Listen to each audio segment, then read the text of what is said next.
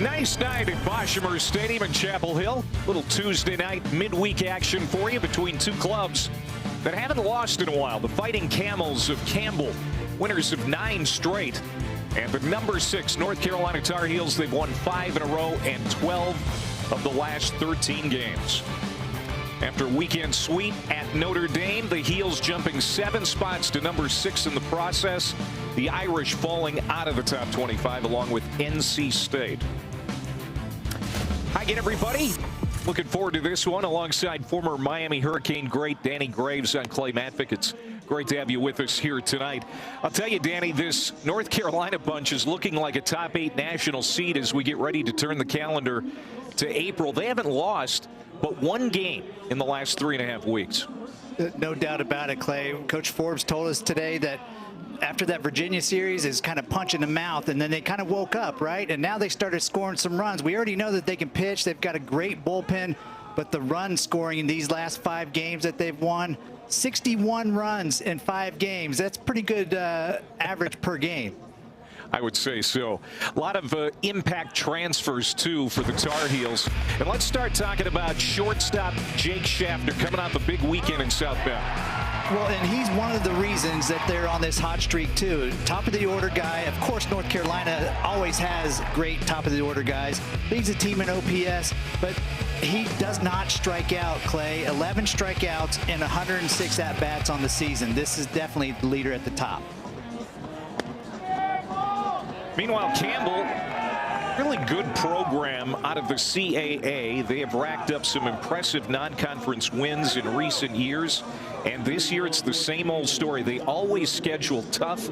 And look at the teams that they have beat in recent games. That includes Duke, national runners-up last year, Coastal Carolina, and last week, a week ago tonight, in fact, NC State.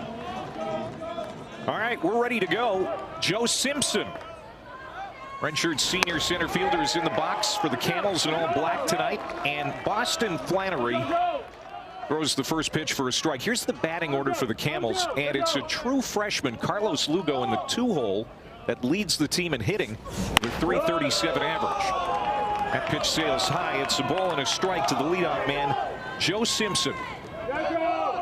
He's a speedy leadoff hitter, second in the nation with 24 stolen bases. So they're going to try and get him on. And Danny, they can pressure a defense with their speed. That's exactly right, Clay. This is a team that can bunt for hits, they can hit for power, but they love to run. Putting pressure on that defense makes things happen. 1-2. Swung on and got a piece of it, but right into the glove of Macon Winslow, who's doing the catching tonight. Good start for Flannery. 1 down. Boston Flannery, 1-0. Really good ERA. The junior, big tall man, 4th start of the season. Yeah, we're going to see a 4-seam fastball that has some really late life, meaning it gets up on you quick. 92 to 94. Good slider, too, and he throws a cutter. But his mound presence, Clay, is what we need to keep an eye on today. He's very comfortable and confident out there on the mound, and that says a lot about a kid who does not have a lot of career innings. The aforementioned Carlos Lugo, true freshman out of Fort Lauderdale. He's behind in the count quickly. 0-2.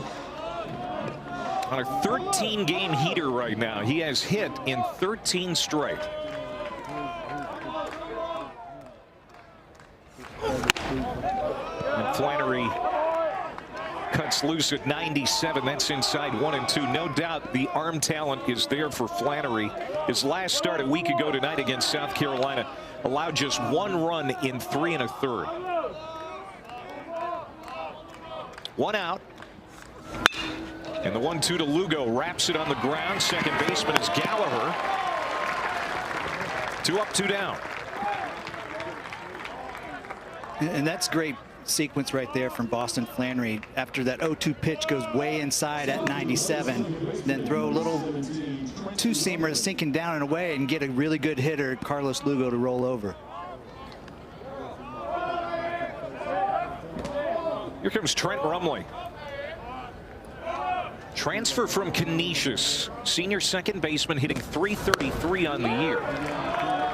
named the CAA Player of the Week. Went 5 for 8 with a homer and 5 ribbies over the weekend. His first real playing time since getting hit in the face almost a month ago. Broke 3 bones in his face. In fact, Danny, it's going to need surgery at the end of the season, but talk about a gamer here for this guy. He's wearing the football mask, but it would take a team of horses to keep him out of the lineup. He's feeling good enough to play.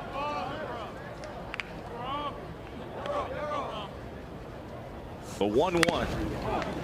Fouled off. It's an amazing story, what he's been able to do, even being on the field after that injury and not being afraid that a ball is going to come at your face, because that does happen frequently. Guys getting hit by pitches up in the face. But Trent Rumley is, like you said, he's just a gamer. I mean, these are the kind of guys you want on your team. Breaking ball outside for Flannery. I think I would retire from everything, not just baseball, but life. That sounds painful. Very. 2-2. Boy, that's raked into left field. Could be extra bases for Rumley. He's going to round first and puts on the brakes about a third of the way. But he timed that up nicely for the first base hit of the ballgame. 2-out base runner for the Camels. That's just a fastball up in the zone a little bit, and Trent Rumley really just gets his hands in and yanks that. But that turn right there at first base, Clay, is what this team does, putting pressure on the defense, make them make the throws. Now the cleanup man, their big all-conference first baseman, Joey Morton. Redshirt senior from Oxford, PA, hitting .261. 7 homers, 27 runs batted in. The 7 homers is a team high. Hit 13 bombs last year. Man on, 2 outs. The 0-1 hit well into center field. Rumley, he's going to try for third, and he's going to get there. Now, we told you, Campbell, nothing to sneeze at. This is a very good team. They come in here not intimidated, and they can really hit. 2 on, 2 outs, and that brings up Oster. And that's what happened to them earlier in the season. They were intimidated when they went into these bigger stadiums and the atmosphere. But that NC State game, when they came back and ended up winning at NC State, really built their confidence up a little bit more. Couple of 2-out bingos, and Jonah Oster, the DH, will take his hacks, and he fouls off the first pitch. This guy right here, an RBI opportunity immediately in the first inning, and he is the team leader in that category with 28. In fact, had the walk-off RBI sac fly in the 9th on Sunday to complete the sweep of the College of Charleston.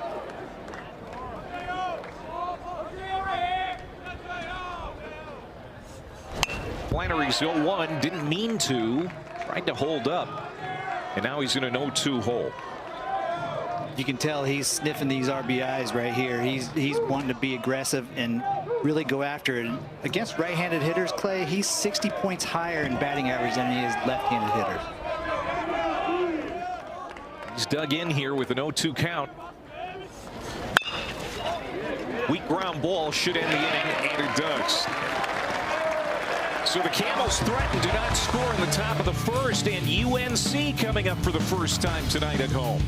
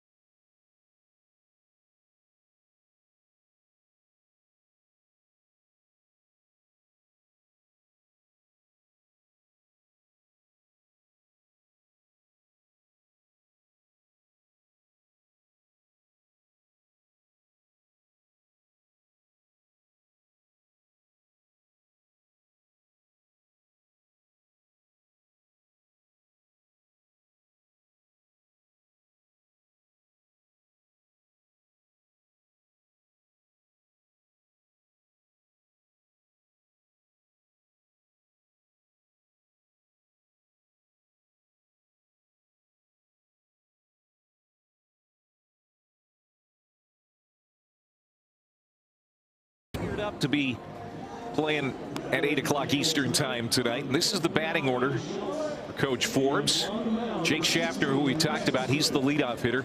There's Gallagher in the number 2 spot.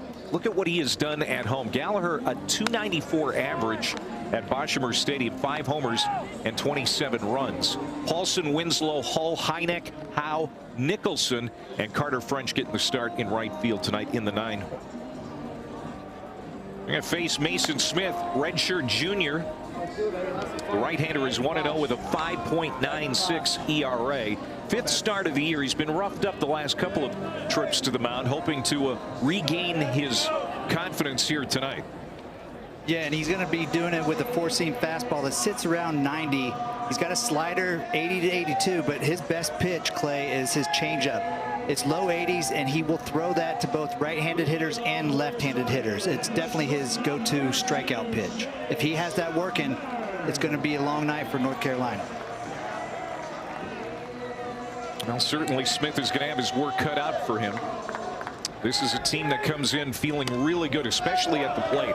They look dynamite at Notre Dame over the weekend, Schaffner included, the North Dakota State transfer. Junior from Janesville, Wisconsin, .330, 4 homers and 24 runs batted in. Good-looking kid. Team high 13 stolen bases. An average second on the team. Slices this one foul. It's 1-2. Yeah, you know, confidence is a contagious thing. You played a long time, Danny, collegiately, and a long time in the majors. And, you know, when guys are feeling good, it rubs off on everybody.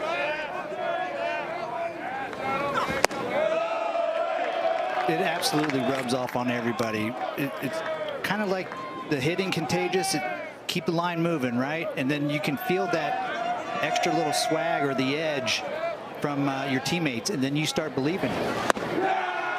Struck him out. Sinker for Smith. Schaffner chased it out of the zone, and 1 up, 1 down for Mason Smith. Well, that's something really tough to do, and that's strike out Jake Schaffner. And Mason Smith does it right there. That's a lot of good movement on that pitch. If he can keep that ball down, he could be in business tonight. So Gavin Gallagher, the captain, will stand in. Junior second baseman. Started all 61 games at third base for Carolina last year. He's made a seamless move to second base. .280 hitter, 5 homers, 23 runs batted in. Now the numbers are down from a year ago, that's for sure. I mean, he hit .325, hit 17 homers, and almost 70 runs batted in a year ago. But Scott Forbes will tell you he expects that to start changing now. The weather's going to warm up. You know, a lot of plate appearances for Gallagher, and he's just too good to not see that changing. As I say that, he climbs into this one. Hit deep, could go, and it does. Goodbye home run. 6th of the year for Gallagher, and it's 1-0 North Carolina.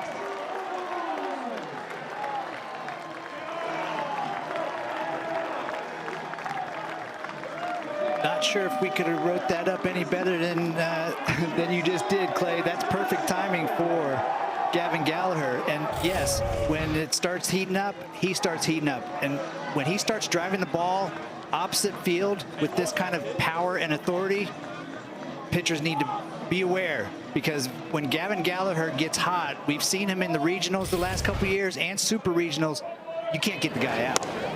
No doubt. The MVP of the Chapel Hill Regional the last 2 years, and they are going to need his confidence to be at a premium, you know, when postseason rolls around. Here's Eric Paulson now as Carolina plays from in front. Junior first baseman. Big transfer from Stony Brook. .318, 6 homers, 29 runs batted in. Now here's a guy who hasn't homered in a couple of weeks, but is tied for the team lead with 6. He got a lot of them early, and he as well is feeling like he's ready to start breaking out again. That's downstairs, 3-1.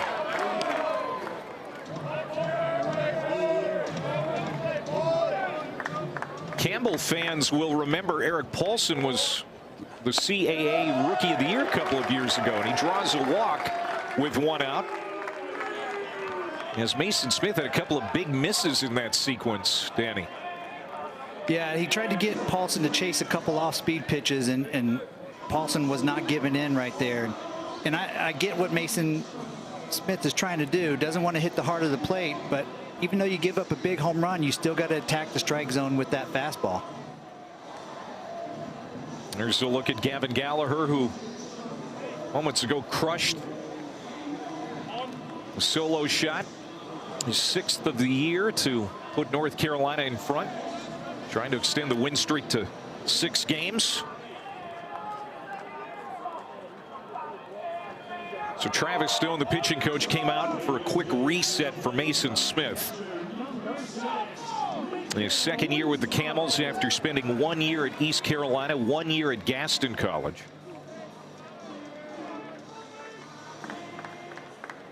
He'll face Winslow, the cleanup hitter, behind the plate again tonight. And he looks at a breaking ball for a strike. That's interesting that after the quick chat from the pitching coach, he starts off Winslow with a breaking ball. That's how much confidence he has in that pitch. There it is again, but it's jumped on. Hit deep. It's going to stay in the ballpark. In front of the warning track. Music makes the catch. He'll quickly get it in as Paulson is going to have to stay at first base. They're 2 down. Yeah, it looked like Winslow was definitely looking for something off speed. It was a really good breaking ball to start the at-bat, but sometimes when you go to a changeup right after a breaking ball, that's what the hitter sees, that speed. So that's why Winslow was able to hit it pretty well, but got jammed just a tad. 2 down, and here's Owen Hall. Exciting center fielder. 365, a homer, and 31 runs batted in for the junior from Alexandria, Virginia. Had a 2 for 22 start to the season, and now he is on fire. 8-game hitting streak, and that batting average the team best. Strike just below the knees. It's 0-2.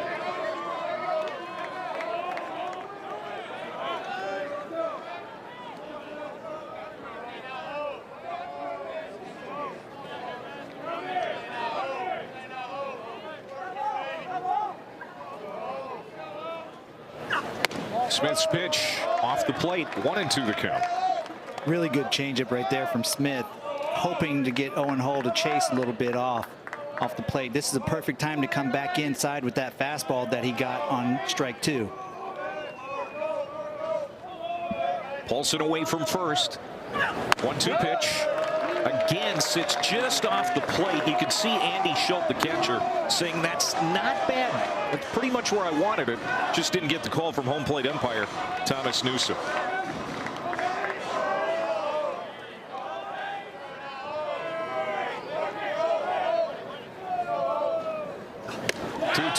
And off the plate, fanned at. Hull is going to be thrown out at first base.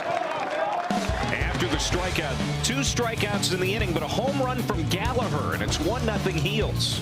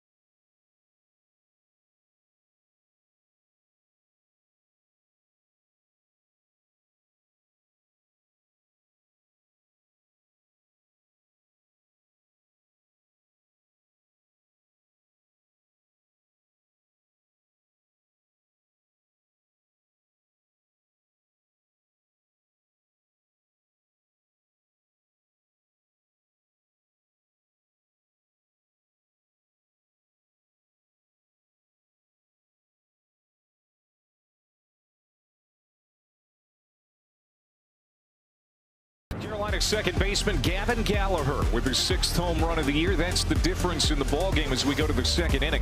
Really good Tuesday night game here between Campbell and North Carolina. Campbell has won 9 in a row, North Carolina 5 in a row. And for Campbell, it will be Logan Chapman, Jet Music, and Andy Schultz. 6, 7, and 8 against Boston Flannery, the right-hander. Swung on, first pitch, right to Nicholson at third. High throw, gets away. Off the glove of Paulson. And Logan Chapman is aboard on the throwing error by Cooper Nicholson. That's just a little bit forgetting who was running. You thought he had a little extra time and just kind of flipped it over there. Sometimes you just got to let it loose, right?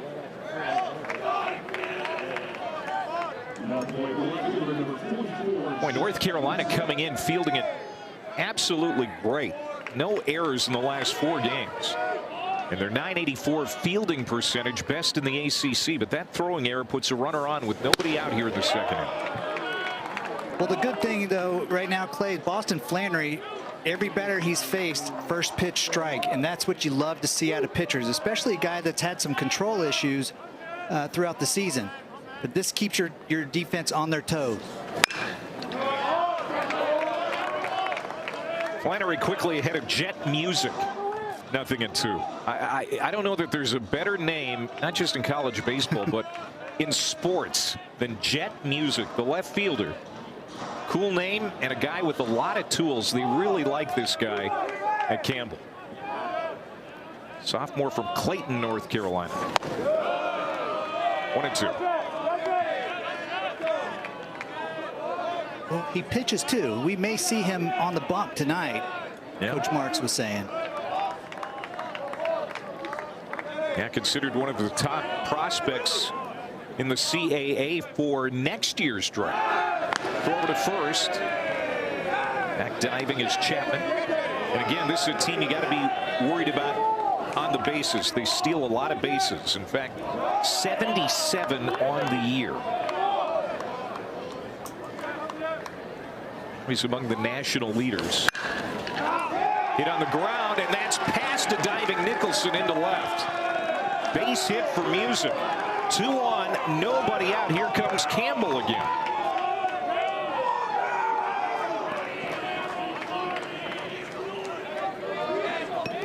Well, you see Campbell's being a little aggressive at the plate. They see that Flannery is going to be in the strike zone, so they're up there swinging.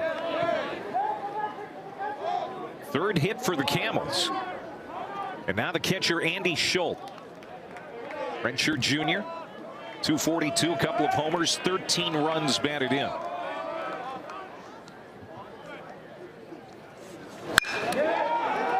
Hit toward the gap. And that is going to run all the way to the base of the wall. Chapman will score. Rounding 3rd, here comes Music. He will score easily. 2-run double for Andy Schultz, and Campbell takes the lead.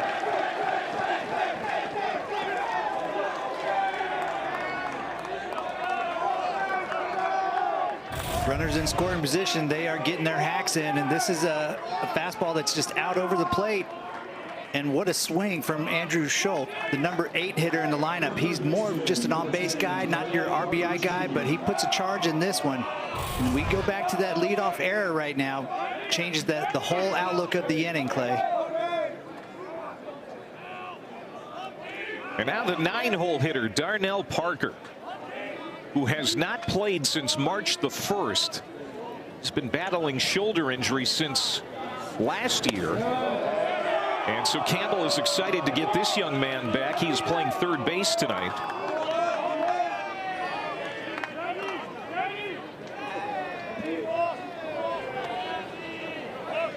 They consider him their best prospect. He started 54 games last year at shortstop. Really good production. That's down in the dirt, 2-0. Mask comes off for Winslow. Now Flannery appears a little rattled. You can see the North Carolina bullpen rushing into action. And out time is called. And Brian Gaines The North Carolina pitching coach is making the slow walk out to the mound. And this is a good time to do that. You know, he's been peppering the strike zone, and they've been putting the bat on the ball. Just got to let him know that you don't have to miss the strike zone. You got to still keep attacking the strike zone. Trust your stuff, and you know, hope they hit it at somebody. But you can't just go right and get 2-0 after a couple hits and an error. So get back into your game and go right after him. Well, McDuffie, their All-American reliever, is a guy who's available tonight. In fact, they used a lot of relievers in the series at Notre Dame this past weekend. 7 bullpen arms in all, but no one is ruled out tonight. We heard that from Scott Forbes, and including McDuffie, who you can see is already starting to lather up. So Campbell, for whatever reason, the second inning is when they start to make a lot of hay. They've outscored opponents 31-8 in the second inning this year. Here they are doing it again, 2-0 or 2-1, pardon me. That's outside to Parker, and we'll see if he's got the green light here. 3-0. Joe Simpson, the leadoff hitter, is on deck.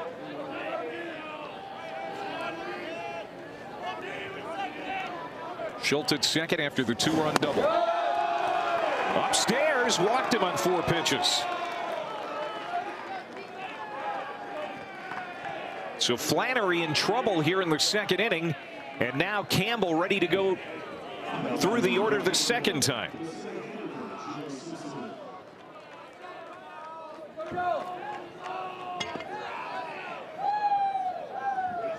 Joe Simpson struck out swinging his first time up. Time is called, and here comes Winslow to the mound to buy some time for the bullpen.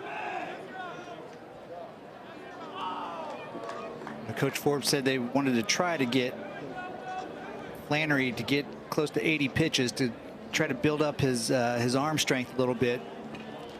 Got to get him back in the strike zone if he wants any chance of doing that. Danny, you and I were talking with Scott today about Boston Flannery, a guy that he's very happy with how he's shown maturity over his 3 years in the program. This is one of those times right now where I'm sure he'd really like to see it. Try and find a way to gut through this second inning. Yes, and he's been able to, his last couple starts, trust his stuff. Even behind in the count, you still want to attack the strike zone. And just that last batter, Darnell Parker Jr., it seemed like he wanted nothing to do with him. You can see that outing against South Carolina. His last start was outstanding. And I don't know, that's not going to happen tonight. Here comes Coach Forbes. He has seen enough.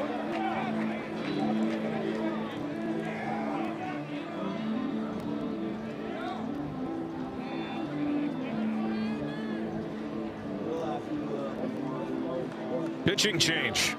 Boston Flannery lasts 1 inning. Faces 4 batters here in the second, unable to get it out. Now, in his defense, Danny, there was a throwing error that started the inning. That's always uncomfortable to start that way, but he couldn't put it behind him, and we're going to see McDuffie here early. Yeah, and that error changes the whole outlook of the inning. And yes, pitchers need to be able to pick up their teammates, but if that play is made, Clay, then third baseman Nicholson on the next at-bat is playing regular depth and not double play depth, so he may have a chance to get that ground ball, and it could have been a completely different inning for Boston Flannery. But as he matures, he's going to have to find ways to attack the strike zone and pick up the defense. Pitching change. Back at Chapel Hill in a moment.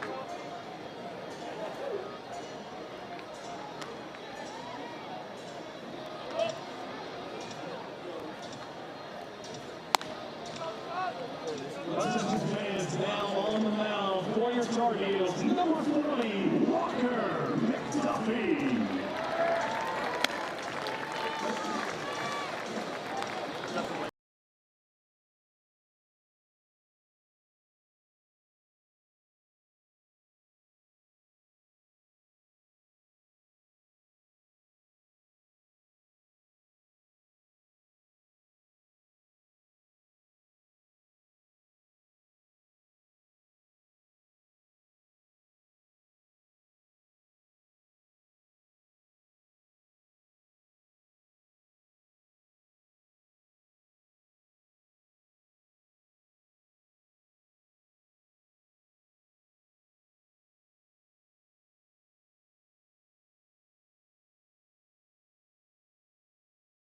liked or even dreamt that was going to happen here on this Tuesday night.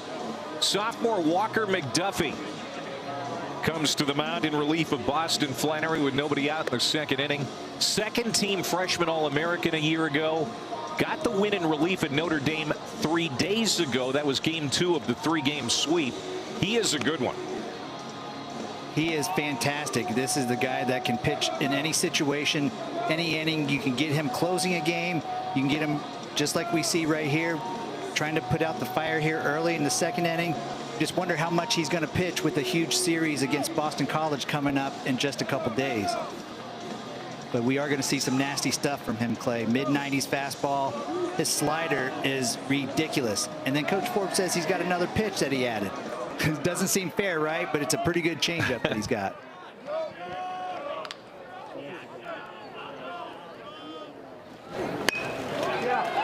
But out in front of home plate, pouncing is Winslow to first. Not in time. Everybody's safe. Bases full of Camels. As Joe Simpson puts it in a perfect spot out in front of home plate.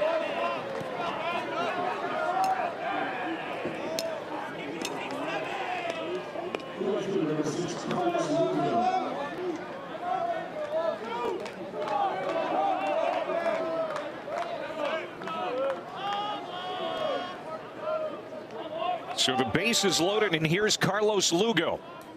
Still nobody out. First pitch breaking ball downstairs. Lugo 0 for 1 with a ground out.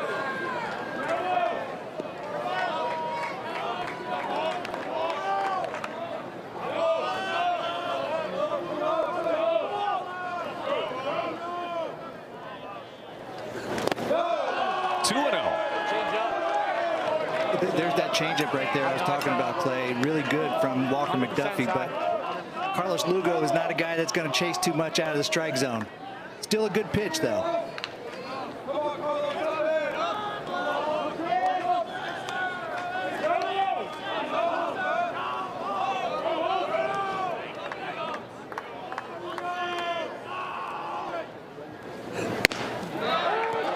Strike. 2-1 to Lugo. Great numbers for Lugo this year.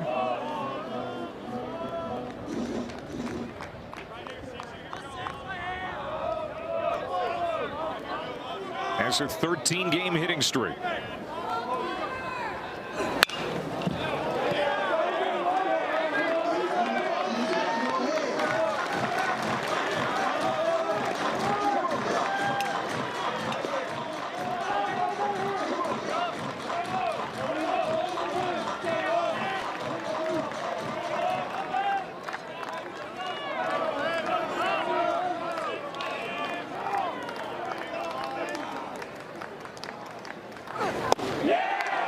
Did he go?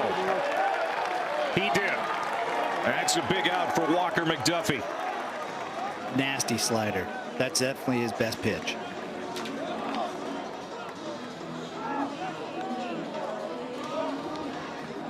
Welcome to Boshamer Stadium in Chapel Hill, North Carolina. Midweek college baseball on the ACC network.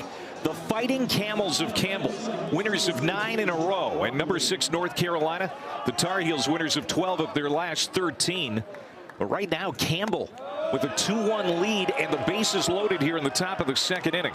I'm Clay Matvick alongside former Miami Hurricane great Danny Graves, and Campbell with 2 here in the second inning. And they have already chased Boston Flannery, the North Carolina starter. He lasts just 1 inning. Bases loaded, and this is Trent Rumley. A single his first time up. He's in the 3-hole tonight for the Camels.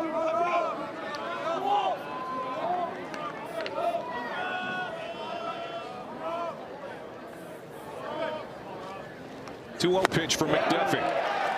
And check the swing. He went. Walker McDuffie, Danny, came in out of the bullpen much earlier than Scott Forbes would have liked. He is a good one, though, in relief for Carolina. Well, and I think the idea from Coach Forbes is let's put the fire out early so that we can still give ourselves a chance to be in this game. You don't want to get it out of hand too early. Down and in. 3-1 to Rumley, and the cleanup hitter Joey Morton on deck. He is 1 for 1 tonight. An error started this inning for Campbell, a throwing error by the third baseman Cooper Nicholson. Got it. 3-2. You could tell that Rumley wasn't sure if he wanted to devote a full swing. Well, he's definitely not thinking at 3-1, bases loaded, he's going to see a nasty slider. He was looking dead red the whole time right there.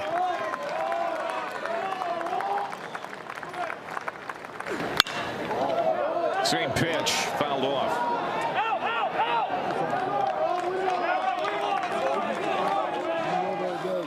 North Carolina happy to be home. Tar Heels played at South Bend over the past weekend. It was windy and cold. They played well, won all 3 games. But now they're home for this one and 4 more after it. 7th pitch of the at-bat to Trent Rumley. Walked it. And it's now 3-1 Campbell. Andy Schultz scores, and let's catch you up. First inning, Gavin Gallagher, second hitter of the game for North Carolina, hits it out, his 6th of the year. Gave the Tar Heels a 1-0 lead. But here in the second inning, a throwing error by Nicholson in third starts the inning. Jet Music with a single, and then a 2-run double by Andy Schultz. And now you just saw Trent Rumley walk in another one. Here's Joey Morton.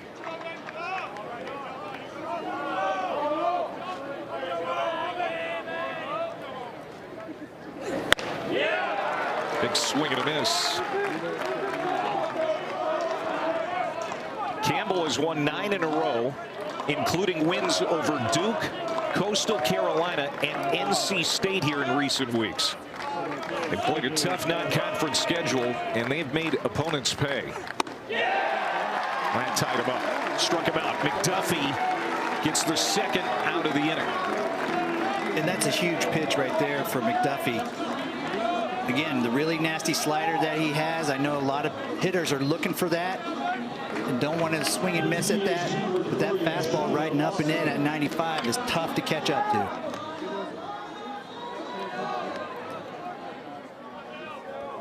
Walker McDuffie, freshman All-American a year ago. 9th Campbell hitter to come to the plate here in the inning. It's Jonah Oster, the designated hitter.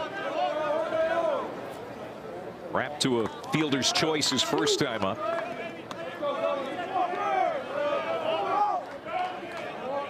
"3-0 Campbell."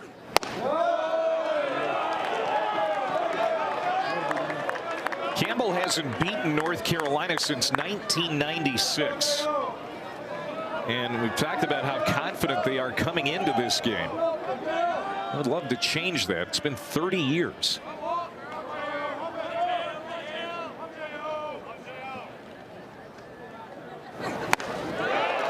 Swung on and missed.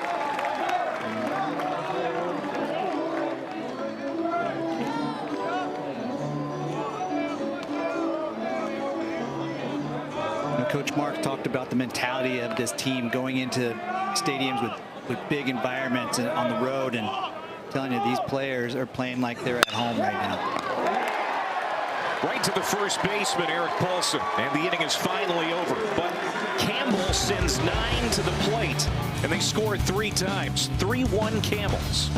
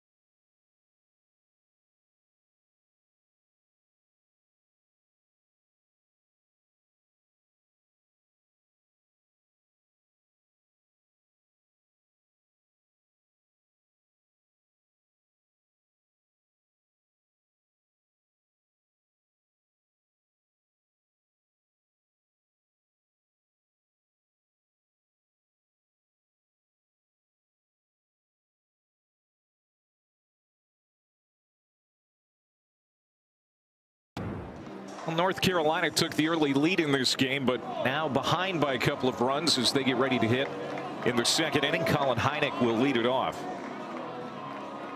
See North Carolina entering the game tonight against non-conference opponents and against the ACC. Obviously, they're handling their business against the out-of-conference teams, but also, 7.4 runs per game against the ACC. That's nothing to sneeze at either. That's really good. Here's Colin Hynek hitting just under 300. 3 homers, 29 runs batted in. He's in the DH role tonight. When he's not doing that, he shares time behind the plate with Macon Winslow. Carolina needed to figure out the catching this year, and they've got a couple of really good ones in Hynek and Winslow. Obviously tough to replace Luke Stevenson, who they had last year, lost in the draft, but 2 veteran guys like that is huge to have.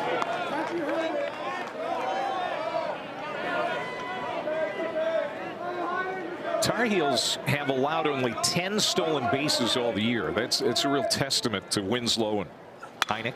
I don't think he got all of it. It's carrying aways, and on the run, Joe Simpson, was playing shallow, got on his horse and got back there to make the catch. It didn't sound good off the bat, but it went a long way. It did, and the way Joe Simpson was going after that, he just really cool out there. Just nice and easy, got it under control. But yeah, they got in on him just a little bit. One out for Tyler Howe, the left fielder. Hard-nosed true freshman from Huntersville, North Carolina, a little over 2 hours from Chapel Hill. 267, 2 home runs. He's driven in 17.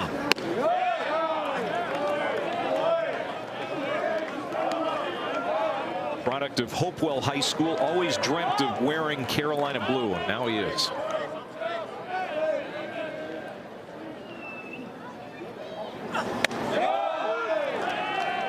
One and two is Mason Smith, since giving up that home run to Gallagher, has found a bit of a rhythm. He's retired 3 in a row. Has a couple of strikeouts tonight.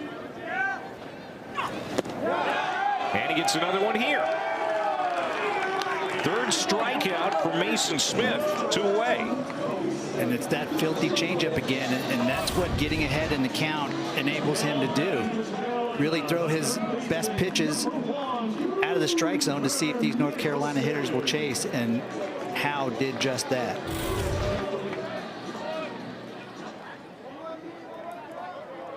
I'll bring up Cooper Nicholson. Nicholson trying to make up for that error last inning. And how about it? On the roof. Solo shot with 2 outs. His 7th home run of the year. The junior from West Des Moines, Iowa, brings North Carolina within a run.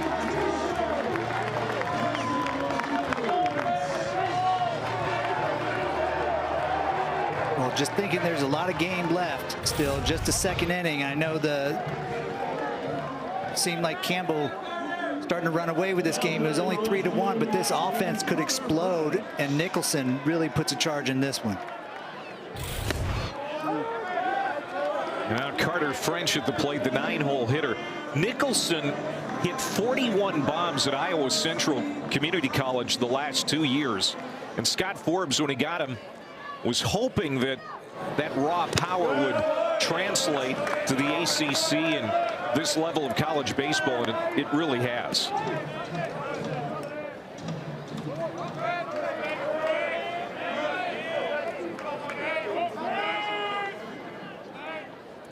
Second home run tonight for the Tar Heels. Now it's 1-2 to French. Coming off an excellent game in the series finale in South Bend. French went 2 for 4. 3 ribbies and 3 runs scored in that game.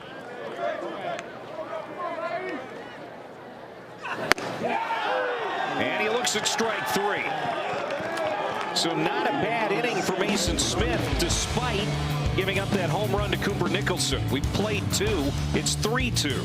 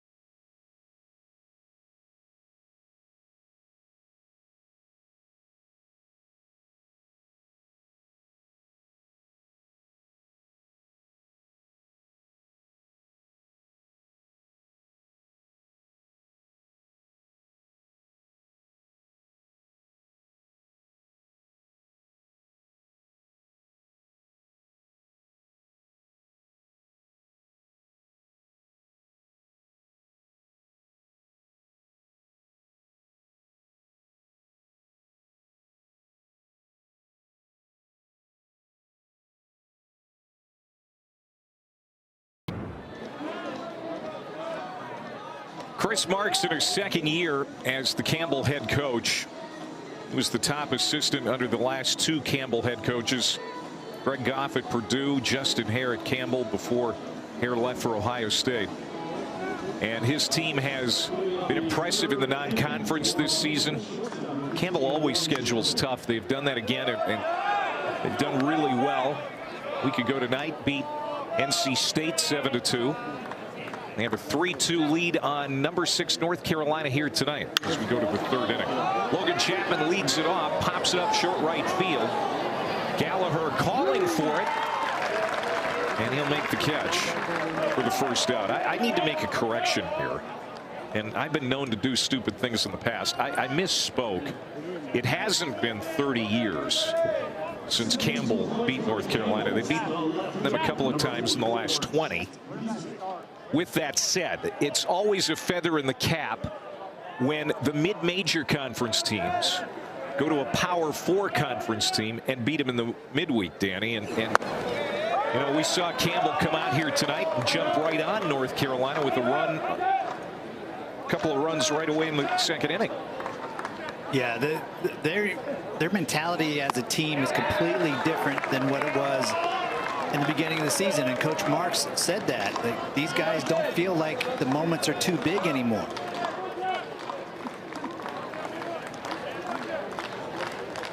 Jet music, single and a run scored, looks at strike 3, didn't like it. Thomas Newsom, the home plate umpire, rings him up. Strikeout for Walker McDuffie. Well, we have a couple of softball series finales on Saturday. 10th ranked Florida State hosting Notre Dame. That's at 2 Eastern. At 6 Eastern, number 12 Virginia Tech hosting Clemson in Blacksburg. Both right here on the ACC network. Alongside Danny Graves, former Miami Hurricane great, former big leaguer. I'm Clay Matvick. 3-2 Campbell leading North Carolina. This is Andy Schultz, who had a 2-run double in the 2nd inning. One of 9 hitters to come to the plate for the Camels.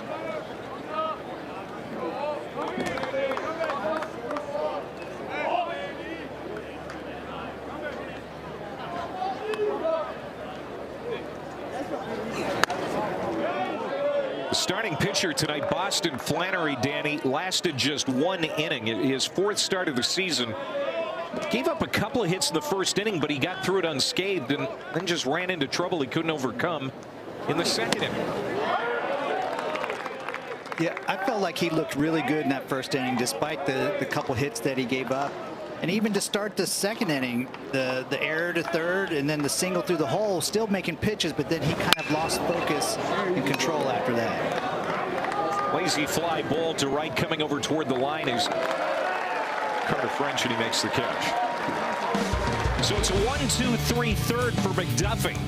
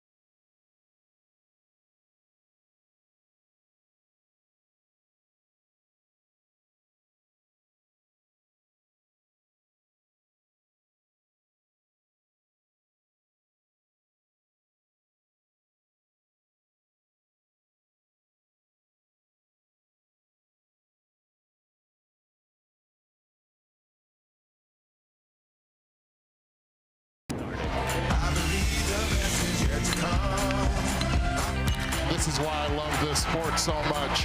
Right where we should be this time of year. The celebration is on.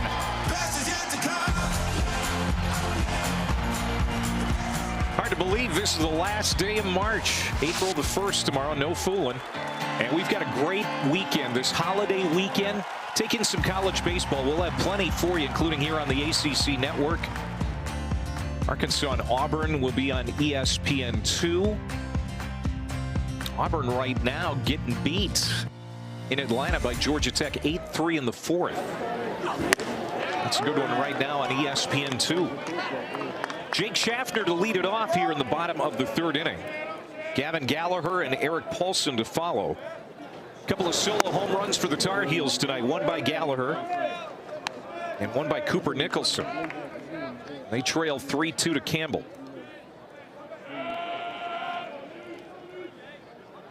Schaffner, the North Dakota State transfer. Fabulous weekend in South Bend. Went 5 for 13, drove in 6. Homer, couple of doubles and 5 ribbies in the Sunday game alone. 1-2. It's fouled off. That pitch by Mason Smith at 92. He's topped that a little higher than that here tonight. Mason Smith has looked pretty good. Like I said, Danny, he's given up the 2 home runs, but he's also filled the strike zone up. Well, they say the solo home runs won't kill you, right? But he has been filling up the strike zone, and he's been changing speeds tremendously. That changeup is nasty. So that 92-mile-an-hour fastball looks a little bit harder than what it actually reads. Schaffner works a full count. North Carolina looked great in that road sweep of number 23 Notre Dame over the weekend. Their 2nd road sweep in league play.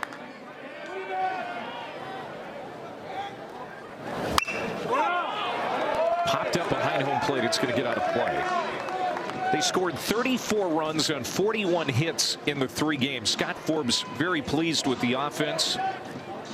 41 hits. That's the most for North Carolina in a road series in 9 years.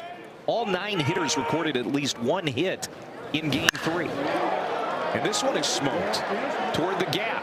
Long run, and diving was Joe Simpson, but Jet Music says, hey, partner, I got your back. And he just tracks it down and stays on his feet in doing so. I think Joe Simpson forgot how good of an athlete Jet Music is, and the look that Music gives him afterwards is like, I got it covered. Got you covered. His name is Jet, after all. Yeah.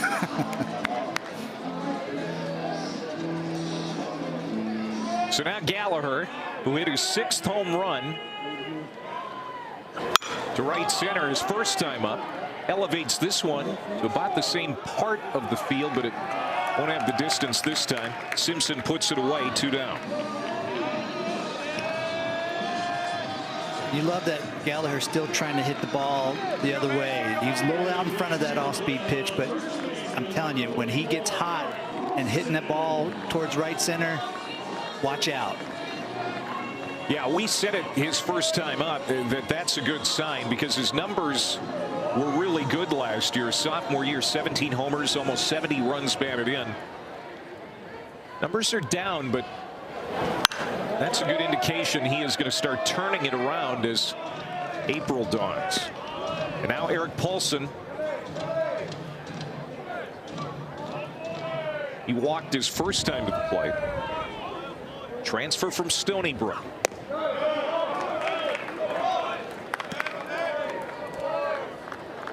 Coastal Athletic Association Rookie of the Year 2 seasons ago. Excellent defensive first baseman. One of the really good fits out of the transfer portal for North Carolina. And now 2-1.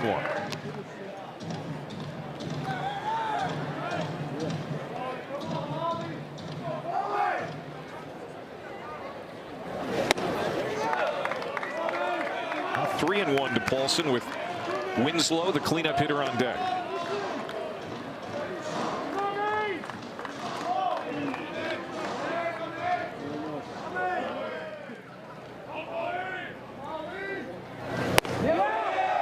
Checked his swing. Did he go?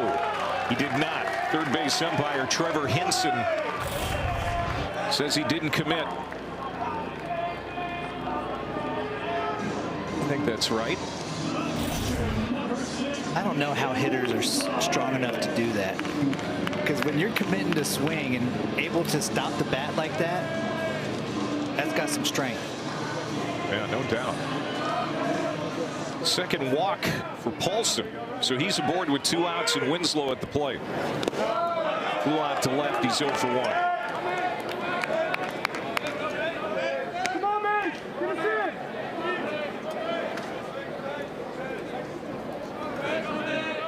in. Macon Winslow played 100 games the last 2 seasons for the arch nemesis Duke. Scott Forbes was telling you and I, Danny, that when Macon decided he was coming to Carolina, he immediately made the team better. And that's not just offensively, but defensively too. He's so good behind the plate. Paulson's going to take second base. Now a base hit would tie the game, most likely.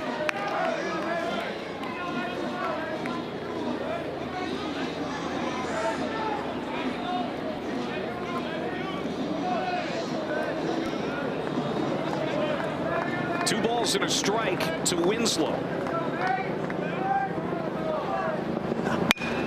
Breaking ball on the ground to third. Darnell Parker, his first game back in a while, throws him out.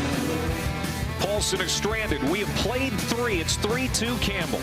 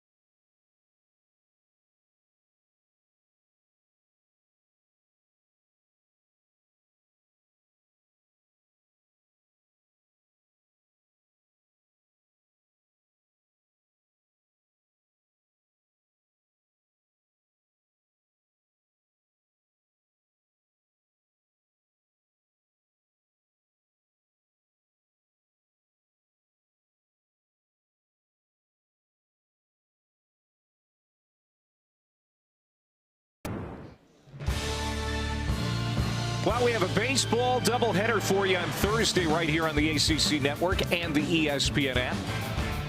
First of 3 in both series. Number 10, Virginia hosting number 7, Florida State. That's at 5 Eastern. Then Louisville and Duke squaring off in Durham. That's Thursday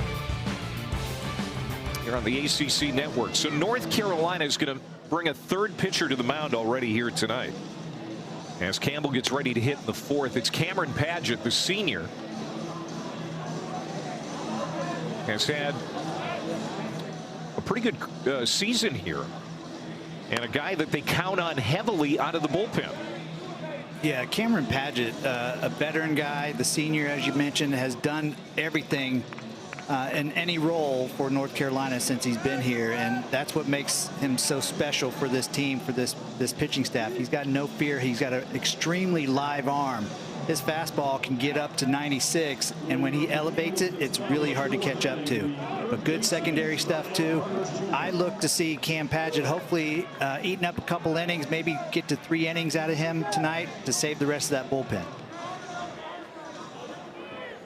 Well, he's going to start at the bottom of the order for Campbell. The 9-hole hitter is Darnell Parker. He walked his first time up and was stranded.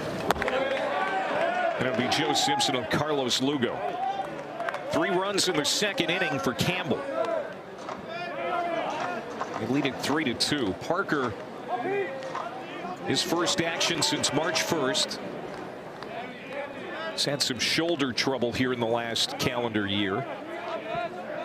Junior from Carrollton, Virginia.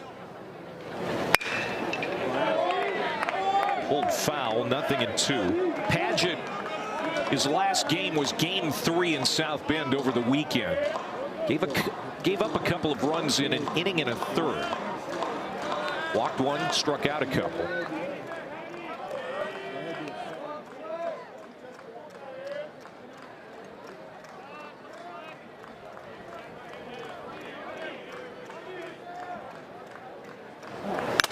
Two to Parker, fouled off the mask of Winslow. It rattled his cage pretty good.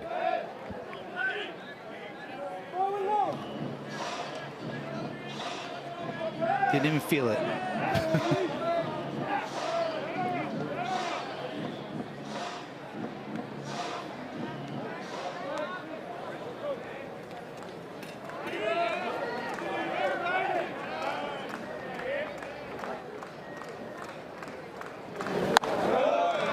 Wastes one upstairs at 97. No lack of arm talent in this North Carolina bullpen.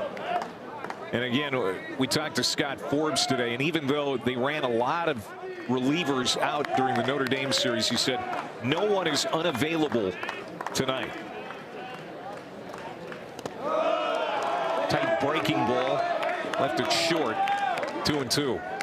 And it's just so great to have depth on your roster, especially in that bullpen.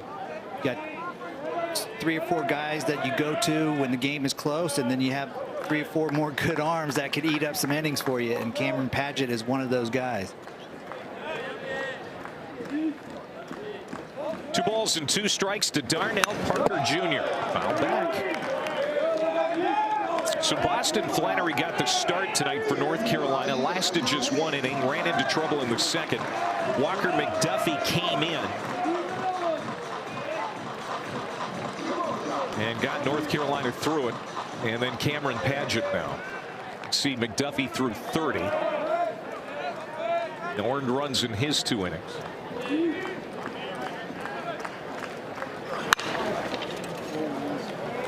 To second, Gallagher. Long at bat for Parker, but he's out. Yeah, really good at bat for Parker. Saw a lot of pitches. He saw multiple pitches, sliders and fastballs, and that's what I love about Padgett, though. He does not give in to the hitters. Just continue to pump that fastball and change location. Speedy leadoff hitter Joe Simpson. A strikeout victim in the 1st, and then a bunt single in the 2nd. Guy that North Carolina wants to keep off the bases, 2nd in the country with 24 stolen bases entering the night. That's already 1 more than he had the entire season, Danny, in 2025.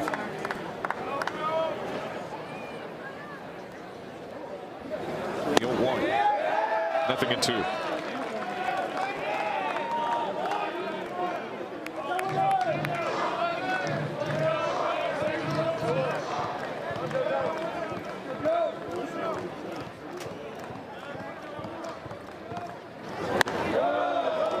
That's up and in. Didn't go. Simpson, typically the Camels left fielder. He's playing center field tonight. The regular center fielder, Mike Murphy, is battling a hamstring. Might explain some of the confusion out there in the outfield last inning between Jet Music and Simpson.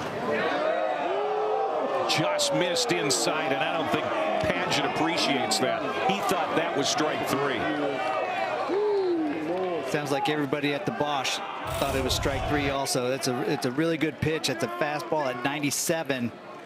Great location. Wonder if Joe Simpson thought that was a strike too. I thought Winslow did a really nice job framing that, trying to steal it out. There's Scott Forbes. We're going to be talking with him later.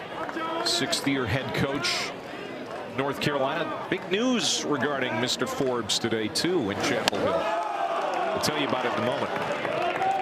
And a walk, second time on for Joe Simpson. He's aboard with 1 out. I think Padgett lost a little focus after that 2-strike pitch didn't get called for strike 3. Wrong guy to be walking out there. Joe Simpson can really fly. He stole 5 bases in a game earlier this season against William and Mary. Got to keep an eye on him. Carlos Lugo, true freshman, leading hitter for the Camels up there now. That gets away. Paulson couldn't make the catch, and into second is Simpson. And just the threat of being able to steal that Simpson brings forces an errant throw by Padgett.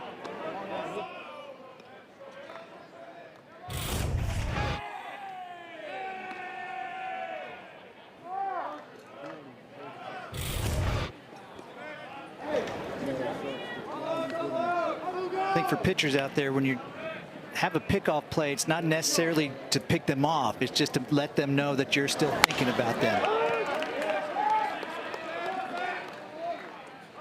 Second error tonight against North Carolina. And again, they hadn't committed an error in the last 4 games. Team that rarely beats itself. The 0-1 to Lugo. Raked down the line, and that is going to be fair. Rounding third is Simpson. He is going to score easily. Into second with an RBI is Carlos Lugo. He stays hot. The rookie from Fort Lauderdale makes it 4-2 Camels. And with Joe Simpson's speed, he's probably scoring from first on that regardless. But Carlos Lugo is such a good hitter. Doesn't try to overswing, and he was sitting on that off-speed pitch like he knew it was coming. And to be able to keep that ball fair, you got to have some talent, and he does. 16th run batted in for Carlos Lugo. Now Trent Rumley, who has a single and an RBI walk tonight. The transfer from Canisius, the reigning CAA Player of the Week. And again, if you're just joining us, he's wearing that football mask because he broke 3 bones in his face earlier this season, about a month ago. Terrible injury. Ground ball left side. Plays to first. Lugo holds 2 down. That injury is so bad it's going to require surgery at the end of the season, but he's healthy enough to play now, and he's quite a trooper. Trent Rumley is going to be the second out of the inning.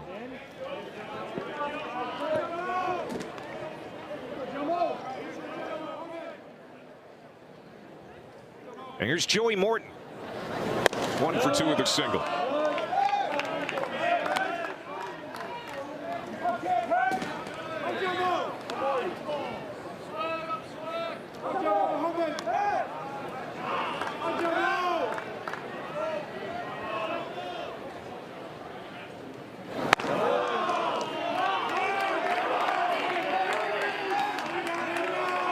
Joey Morton has 7 home runs.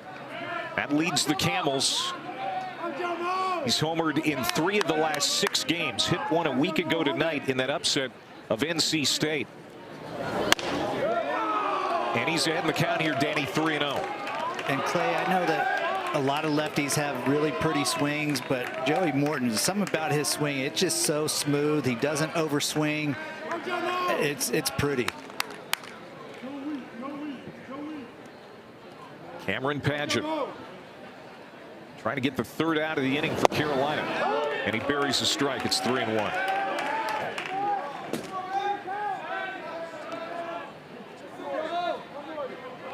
Campbell's lineup early in the game were very aggressive, and after the second time through the lineup, they seem to be a little more patient, not going after pitches, especially out of the strike zone. Walked him, and the inning marches on for Campbell. And another Cameron is starting to loosen up in the Carolina bullpen. There's Cameron Seagraves.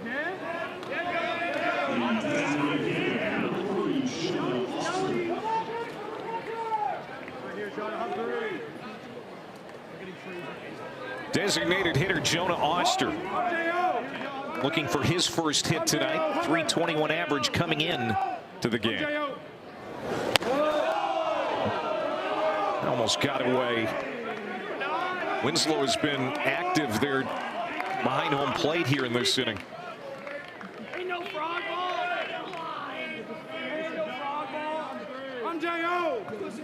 Jonah Oster hit for the cycle at Towson a couple of weeks ago. First Campbell to do that in a long time. 27 years. Ground ball. Race to the bag. Did he get there?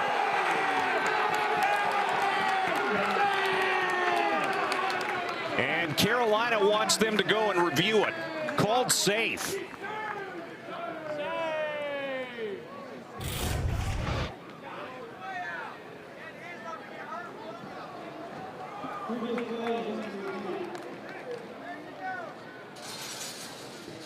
Well, that's going to be close. Well, that replay looks like Schaffner does touch the base just ahead of Joey Morton. Nathan Hamlet, the second base umpire, was behind the play, and he called him out on the field, or called him safe at second base. I kind of agree with you on looking at the replay. Maybe overturned. Called safe. Is there enough evidence there to overturn it, Danny? It looks like Joey Morton's fingers are straight up in the air, as opposed to if they're reaching out for the base. It may have been a little bit closer, but then he also may have hurt it a finger or two. But that's a really close play. I'm sure Coach Forbes is saying, why didn't we just throw that to first? Throw it to first base.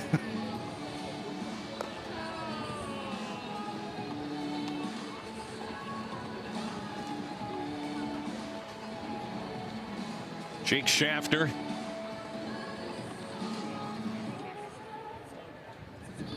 Shortstop from Janesville, Wisconsin, North Dakota State transfer. He had a quick decision that he had to make. It was a sprint to the bag. On the field, he didn't make it in time. That was the call, but we'll see if the umpires find out something else after going to the monitor.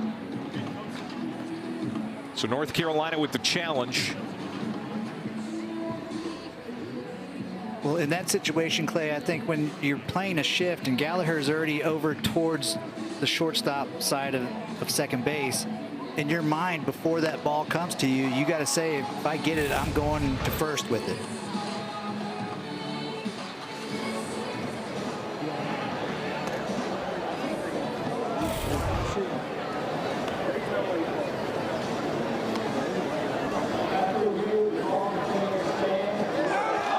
Yeah, it's going to stand. You know, I kind of agreed with you, Danny. I thought that Schaffner beat him to the bag by a hair, but I don't know that there was enough video evidence to overturn the call on the field. And that's the threshold. It has to be indisputable. Right. So if it was called out to begin with, and Campbell appeals it, it could have been out. You know, whatever was called was probably going to stay. And now Scott Forbes comes out. He's going to make another pitching change. This is going to be a busy bullpen night for North Carolina. Third reliever of the game for the Tar Heels making his way to the mound.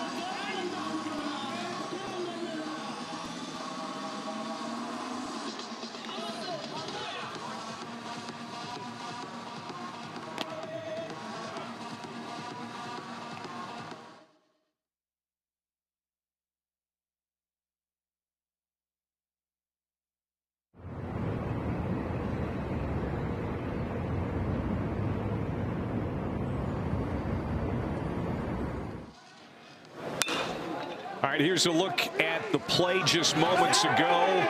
Schaffner with a race to the bag, trying to beat Joe Simpson. He was called safe. They reviewed it, and it's going to hold up. And Danny, the play probably should have gone to first base for Schaffner. Yeah, I think that would have been ideal just because the shift was on. In that instance, as an infielder, you know with 2 outs, you have no chance to go to second base. You get the ground ball and you throw to first. The safe way to go. Here's Cameron Seagraves. He was the #1 pitcher coming out of the state of North Carolina a couple of years ago. This will be his 6th appearance on the year. He pitched in 2 of the 3 games in South Bend over the weekend.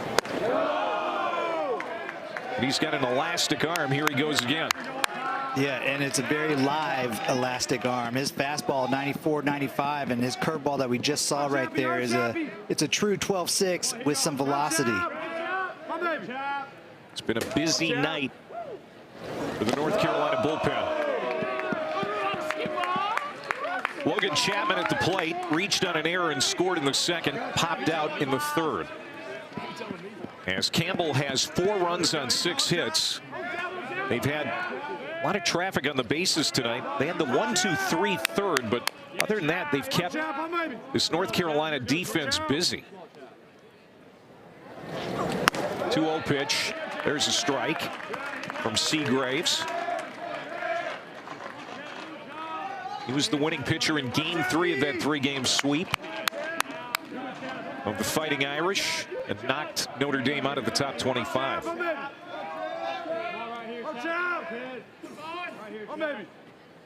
4-2 Campbell. Campbell's looking for more. Bases loaded. And now Seagraves evens up the count at 2-2. That fastball is electric. I mean, it just seems like it's effortless and just comes out and high and hard, almost like it. When he throws it elevated, it just continues to rise.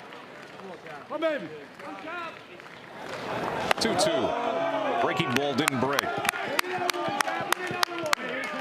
Well, all pitchers do it, Clay. When you get 2 strikes in a big situation, you want to throw the nastiest breaking ball that you've ever thrown in your entire life. And then it comes out just spinning. Bases loaded, 2 outs, 3-2 count.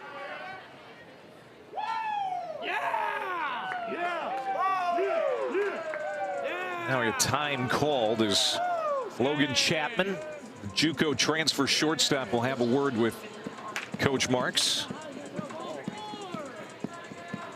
This is a guy that Coach Marks really wants to get going again. Came into the night 2 for 21 in the last 5 games. Hitless tonight. See what the advice does here for Chapman, if it can bear some fruit. Golden opportunity here for the youngster. Fouled off. What do you think the gist of that conversation was, Danny? I'm trying to think really hard, Clay, on what that could have been about. Maybe you just don't get cheated. He's going to come at you with a fastball, not throwing his breaking ball for strikes. Look for the heat and crush it. Bases full of Camels. 3-2 pitch again to Chapman. Breaking ball, slash foul. Logan Chapman, a junior from Apopka, Florida. He was one of their best hitters over the first month and a half. And he has cooled off, but here's an opportunity to really make a statement that he is back.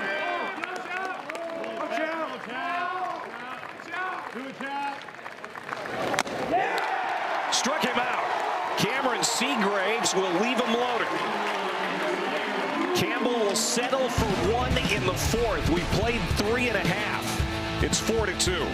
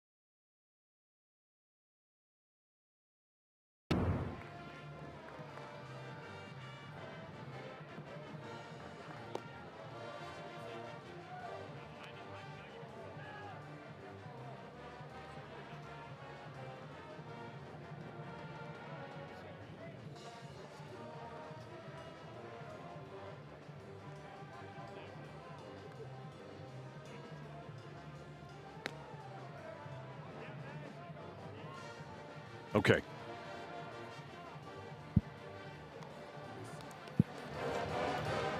Well, North Carolina was a super regional team last year. 46 wins, just 1 win away from Omaha. But a ton of new faces in 2026 who've bought into what Scott Forbes is selling. He's got a process, and these guys are doing a great job buying in, including Owen Hall, who is going to lead it off here in the 4th inning for North Carolina. You know, it's not an easy job going into the transfer portal and trying to pick winners. And I think Scott has done that. He's really good at doing that. And I'm telling you, like, to find some of these gems, you know, like Schaffner coming from North Dakota State. I mean, that is huge for a program. And you put him in a position to where he's playing one of the biggest, the most important positions on the field at shortstop. And Owen Hall up the middle as well in center field. Drove in 63 runs at George Mason last year. Only 1 home run so far, but Forbes thinks that's going to change soon. And when it does change, it's going to change dramatically. He thinks once he hits 1, they're going to start coming in bunches for Hull. Yeah, he just looks like he's a hitter that can just smoke the baseball. Just standing up there, he looks very hitterish. The 0-2 to Hull. And Mason Smith gets him to foul it off again. Mason Smith has given up a couple of home runs tonight. A solo shot in the first, a solo shot in the second. And for the most part, he's had a good night. Done such a great job of changing speeds, and that changeup has been filthy for him. And there it is. And there's his 5th strikeout. Second time he has gotten Hull on strikes, 1 away. I mean, you get ahead in the count, and it's almost guessing what's coming out of Mason Smith's hand. His changeup, it dives so late, and he's got great arm action on it. Looks just like a fastball coming out. One out for Heineck. Colin Heineck, the DH, flew out to center field. He's 0 for 1.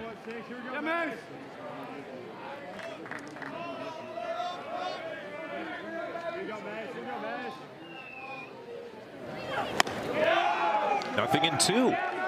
You know, the midweek pitching has been pretty good as of late for Campbell. Talked about them 4-hitting NC State last Tuesday.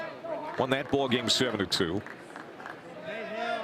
Then 6 pitchers combined to 1 hit Coastal Carolina back on the 18th. I mean, they've got some arms, and not just weekend arms. They've got guys like Smith that can, you know, knock off top 25 teams. We've seen it.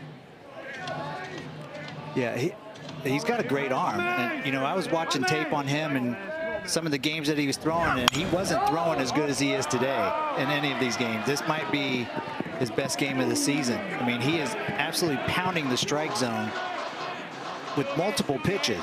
Being able to get ahead, he's wasting pitches when he needs, and wasting them not too far out of the strike zone, close enough to where there's a chance to get a chase swing out of it. And he's been more efficient here tonight. Look at the numbers. He threw 56 pitches in 2 2/3 innings on Friday against Charleston. Allowed 5 runs in relief. And tonight, you know, he's at the 60 pitch mark. He's been much more efficient. Gets a fly ball here. Coming toward the line. Carlos Lugo. Almost overran it, but didn't. Hangs in there for the second out.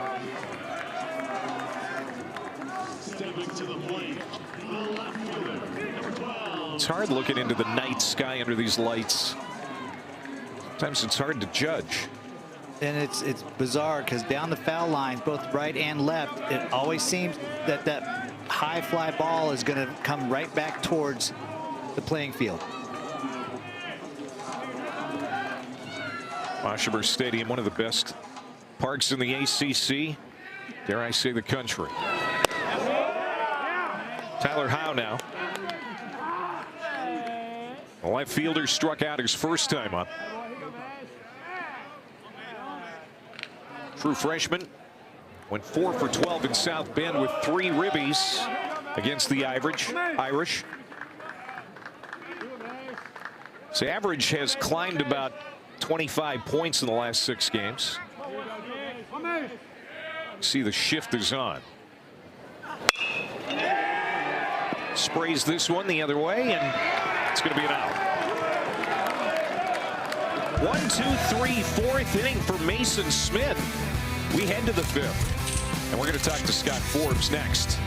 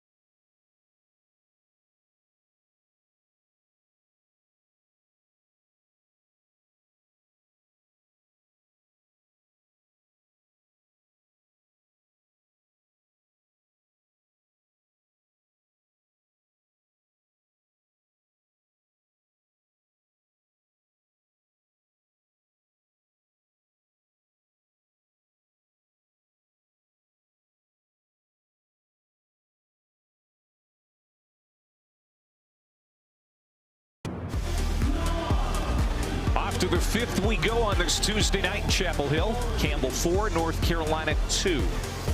Scott Forbes, 6th-year head coach of the Tar Heels, joins us from the dugout now. Congratulations, Coach. Some big news there at your university. You get a contract extension today. What does that mean to you? I mean, all it means is the commitments here to our program, and it means more to me for my staff. You know, I'm the one that gets the credit, but they're the ones that work so hard behind the scenes, and the players do it all. So I'm thankful for it, but I'm going to be more thankful if we can stay in this game and come back and get a dub. Well, saying that, Coach, with Seagraves on the mound, he threw 37 pitches Sunday. How long do you expect to keep him out there? Yeah, like we talked about earlier today, we're going to have to piece it together. I thought Boston had great stuff. Give credit to Campbell. You know, they were on his heater. They've got good players, and they've had good at-bats. So we'll just, you know, I'll go by what I see. I'll keep them limited like we did Duff. We knew we wouldn't let Duff go over 30, and I just keep an eye on them. Coach, thank you so much for your time. We appreciate it. Good luck today. Thank you, guys. Appreciate it. Coach Scott Forbes extended through 2031 by the university. Good man. Good baseball Well man. deserved. 51 years old. He's been a part of the university for a long time. Took over for the great Mike Fox, who retired after the 2020 season. And it's been the same standard of excellence. They haven't missed a national tournament in a decade.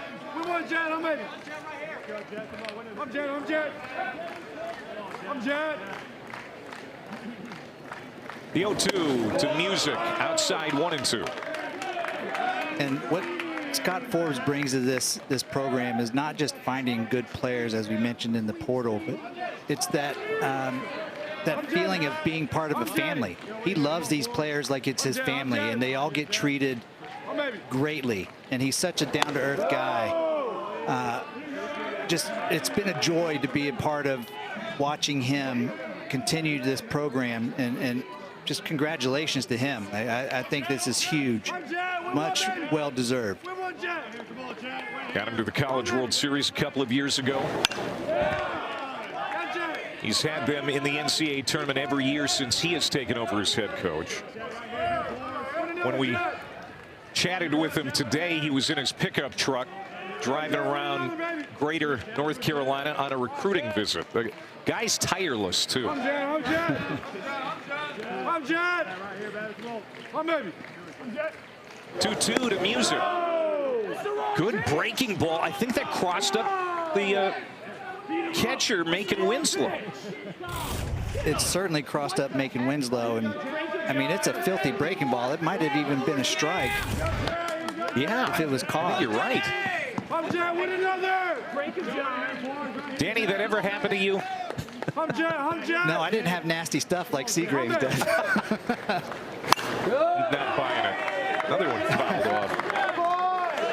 Now this has turned into a pretty good at bat here. Really good at bat. I mean, this is what Campbell's been doing. Like, they're not chasing too many pitches out of the strike zone, and they're fouling good pitches off and just working these North Carolina pitchers.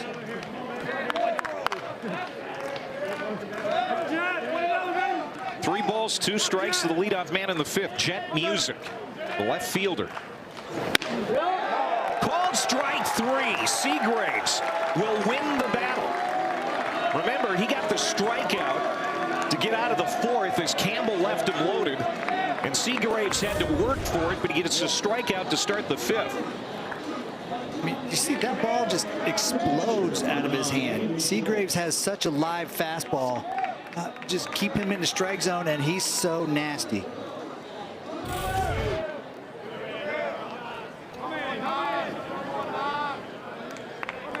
Andy Schultz, a 2-run double his first time up. 1 for 2 tonight.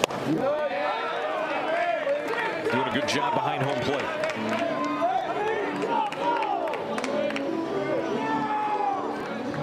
Bottom of the Campbell order.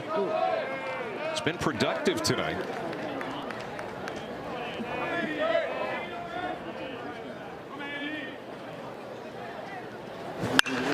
The 0-1. Right at the shortstop, Schaffner. 2 away.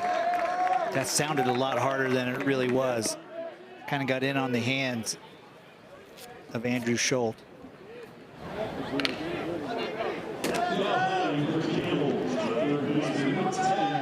the third baseman, Darnell Parker Jr.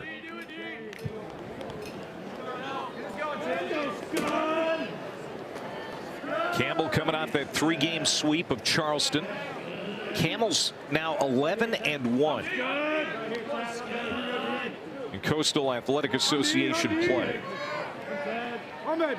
This is a team that has all the earmarks of a regional team.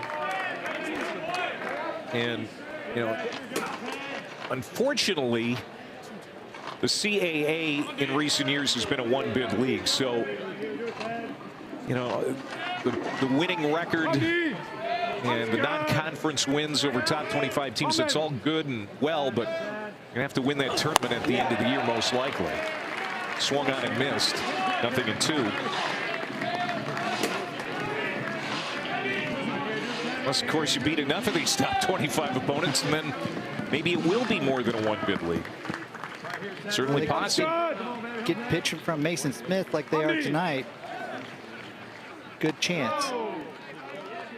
Better chance, I should say. This is the third year in the CAA for the Camels. They went to 5 straight national tournaments before leaving the Big South. Come on, D. Come on, D. Come D. 1 ball and 2 strikes to Darnell Parker.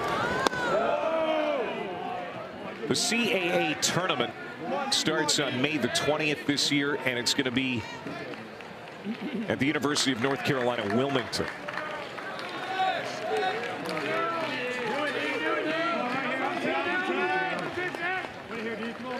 Seagrave's 2-2 pitch. Got it in. Full count. And the top of the order, Joe Simpson, is on deck.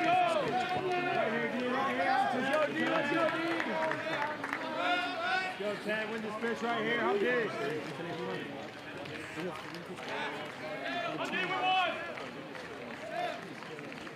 Come on, D. I'm D. Walked him. 2-out walk for Parker. And here comes the Campbell lineup, starting its 4th time through.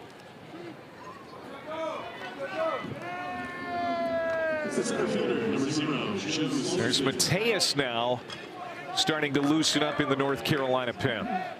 Do it, Joe. Another guy who was busy in South Bend over the weekend.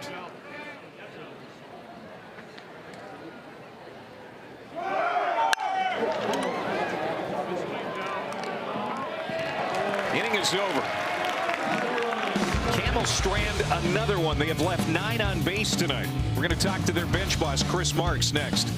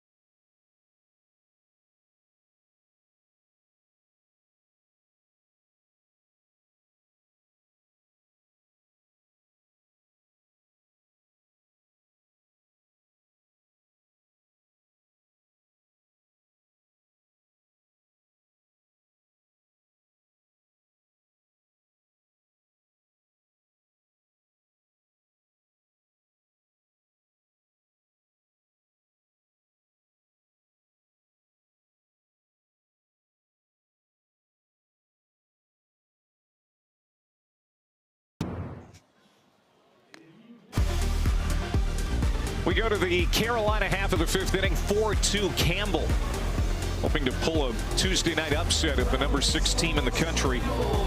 Camels head coach Chris Marks, in his 2nd year, joins us from the dugout. Coach, you've had some really good luck against some really good teams in the Power 4 here in recent weeks, including Duke and NC State. What is it about your team's character that makes them so good in situations like tonight? Well, I think tonight especially, right, I asked those guys after last week against NC State to come in here and just be ourselves, right? I thought we were a little bit tentative the first 3 innings versus North Carolina State last week, and then we flipped it and played well at the end of the game. But, you know, I thought tonight we came out and, you know, this is our offense and set the tone and good aggressive swings early and have battled pretty well with 2 strikes. Coach, how about Mason Smith tonight? Is this the best you've seen his secondary pitches all year? Not all year. You know, he's had a couple rough outings his last 2 outings, but he's won a lot of games for us and big wins for this program. And, you know, the last couple weeks he has not been as sharp, but he's back to, you know, throwing the changeup with good arm speed and, you know, not quite ahead in as many counts as we'd like to be, but still, you know, his off-speed stuff is good and throwing with good arm speed.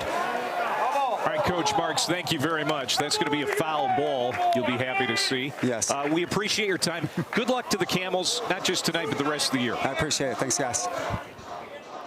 Coach Chris Marks comes back as head coach, where he was an assistant for quite a while under Justin Hare. And his team out to a great start here in his second year, despite a daunting schedule. I mean, they are playing the who's who in the non-conference. And they're beating teams. They've got a 9-game winning streak coming into the night. Well, isn't that how you get better as a team, Clay, right? Like, you got to play good competition. You can't just go out and play schools just because you want to get some wins on the board. You got to play some of the best teams so that you get better as a team. And that's what they do. 0-2 to Cooper Nicholson. That's down 1-2. Yeah. I mean, they have beaten Duke, Coastal, NC State. They've got a lead here 4-2 over the number 6 North Carolina Tar Heels. And it could be a bigger lead for Mason Smith.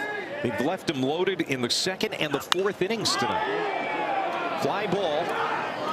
Shallow center field. The second baseman, Rumley, is there to put it away. And Nicholson is retired.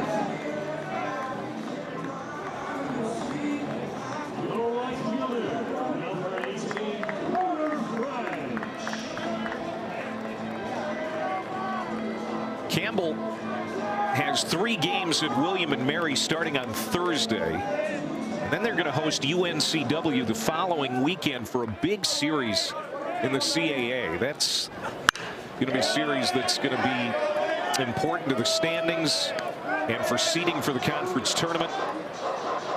It's both Campbell and North Carolina Willington are 2 of the favorites in the league. 1 out for Carter French, the 9-hole hitter. Struck out looking his first time around. Line to center, and it's going to get down in front of Simpson for a base hit. That is the first hit for North Carolina since the solo home run from Nicholson in the 2nd.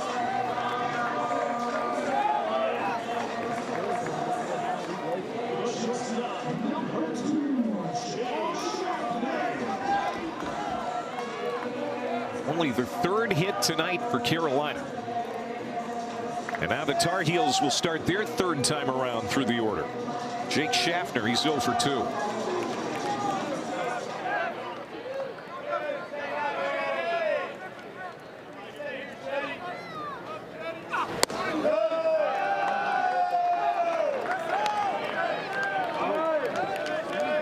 You were enamored by the fact that Jake Schaffner is a former high school hockey player and a very good one out of Janesville, Wisconsin. I know you're a big hockey guy, Dan. I love hockey, and that just right there proves that why I like Jake Schaffner so much, because he gets after it. And I mean, you call hockey games yourself, Clay, and these guys are some tough dudes. They're tough. Yeah, and that's what Jake Schaffner is. Boy, just missed off the inside corner. Wish I could get some video of him playing hockey. 6'2", 175 pounds. Sleek. Some tells me he was a forward. That's going to bounce past Rumley into right field. Here comes North Carolina with 1 out. 1st and 2nd, and Gallagher who hit his 6th home run of the year in the first inning coming up. And just good hitting right there from Schaffner and Carter French right before that. Just trying to get through the ball, back up the middle, and back to hitting line drives. They've got a lot of pop-ups this game and a lot of swings and misses.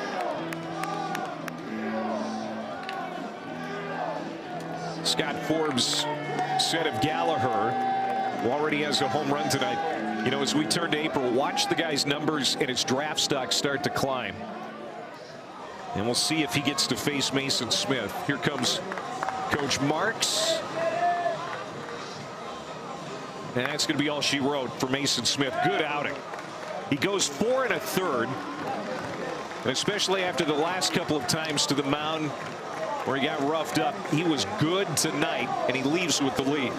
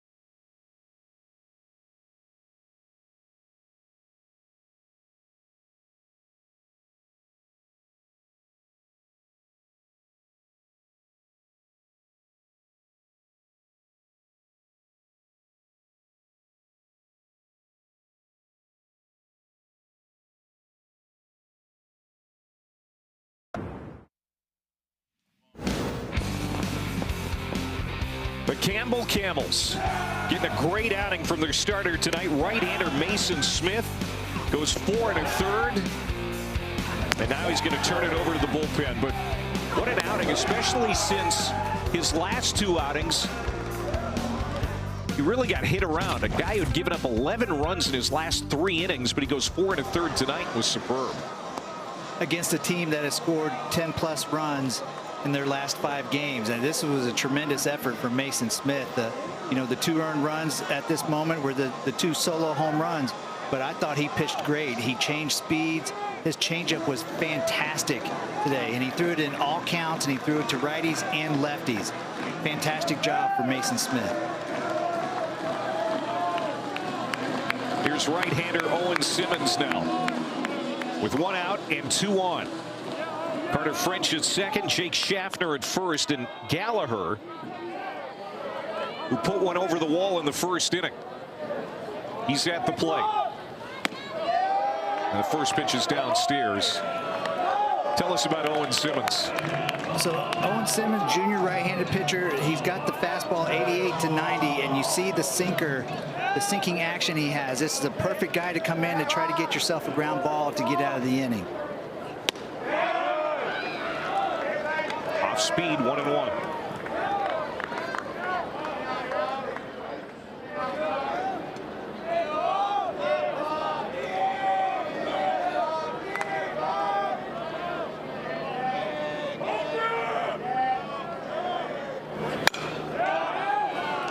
Now 1-2. And that sinker's got some good late action on it.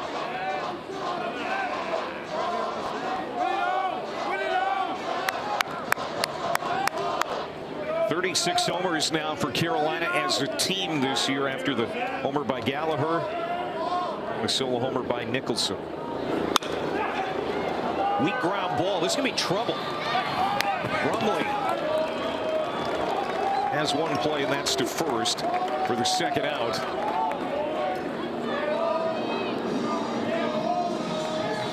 French goes to third. Schaffner in scoring position on the play. And here comes Eric Paulson, who has been on twice with walks.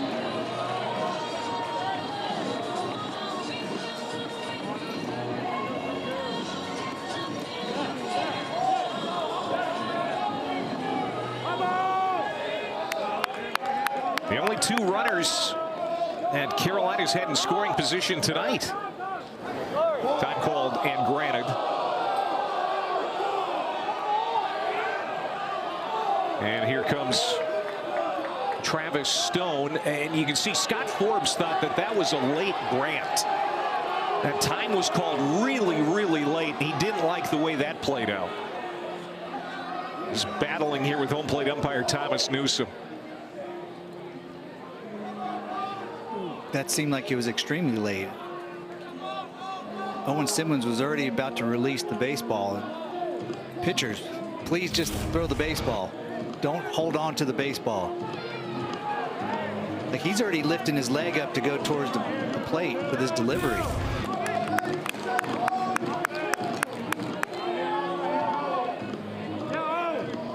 The time was granted from somebody in the dugout, it seemed, right?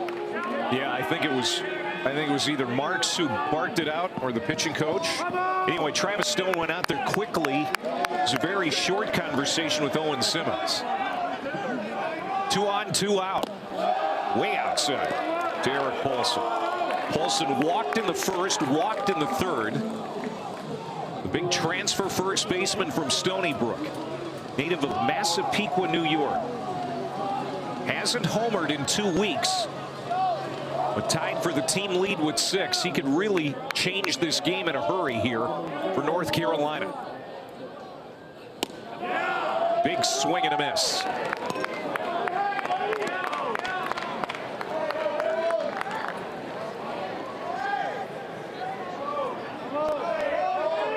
Look at that shift. And Carter French about halfway to home plate with nobody covering third. Where was that pitch, Danny Graves? That had to have been a little bit inside. Maybe the angle we're at, it's hard to tell, but I mean, that seemed like the same pitch from the one he swung at the pitch before. I'm flabbergasted by Carter French.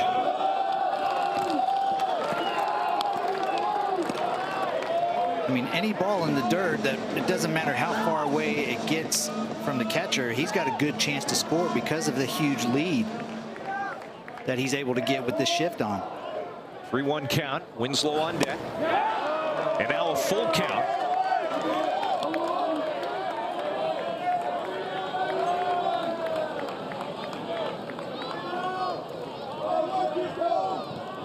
North Carolina has left 2 on base tonight. They haven't had a ton of base runners.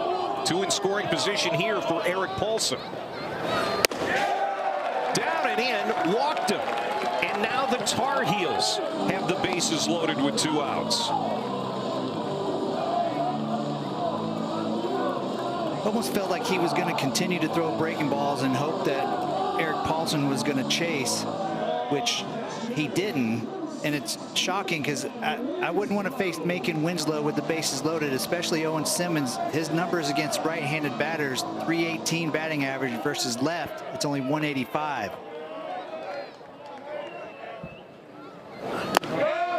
Winslow, the big acquisition out of the portal from Duke. Saw the numbers for the veteran catcher. Junior from Hertford, North Carolina.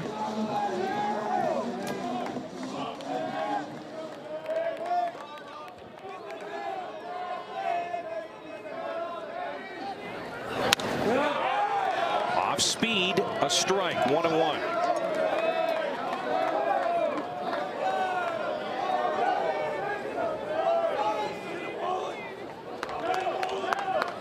Owen Simmons out of the bullpen trying to get out of this inning unscathed.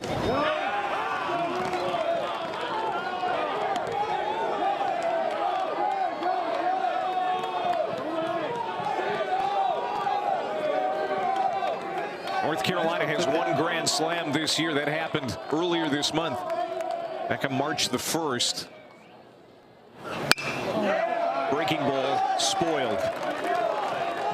Winslow took that pitch before like he either didn't see it or was looking for something completely different. Not used to seeing him let pitches like that go by.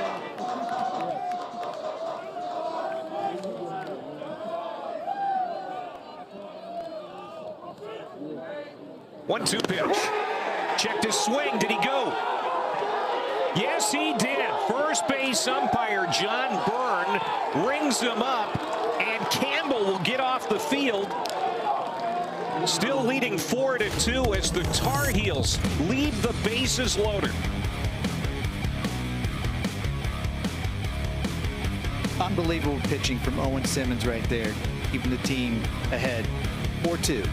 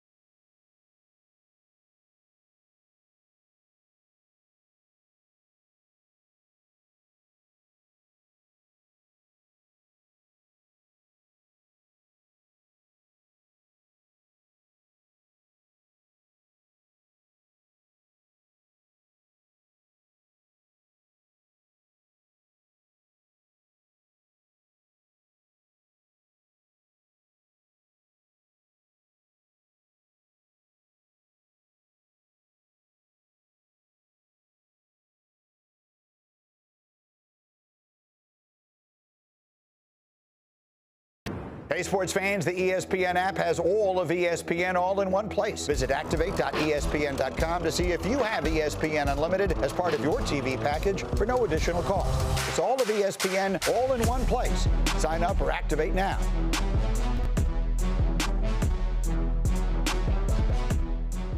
Clay Matvick, Danny Graves, glad to have you along on this Tuesday night for ACC baseball. Non-conference game for North Carolina. And trailing Campbell 4-2 as we go to the 6th inning. Mason Smith for Campbell got the start and pitched well. A couple of home runs for North Carolina. One in the first, one in the second. Gallagher and Nicholson respectively. Otherwise, the offense hard to come by tonight for UNC. 3 runs second inning for Campbell. Tacked on 1 in the 4th.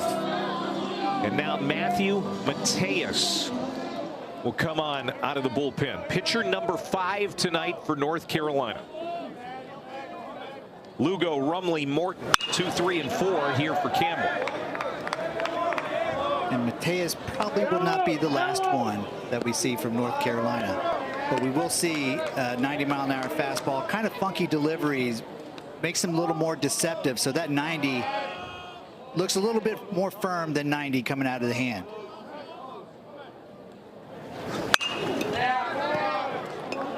And Mateus is ahead 0-2 to Lugo with an RBI double back in the 4th inning. He's 1 for 3. Georgia Tech well on its way to beating Auburn tonight in a non-conference game. That Georgia Tech offense, another double-digit offensive night. This one is grounded to second, and Lugo is retired. Tech is leading Auburn 12-3 in the 8th.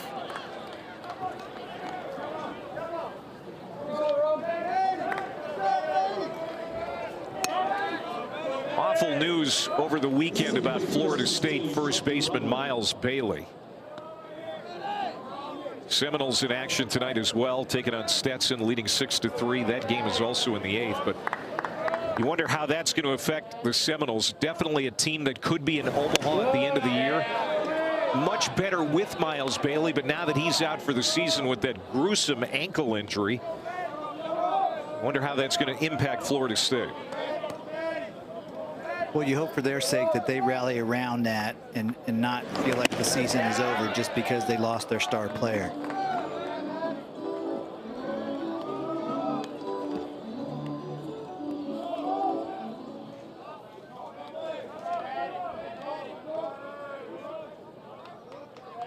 Rumley a single and a run batted in 3 trips to the plate.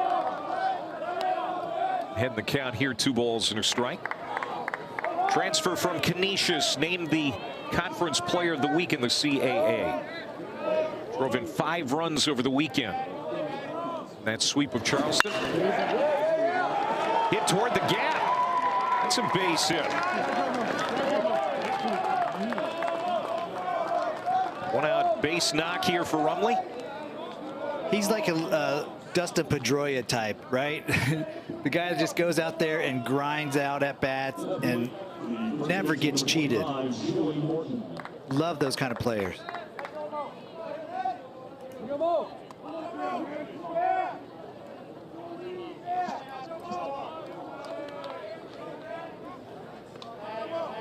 So man on for Joey Morton. He's been on twice tonight.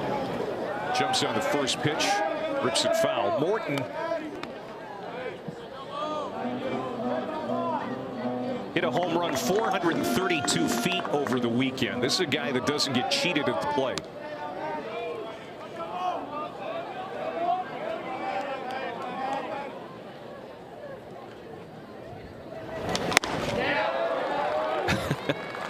There again, swinging out of his cleats, nothing at 2. It's a smooth, hard swing, though. I don't know. I'm jealous of the lefties that can swing so pretty. Yeah.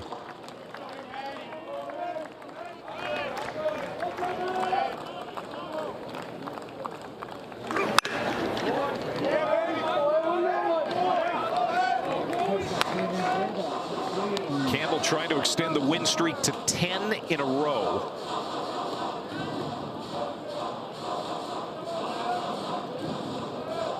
They go back into conference play at William and Mary starting on Thursday. Everybody in college baseball has a quick turnaround from the midweek games this week, with it being the Easter holiday. Just about everybody starting on Thursday. That includes North Carolina. Boston College comes here for 3 games.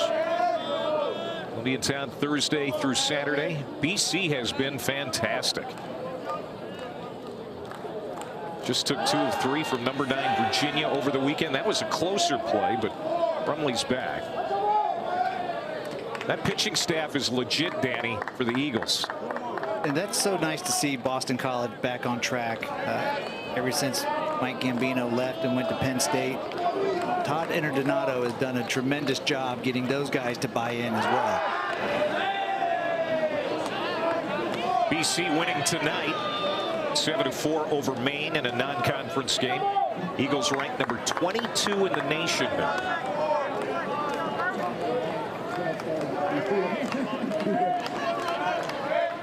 Eagles alone in 4th in the ACC. Swung on and missed. Mateus gets Joey Morton on strikes for the 2nd out. That tight little cutter from Mateus is filthy, because the deception that he has with that straight over the top fastball, and then that little bit of cutter that just is a few miles an hour slower than his fastball. I mean, it's hard to get barrel onto the ball. 7th strikeout for Carolina pitching. And now here's Jonah Oster, who's 0 for 3.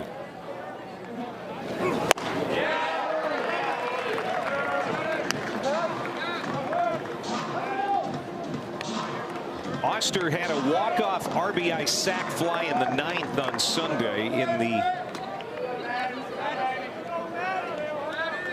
final game of that series against Charleston that completed the sweep. Snap throw to first, not in time. Rumley diving back.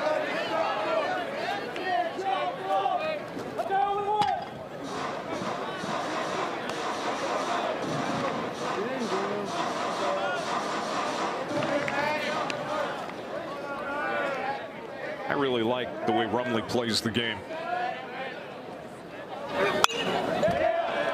He's playing with broken bones in his face. He's got the football mask on. He's been dirty since the top of the first inning. He probably never leaves a game without being dirty.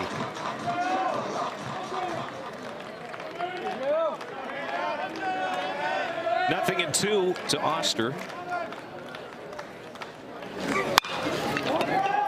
Fly ball to right. It's going to be a tough play. Coming to the line and won't get there is Carter French.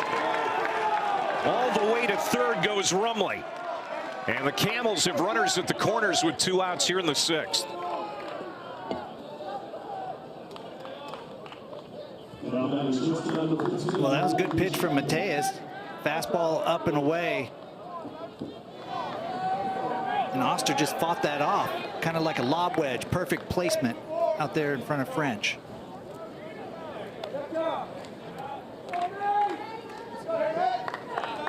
Now Logan Chapman to hit.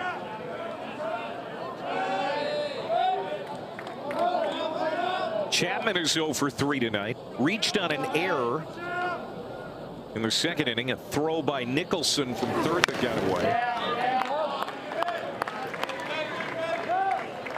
Chapman homered against Duke in that 13-3 blowout of the Blue Devils a couple of weeks ago. He has 3 homers on the year. There's no wind really to speak of right now at Boshamer Stadium.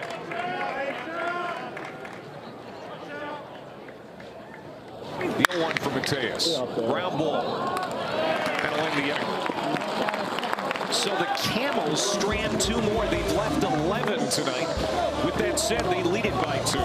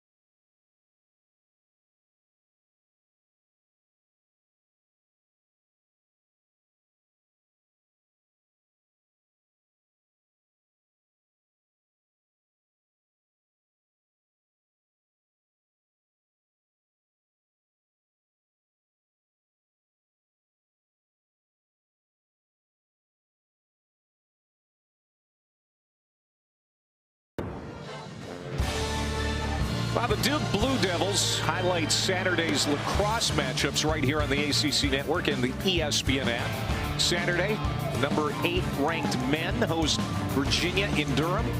That'll be at noon Eastern. Then at 4, the number 18 women host number 3 Syracuse. A couple of head-to-head top 25s on your Saturday. He's Danny Graves. I'm Clay Matvick. Danny was a great pitcher with the Miami Hurricanes before a long career in the majors, and now in the Cincinnati Reds Hall of Fame. You had quite a run, my friend, and you look like you could still play. Thank you, Clay. I don't feel like I can still play, but looks can be deceiving. Yes. That's why I like hockey so much, because I can't play baseball anymore. Owen Hall to lead it off here for North Carolina. Are you a good skater? I mean, you grew up in Tampa. Not a good skater at all. But my son, my 10-year-old son, is trying to teach me to be a better skater. So I just need to get out there and get some reps, you know, just need some experience. Owen Hall with a couple of strikeouts tonight. It's been a tough night at the plate. Back up the middle, but Chapman was was shaded up the middle. And Hull is thrown out. Boy, Chapman had that played perfectly. There's one away here in the Carolina 6th. Yeah, that's one of those times that they didn't play the overshift on the North Carolina hitter, and Chapman was in a perfect spot. That ball was hit pretty well from Owen Hull, too.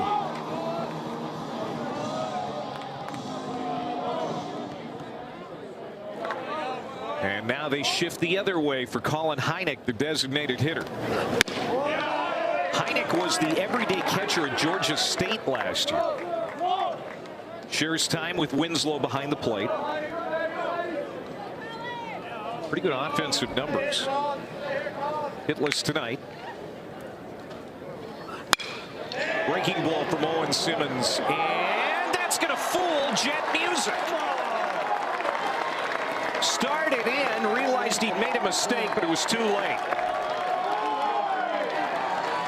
So Colin Hynek is at second base with one out. And that could be the break that North Carolina needs right there. That ball was hit on the screws, and in defense for Jet Music, if that ball's knuckling at him, it's going to be hard to read, and it just kept carrying over his head right there.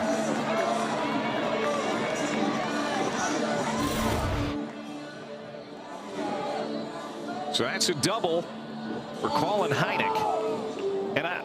And I can't speak from experience because I never played at the collegiate level, but I've always been told that the hardest ball to field is the one hit directly at you when you're an outfielder.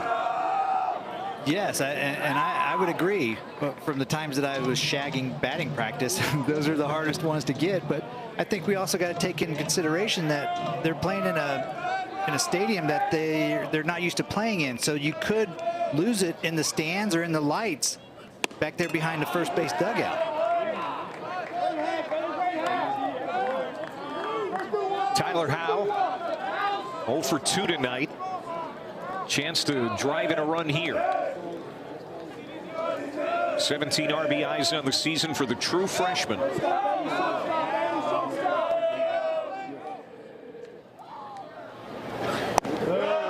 Simmons misses down, 2 balls and a strike. Owen Simmons, no runs, just that one hit given up to Hynek since coming out in relief last inning. He came in with 1 out after Mason Smith departed. That's a good pitch, 2-2. That slider has been great for him tonight, and his sinker is so good. You get a sinker slider combo. I mean, that's tough to decide which way it's going to go, and if you don't pick up the spin soon enough.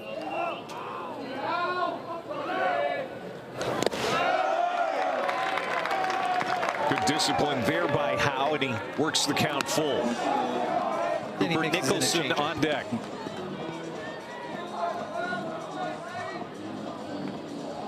Just after talking about the sinker slider combo, he mixed in a really good changeup that was unfortunately too much out of the strike zone, but good change of speed.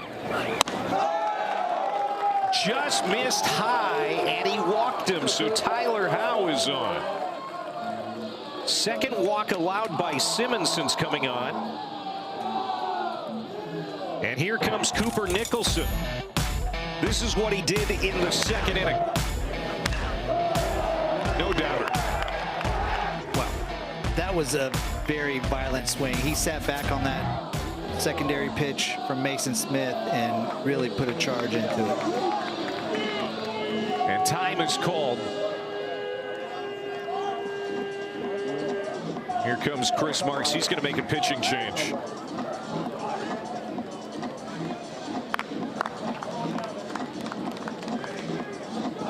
New man to the mound for Campbell. The Camels leading it by 2 in the Carolina 6th.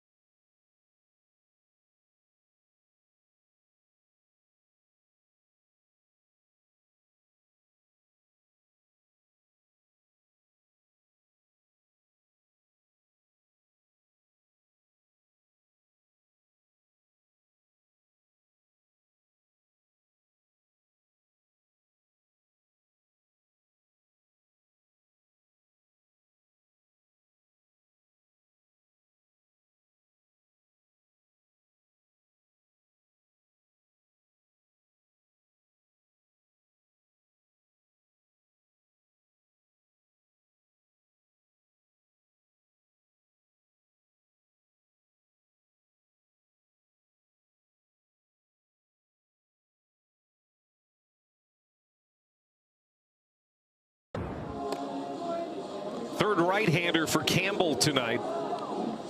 Reliever Bo Braley with a submarine slotting.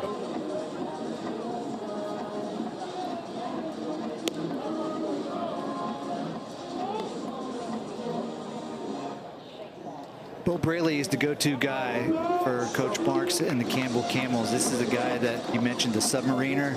He can go out there with some sink, up to 89 with that fastball from down under, and he's got a sweeper, kind of a frisbee pitch that appears to rise as it just floats up in there. It's got really nasty stuff. And the biggest thing about him versus left-handed batters this season, 15 faced batters and only 1 hit allowed to a lefty.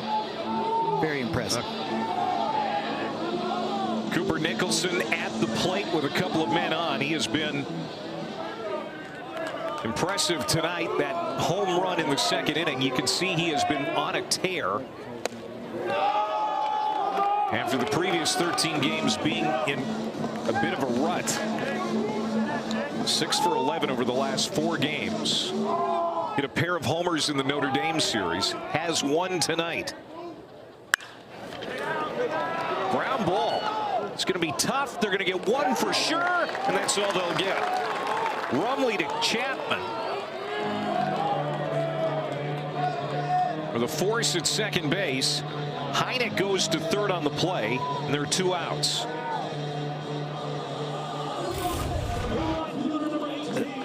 Great play right there. Look how far over the shortstop is playing Logan Chapman. To be able to get there and still have a chance to turn 2 on Nicholson was amazing. Amazing range for him.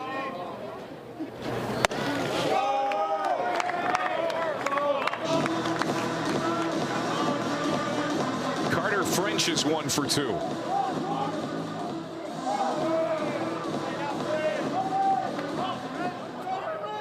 Struck out looking in the second, a single in the 5th. He was stranded.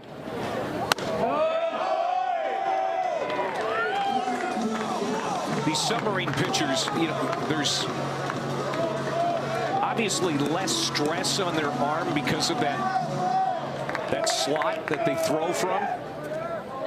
That's why Bo Braley is one of those guys who pitch a lot in the course of a week. He's one of their most relied upon relievers.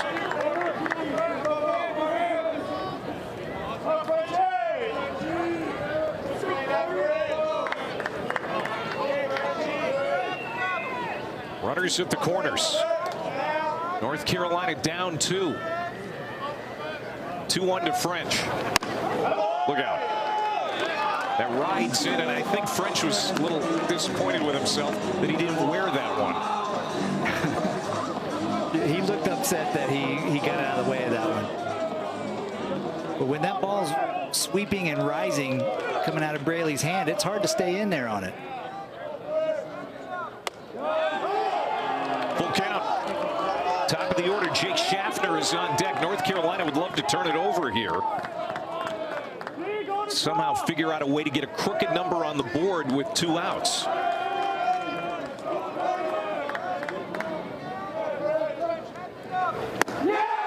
Called strike 3. French goes down looking. Bo Braley comes out of the pen and puts out the fire. We've played 6 in Chapel Hill.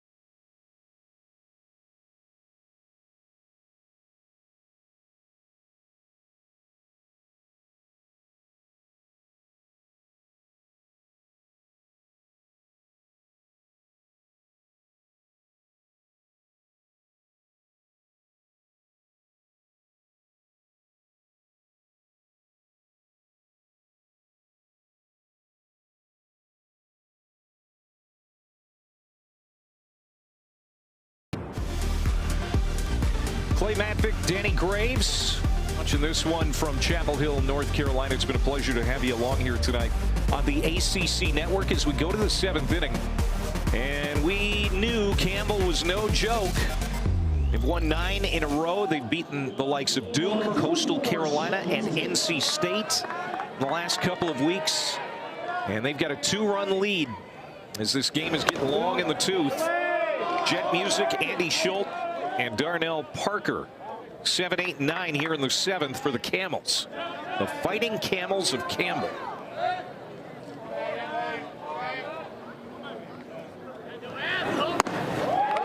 Strike to Jet Music from Matthew Mateus, who came on in relief last inning. Music is 1 for 3. 6 homers. 5 have come in the last 7 games.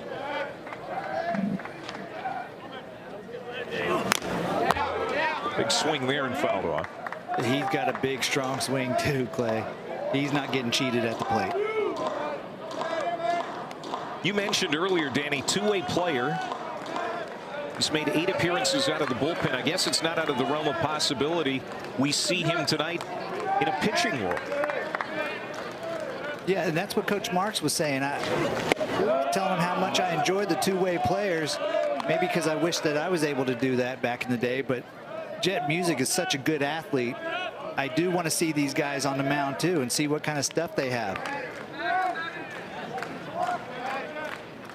2 balls and 2 strikes to Music. That's upstairs, and he works a full count. Music did have a fielding gaff last half inning in left field.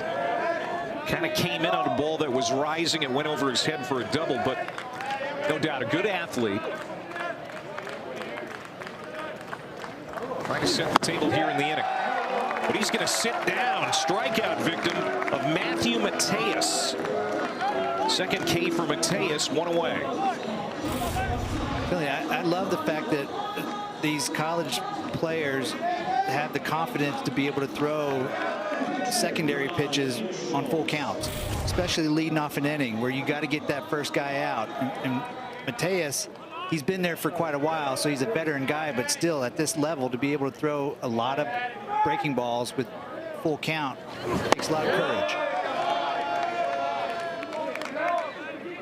Andy Schultz had that 2-run double back in the 2nd inning. Part of a 3-run second for the Camels as they took the lead. They really haven't looked back.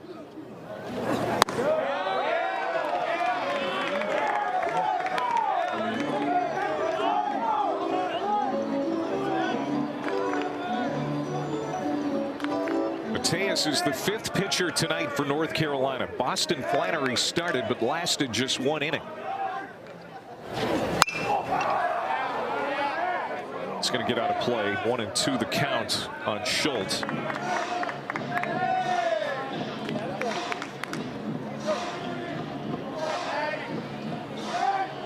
The problem for Campbell here tonight is they've left a lot of guys on base. They've got the lead, but it could be a bigger lead. They have left 11 men on the bags. And so many missed opportunities. A couple of times they've left the bases loaded. And I'm sure that's in the back of Chris Marks' mind. I hope that doesn't come back to haunt us, he might be thinking. 2-2. Called strike 3. Back-to-back Ks for Mateus. 2 down. You're right. Anytime you're playing a top team in the country, you want to be able to take advantage of some of those runners in scoring position, especially. And that's a nasty slider right there from Matthew Mateus. But leaving 11 guys on through 6 2/3 as we are right now, that's tough to swallow. And, you know, it kind of feels like Campbell is so far out in front of this game, but it's only a 2-run ball game. Difference between a bloop and a blast for North Carolina. Darnell Parker Jr. looks at strike 1. He's 0 for 1 tonight. He's reached on a walk twice. First game since March the 1st. He's been plagued by shoulder injuries going back to last year. And he re-injured his left shoulder. Now finally healthy. Fly ball, long run. Howe camps under it. He'll make the catch. And it's a 1-2-3-7 for Mateus. 4-2 Campbell. Stretch time in Chapel Hill.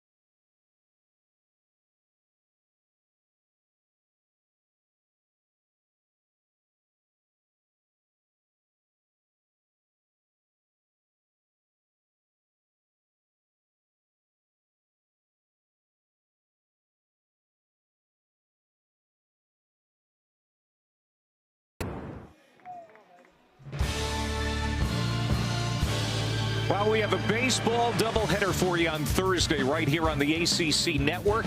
Florida State, number 7 in the country, at number 10, Virginia. Come your way at 5 Eastern time. Then Louisville at Duke at 8 o'clock. That's on Thursday. As we look to a great holiday weekend. Baseball can be part of it for you.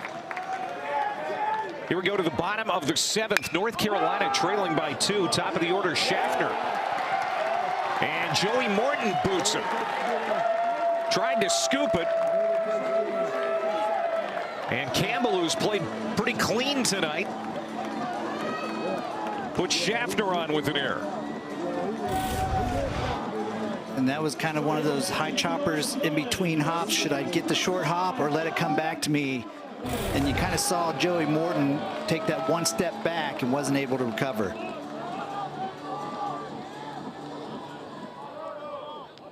First leadoff man for North Carolina to reach tonight. And Gallagher comes up. Homered back in the first inning against Mason Smith, who pitched well tonight. Went 4 1/3. Gave up a couple of home runs, but other than that, was pretty good.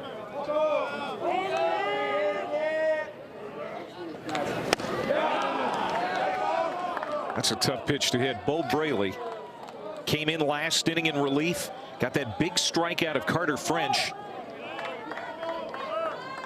Get Campbell off the field.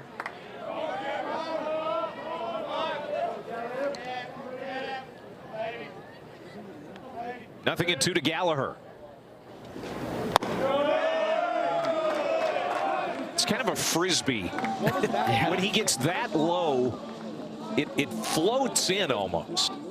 It does, and the speed differential is insane, and how pitchers can lay off that, or how hitters can lay off that, I don't know.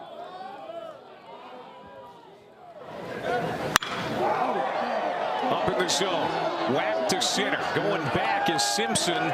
He'll make the catch. And back to first goes Schaffner. 1 away here for North Carolina.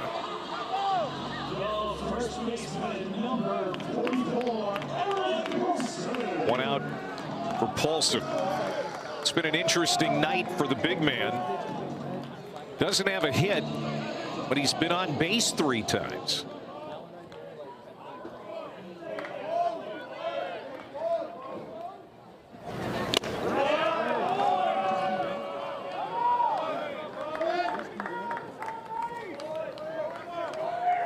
Two runs, 5 hits for North Carolina. They've left 7.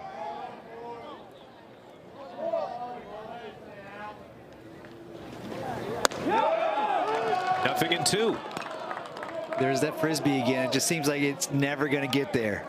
It just floats right in there. It's so hard to commit. Did you ever tinker with an arm slot like this? No, that looks like it hurts too bad.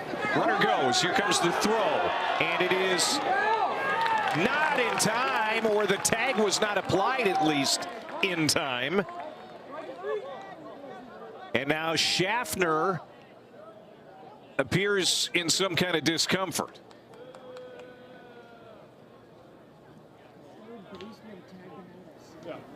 And fans here at Boshamer Stadium are holding their breath.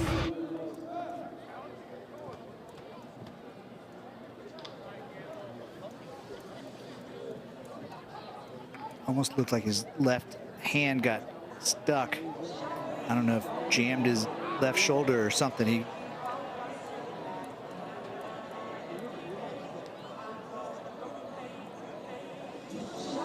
That was Parker who applied the tag, the third baseman. That's because the shift was on him. And if Parker had kept the tag on, Danny, there's a chance that Schaffner would have been called out because he overslid the bag somewhat. And now they're checking on that left arm and shoulder.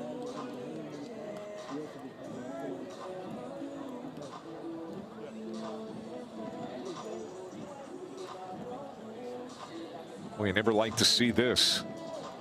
No.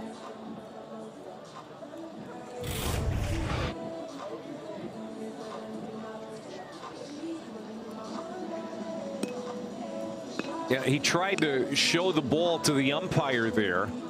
Had he just maintained the tag, he's probably out.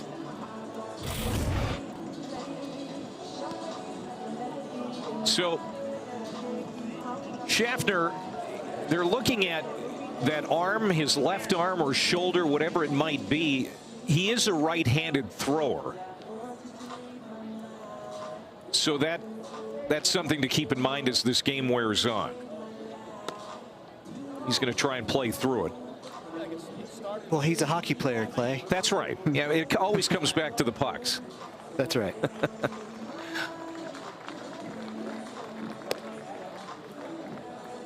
And then he says, I was safe, right? That's a tough play for third baseman Darnell Parker Jr. with that shift, having to cover second base on a stolen base attempt. But he got over there pretty quickly. 15th stolen base on the year. Jake Schaffner.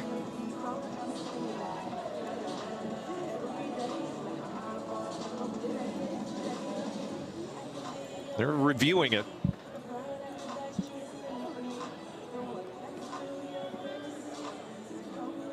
It's our second time at the monitor here.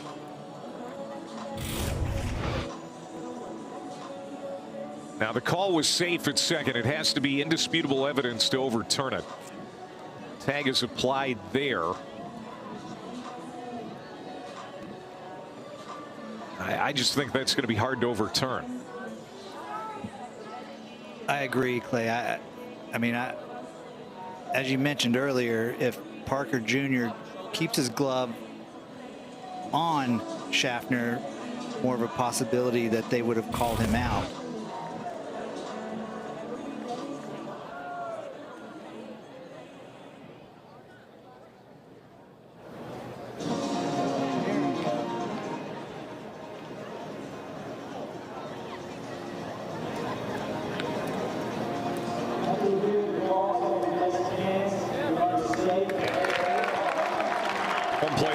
Thomas Newsom. So here's an opportunity for North Carolina, tying run at the plate with one out. Schaffner in scoring position after the stolen base. And Eric Paulson, big first baseman, who's been on 3 times tonight. He's walked 3 times. Looking for something to hit. That won't be it. 2 balls and 2 strikes.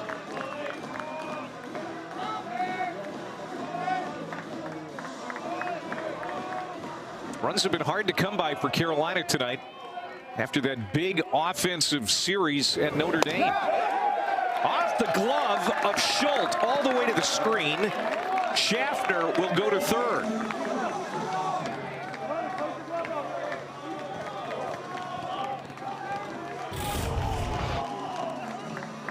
Seemed like Andrew Schultz was trying to almost frame that and steal a strike right there. Just kind of got away from him. Now runner at third, infield is playing back, so Eric Paulson just needs to put this ball in play. Up and in. How about it? Eric Paulson, fourth walk tonight. Runners at the corners, one out for the cleanup man, Winslow.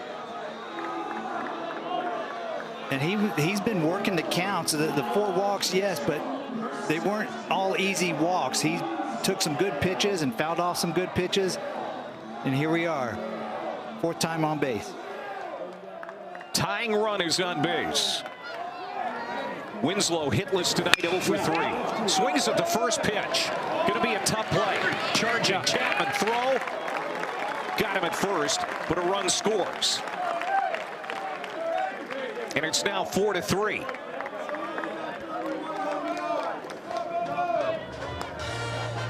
Well, you could say that wasn't really a good at bat from Macon Winslow, but the best thing out of that is he didn't hit it hard enough to turn a double play and was still able to get an RBI out of that. So getting the job done, getting a runner in to make it 4-3.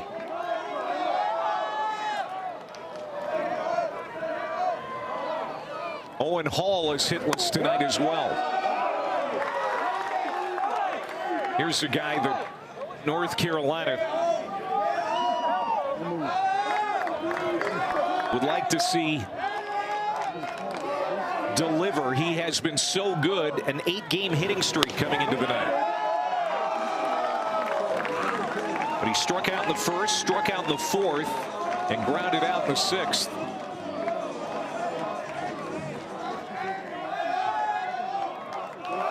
Base hit likely ties him. 2-0 pitch. In on the hands. And again, that was a tough pitch to hit, obviously. Probably deceiving again because of the arming. And it just kept rising and running in on the hands. He just could not lay off.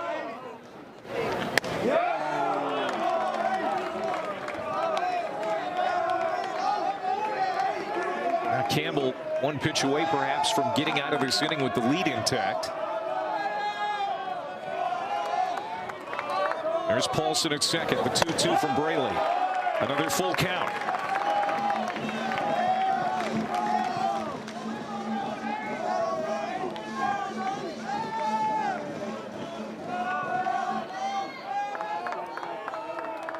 Two outs. 3-2 pitch. Sprayed out of play.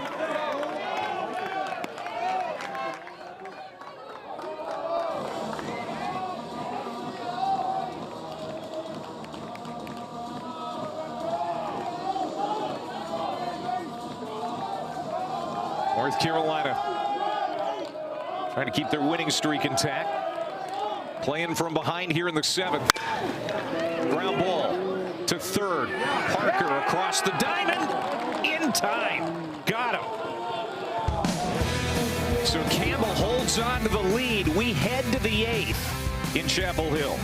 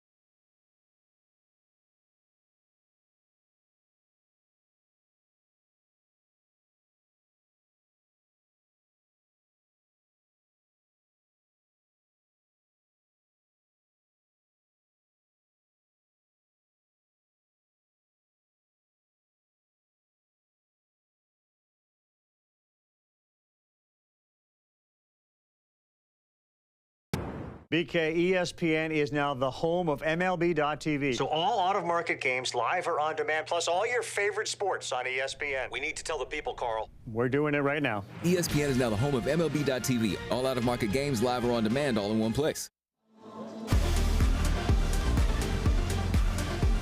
Well, this will be reliever number 6 coming to the mound now in Jackson Rose. Matthew Mateus goes 2 innings tonight. That's the high water mark for any North Carolina reliever tonight. And he did an amazing job out there and didn't expect anything less from the senior right-hander. Great stuff out there. 3 punch-outs, no runs in the 2 innings that he threw. And now we get to see Jackson Rose, the freshman left-hander from Woodstock, Georgia. This will be his 8th game, 8th appearance, 11 1/3 innings, 8 Ks to 3 walks. He is nasty on lefties. Play 90 to 92 mile-an-hour fastball, a little bit across his body. It's sneaky fast. He's dealing with the top of the Campbell order. This is the 5th time through the order for the Camels, and it's Joe Simpson at the plate. Simpson tonight 1 for 3. Had a bunt single in the 2nd inning. Second team all-conference last year, had 10 homers. Just 1 this year.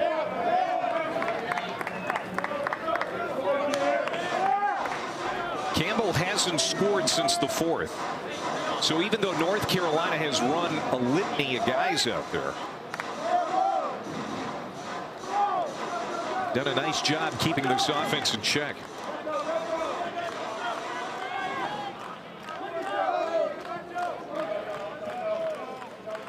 The 1-2 from Jackson Rose. Fly ball. Hull ranging to his left makes the catch. 1 away.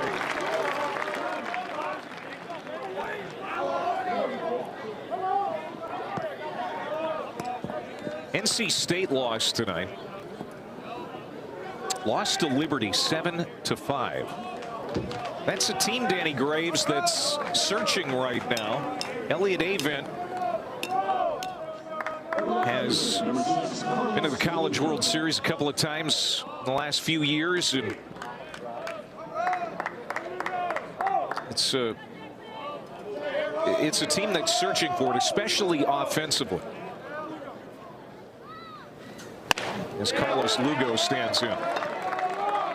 And it's not very often you see an Elliott Avent team soul searching as much as they are right now. To have 7 losses in a row, not playing good baseball, they'll figure it out. And I really believe that Elliott Avent, he's just too good of a head coach to let this continue. They'll turn it around. How much and how good they will be, not sure, but they're going to get out of this rut and start to play a little bit better.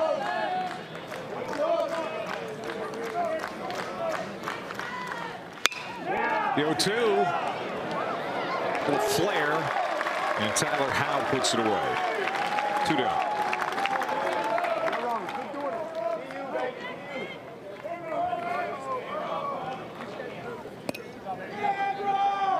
You know that Campbell would love to get some insurance here.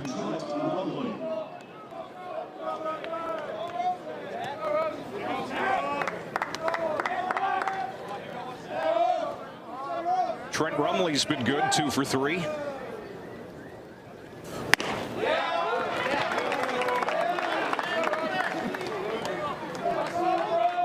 This is his first real playing time since getting hit in the face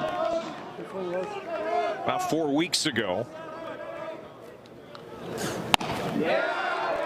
Man, I really like how Jackson Rose is throwing strikes. I mean, he is not messing around. He's going right after him. Spends a little time in the weight room, it would appear, too. Ground ball to short, Schaffner. And that's a 1-2-3 tidy inning for Jackson Rose. 7.5 behind us. Still Campbell in front, 4-3.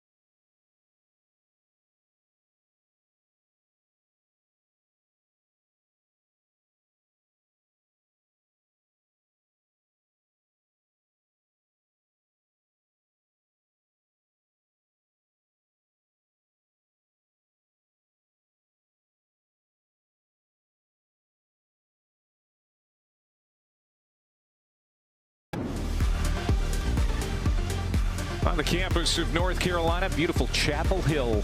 The weather's going to be great for the rest of the week ahead of that BC series. Here's our game summary.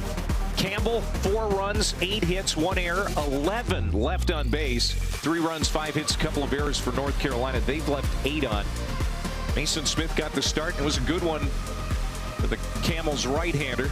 Gallagher and Nicholson, a couple of solo home runs. Not a ton of offense for UNC tonight.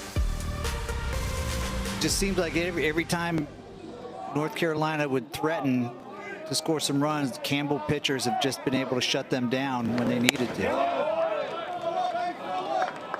6, 7, and 8 due up here in the 8th inning for North Carolina. Heineck, Howe, and Nicholson. Heineck 1 for 3 with a double. Bo Braley continues to pitch. Campbell has used 3 arms tonight. Smith, the starter, Owen Simmons, and Braley.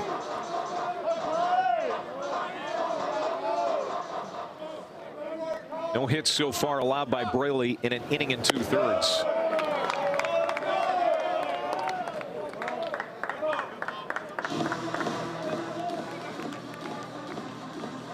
Colin Heineck, the DH, also their number 2 catcher. Look at the shift on against him.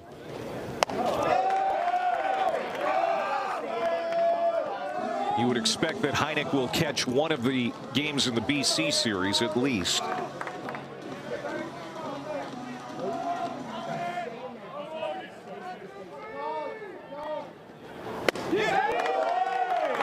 Off the plate, full count. So North Carolina would love to get the leadoff man on here in the 8th inning. That fastball from Braley seems like it just explodes, and it comes out 85, 86, but after that frisbee, tough to see. That's going to get into right field. Joey Morton got on his ladder, and it still wasn't enough. Bounces over his glove into right field for a leadoff base hit from Colin Heineck. You know, that's the tough part of having nasty stuff as a pitcher. Sometimes you just get these excuse me swings and they find holes. And even if Morton makes the catch on that, that's going to be a tough play and a long throw to the pitcher cover. So Heineck gets a base hit.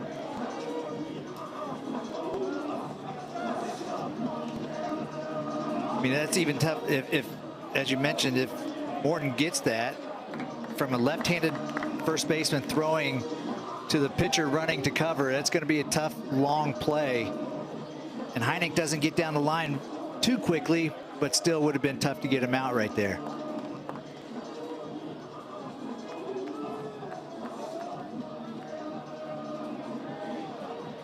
Perry Hargett is going to pinch run for North Carolina.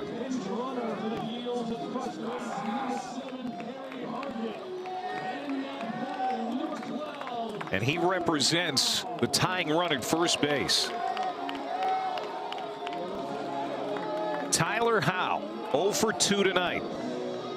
Walked his last time to the plate, back in the 6th inning. And he's looking to move the runner. And he's going to get it done. That's how you do it. Wasting no time, moving Hargett into scoring position. And there's one away. Textbook fundies right there, the fundamentals of baseball.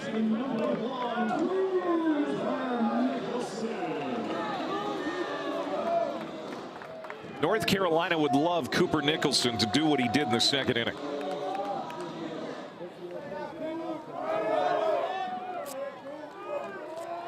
Solo home run. And he may have just done it again. Off the wall this time. Hargett is going to be waved around third. Tie ball game. Cooper Nicholson, his 2nd run batted in. It's 4 apiece. Clay, you might have to play the lottery this week.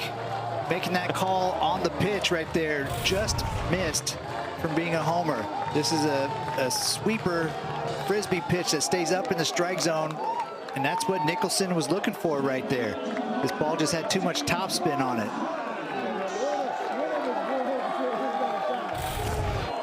Cooper Nicholson, product of Dowling Catholic High School in Des Moines, same school that produced Caitlin Clark.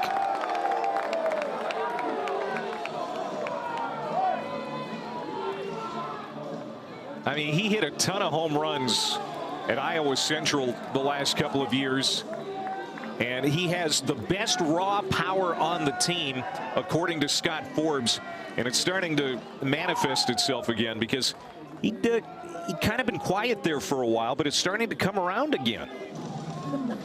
It is. Had a good series against Notre Dame. He's not your typical number 8 hitter either, and he's down there because of the slow start. And you wonder, why are they bunting with the 8-hole hitter coming up? Well, because he's been their hottest hitter in the last week of games. So it's a great call, and Nicholson keeps swinging. Well, we talked about Jet Music being a potential option to pitch tonight, and that's going to happen, as Chris Marks has called him in from left field, and he's going to take the mound. With 1 out and a run in here that tied it up in the 8th inning. Last season against North Carolina, he pitched through an inning and 2/3 and was pretty good. 3 strikeouts. Didn't allow a hit.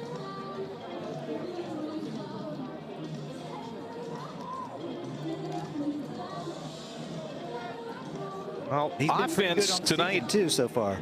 Yeah, he sure has. And now Scott Forbes is going to look to the scouting report and talk about the approach against Music. Offense tonight, you know, there hasn't been a lot of it for North Carolina, Danny, but you know, the hits, they've been timely and they've made the most of them. Yeah, you look at the opportunities that they've had. We mentioned that they've left 8 on base coming into this inning, and now runners in scoring position. That was their first hit, so 1 for 8, but it was a big one, timely, as you said. But I think a lot of that credit too goes to the pitchers from Campbell. When it came down to it, they needed to get big outs. They did.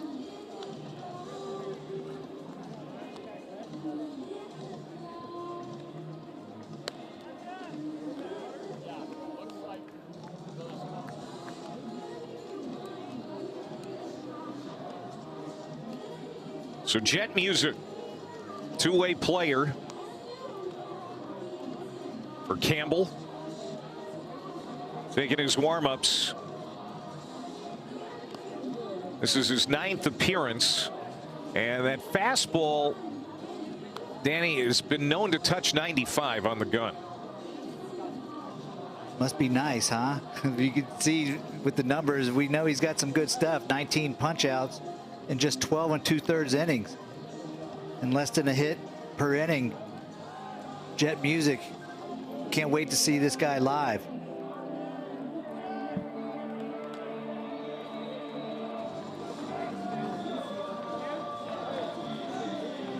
New left fielder, Jonah Oster. Oster, of course, in the lineup as the designated hitter, now playing left field.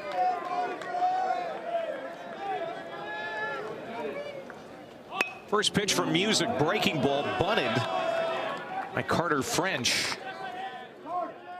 Push foul. French tonight 1 for 3 with a couple of strikeouts.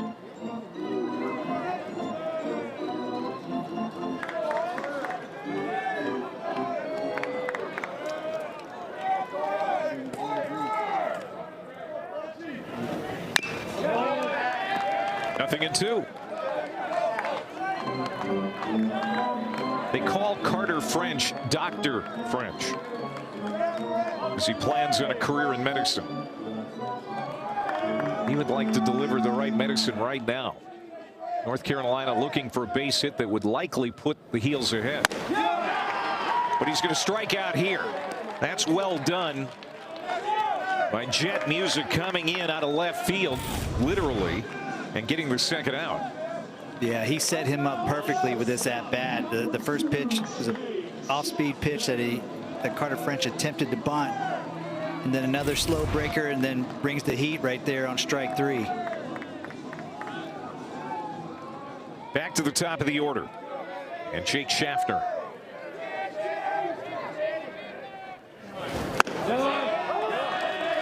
And music starts him with a strike. Schaffner, a hit in 4 plate appearances. Also has a run scored after reaching on an error.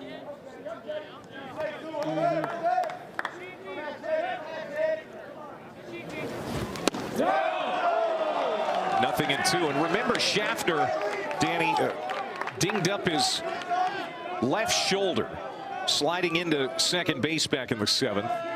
Wonder if that's affecting him now. The 0-2. And he strikes out. Couple of Ks for music. And we go to the 9th as the game is now tied at 4. Jet Music comes in with the nasty stuff. Shuts down the inning. We're tied, though, 4-4. Heading into the top of the 9th.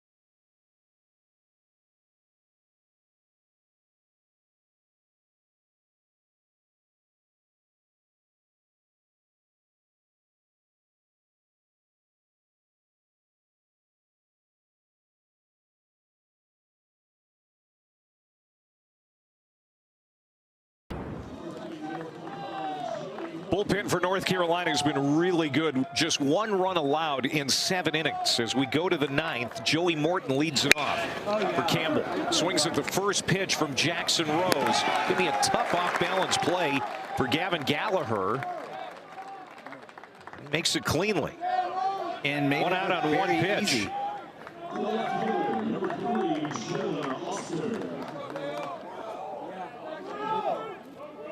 Jackson Rose is so nasty, especially on the lefties, and Joey Morton trying to take advantage of a first pitch fastball right there.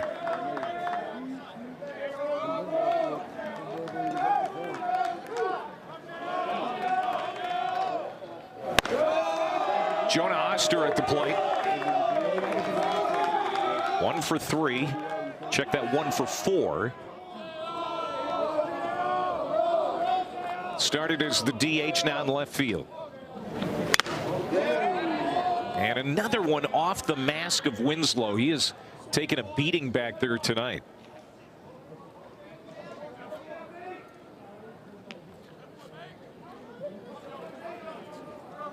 I just love the fact that Jackson Rose is just pounding this strike zone right now.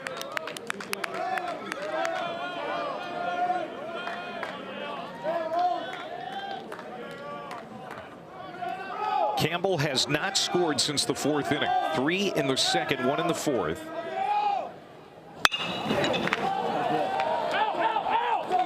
And it's going to get out of play. It's a real testament to this pitching staff for North Carolina. They've pieced it together since the starter, Boston Flannery, lasted just 1 inning.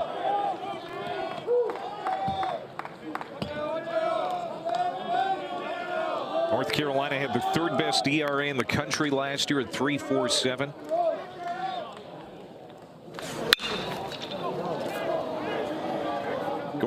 back here is French. In front of the warning track, he'll reach up and make the catch.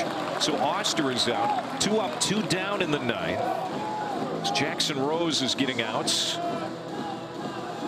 And this pitching staff under pitching coach Bryant Gaines has another good team ERA. 3.54 coming into this game. #1 in the conference again. Just a very good pitching staff.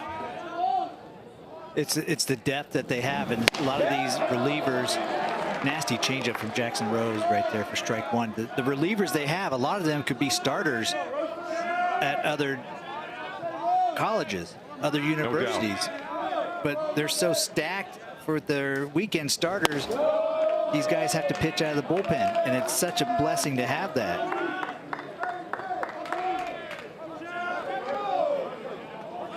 This is Logan Chapman. He's one of 2 hitters of the 9 in the Campbell order without a hit tonight. You know, the hands fouled off.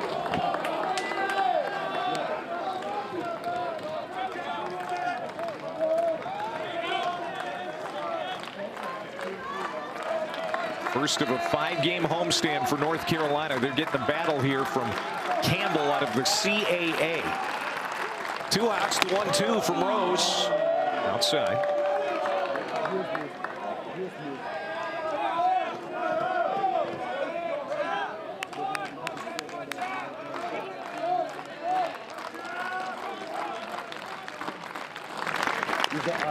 Swung on again by Chapman and fouled away. Really good changeup again from Jackson Rose. You see the arm action. Looks just like a fastball. Same arm speed, same release point, and just comes out 8 to 10 miles an hour slower than his fastball. Chapman in a slump. 2 for his last 25 over the last 6 games. And he strikes out here. It's a 1-2-3 9th. North Carolina can walk it off in Chapel Hill tonight. They're going to send Gallagher, Paulson, and Winslow 2, 3, and 4 to the dish when we come back.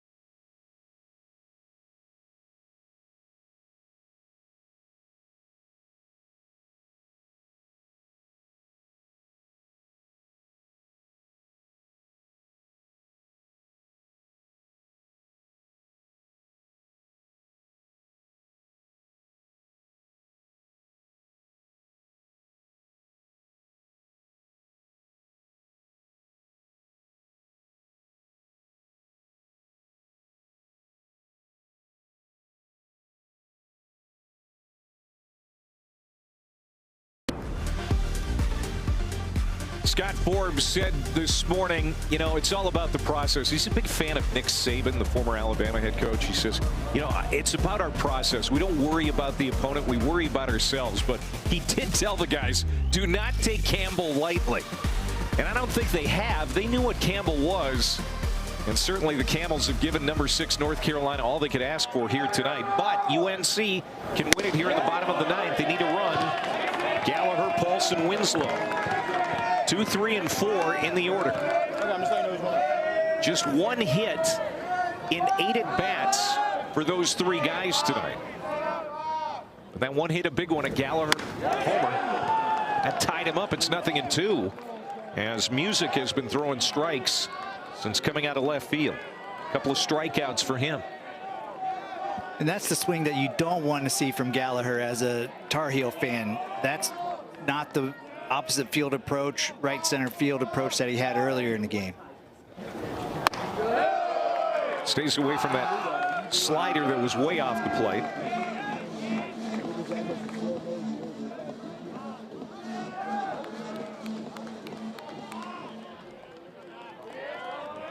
Gavin Gallagher, his 6th home run of the year back in the first. Also outside 2-2. So many clutch moments for Gallagher last year in the postseason. MVP of the Chapel Hill Regional the last 2 years. 2-2 from Jet Music. Jammed him. Going to be a tough play for Parker. Throw on the money. 1 down. You can tell what Coach Marks was talking about with Darnell Parker Jr. being such a good athlete, probably the best prospect on this team. Normally a shortstop, but he's playing third base because of the injury that he had. Just, he makes these plays look easy. Yeah, no signs of that shoulder injury tonight. Here's Eric Paulson. 4 at-bats, 4 walks. Behind in the count here to Music.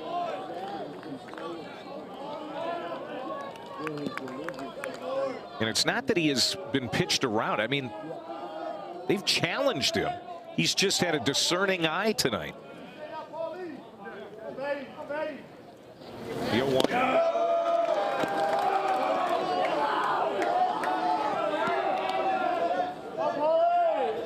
I think Carolina would take another walk here, Danny. They would certainly take another walk or a walk off. I'm sure they don't want to. Coach Forbes doesn't want to be out here too much longer. Well said. That's a strike at the knees.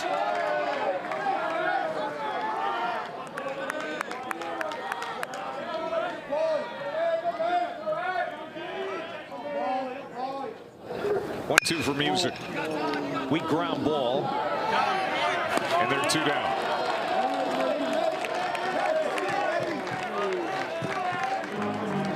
Macon Winslow.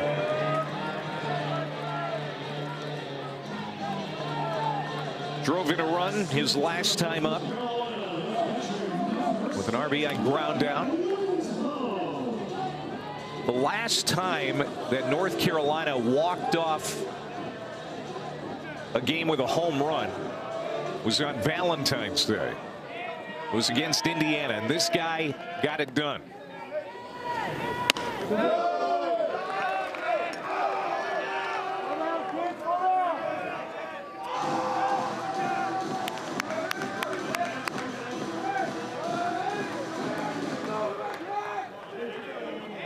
One ball and no strikes to the Duke transfer.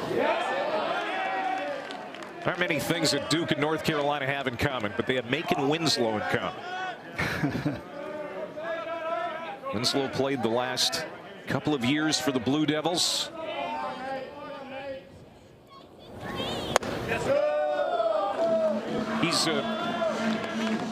He's put in a great effort tonight. It's been a physical night for Macon Winslow behind the plate, too. It really has. A lot of foul balls off the mask. I mean, and a lot of ball blocking in the dirt. He's worked hard tonight. Popped up. Does it have enough to get out of play? Yes, it will.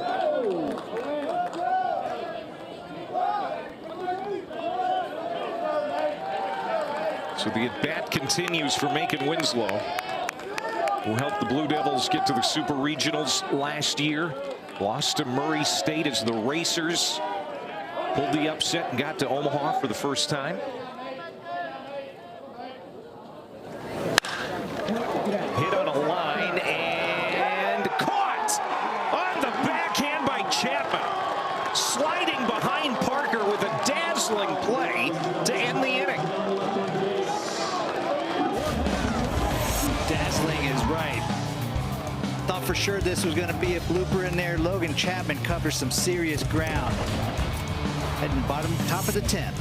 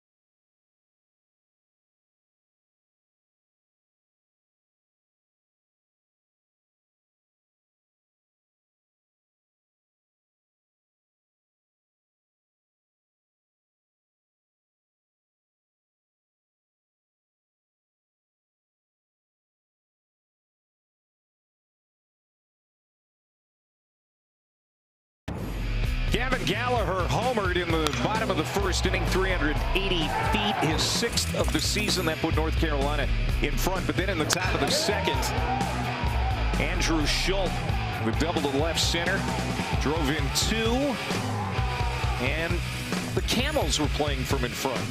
Let's move ahead to the 8th inning.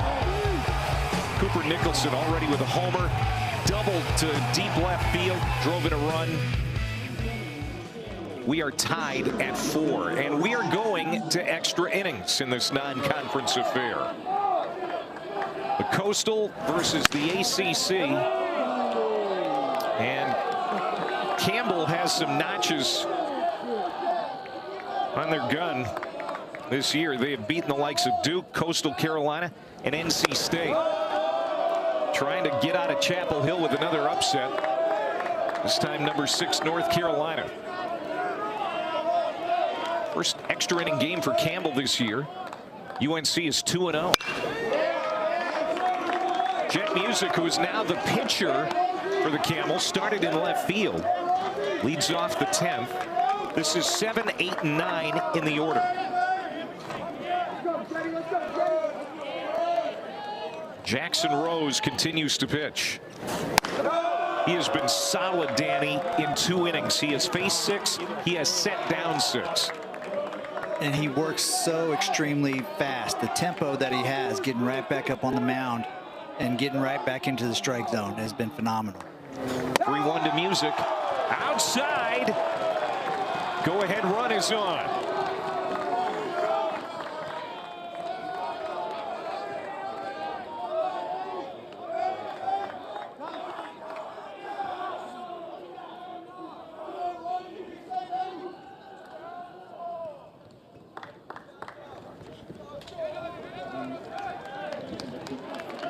And they're going to pinch run for Music. Elijah Clayton is going to run for Jet Music. That is the son of Royce Clayton, the former big leaguer. Royce Clayton, I'll just say, might be one of the nicest guys that ever played Major League Baseball. And his son is extremely fast. 15 stolen bases on the year. Hasn't been thrown out this season, so he represents the go-ahead run. And so you know that Campbell is going to have a different pitcher in next inning with Music out of the game now.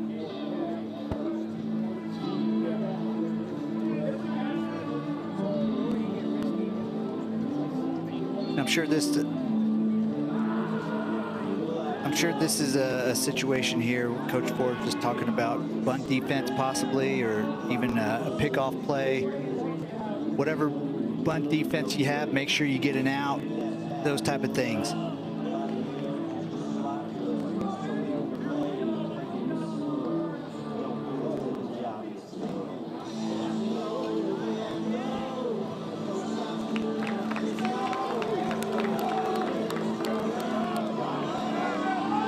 First leadoff man to reach for Campbell since the 2nd inning error.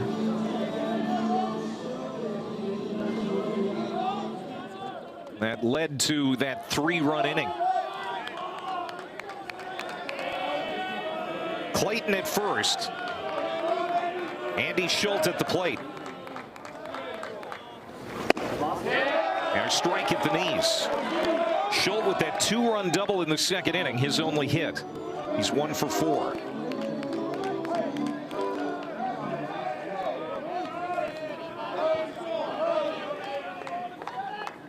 First base runner against Jackson Rose. He's going to throw over to first. Trying to get Clayton leaning.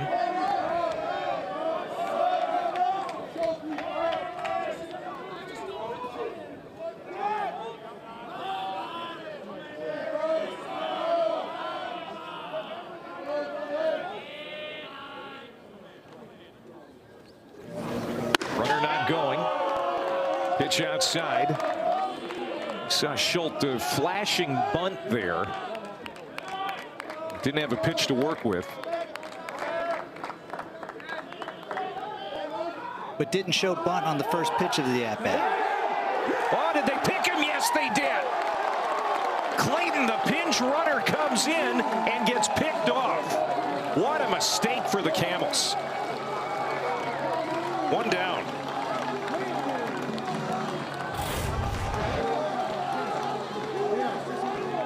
That's that move, that little snap throw from the lefty that catches a lot of base runners off guard.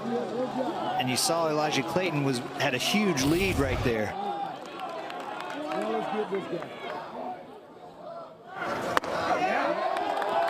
And now 1 and 2 to Schultz with the bases empty.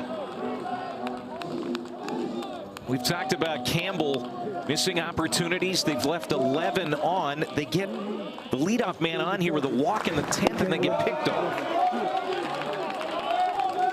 And you said it before, Danny, you come into a top-ranked team, come into their home stadium, you can't beat yourself and expect to get out of here with a win.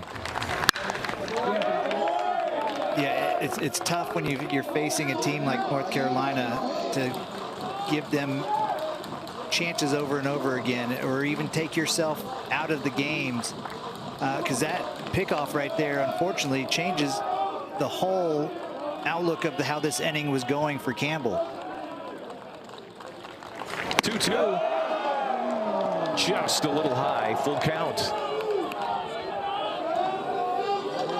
Darnell Parker is scheduled to hit next. He's 0 for 2 tonight. And just recently getting back from injury, you wonder if Campbell might pinch hit for him in the 9 hole. That's upstairs. Another walk. So things have gone sideways here for Jackson Rose as far as the strike zone is concerned. Back-to-back walks. He picked off Clayton, but now he has to deal with Andy Schultz at first base. And Parker will hit for himself here. See 7 walks allowed by the pitching staff for North Carolina tonight.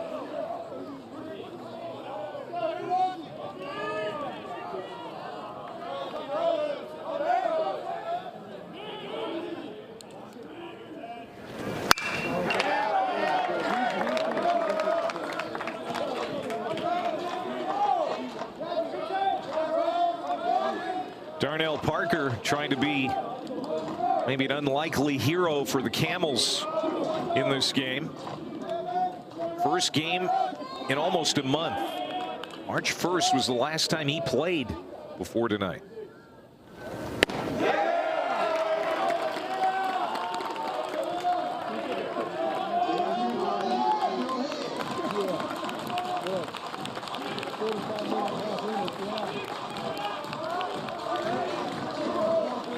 Rose with 1 strikeout. Save!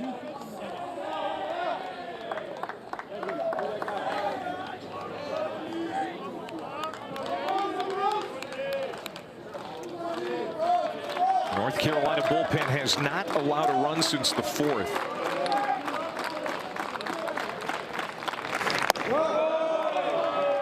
One and 2. Rose has made good adjustments here. The first couple batters that he walked, a lot of his pitches that he was missing up. And now the ones that he's not throwing over the plate, he's got more downhill going towards the bottom of the strike zone. Ground ball snared at third by Nicholson. The throw got him. What a play by Cooper Nicholson. Remember, he had the error that started the second inning, that started that 3-run inning for the Camels. But what a play here in the 10th. Yeah, this ball, if that gets by him, that's possibly the go-ahead run scoring for Campbell right there. What a huge play. He's come up huge offensively, and then here in the 10th inning defensively. So Schultz at second base, 2 outs now. And the top of the order, Joe Simpson. Winslow's going to go to the mound to talk with Rose, as the bullpen is active. Lefty and righty warming up. Chmielewski's the left-hander. Like Kakovic down there, the righty.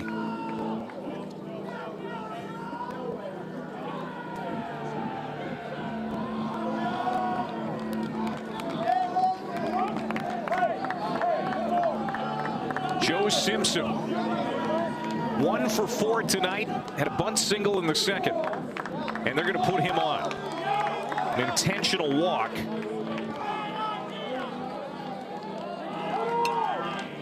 And then that means they'll have a force at any base.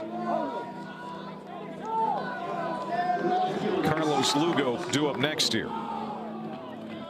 And Lugo's a guy that generally puts the ball in play, so defense needs to be on their toes here.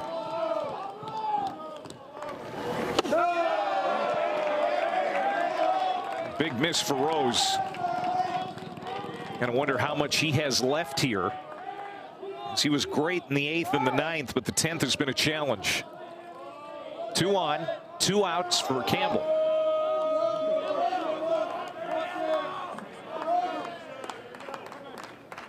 One ball, no strikes to Lugo. Ground ball. Bobble. Throw is high, but getting the foot down is Paulson. And the inning is over. Campbell strands 2 more. They've stranded a baker's dozen tonight.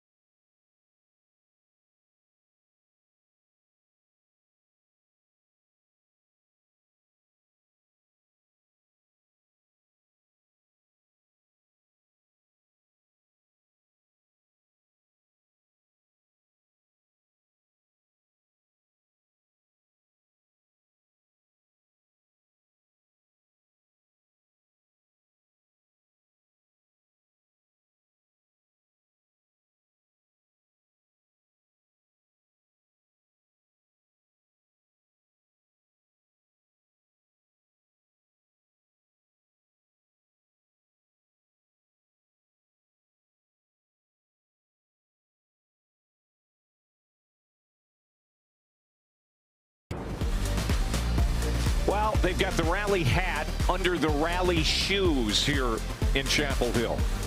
As number 6 North Carolina comes to the plate in the bottom of the 10th, 4-4 tie with Campbell. Look at the bullpens tonight. They have been challenged and they have answered the bell, I'll tell you, especially North Carolina. Because the starter for the Tar Heels, Boston Flannery, only lasted an inning, Danny Graves. And they've just given up the 1 earned run in 9 innings. It's been amazing. That's a lot of innings to eat up as a bullpen, but the depth that Coach Forbes talks about is what has kept them in this game and ended up tying up this game. Yes, unfortunate that Flannery lasted an inning, not how they wrote it up, obviously, to begin with. But things happen, and you try to push the right buttons, and so far Forbes has done that. On the other side, Mason Smith has been fantastic. He was awesome to start this game for Campbell. Kept them in the game and left the game with the lead. Dubuque, Iowa native Zach Sabers comes on now for the Camels.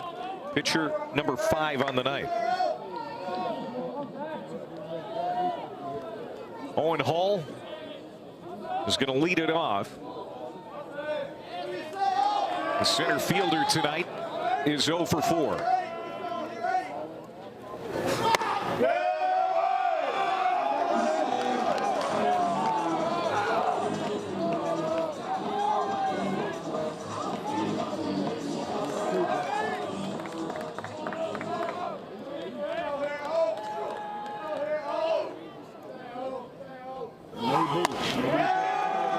side, 2-0.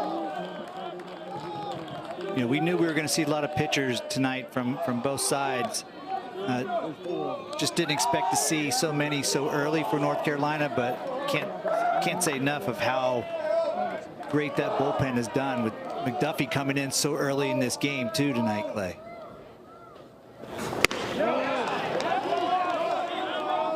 Yeah, if North Carolina can win this, it's going to be a bullpen victory without a doubt. And, you know, Scott Forbes said everybody was going to be available tonight, and he was not afraid to use anybody. Because,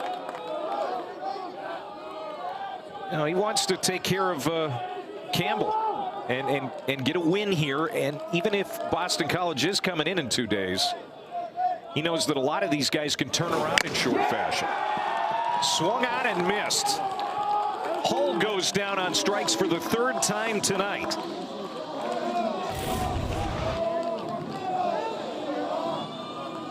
That's just a good hard fastball right there that Hull could not catch up to, trying to foul it off, but it was already by him. New batter for the Heels, number 25, Ron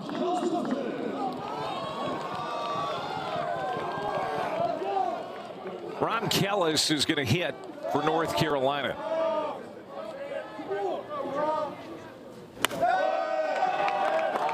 Senior outfielder, part-time catcher. This was originally Colin Heineck's spot in the order.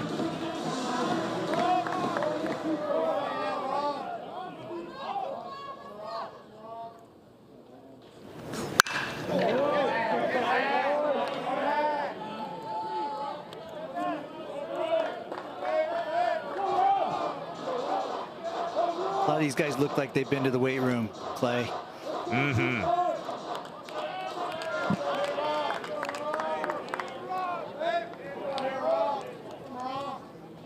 The 1-1 to Kellis. He flailed at that one. 80-mile-an-hour slider. 1-2. You know, when you mentioned Boston College coming in this weekend to face North Carolina, Coach Forbes, like you said, they need to win this game, and then when those games come, then you deal with it. But they have some pretty good weekend starters over there in North Carolina. Struck him out. Sabres makes quick work of Kellis, 2 away.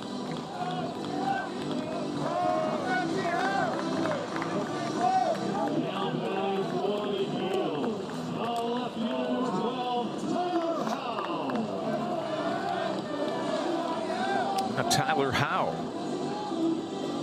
Yeah, the starting pitching for North Carolina is fabulous. Starts with Jason DeCaro. Your Friday night guy. It'll be a Thursday start this week. Ryan Lynch is their number 2 arm, and Folger Boaz. That's the weekend rotation, and it has been nails. I say this bullpen is pretty impressive too. Yeah. Nothing in 2. Wow, Zach Sabres is just working from in front. Already 2 strikeouts. And wasting no time carving up Tyler Howe here.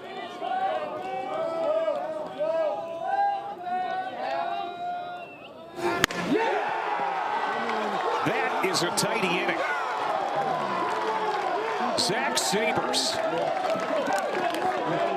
Good morning, good afternoon, good night. It's a 1, 2, 3, 10th. We head to the 11th.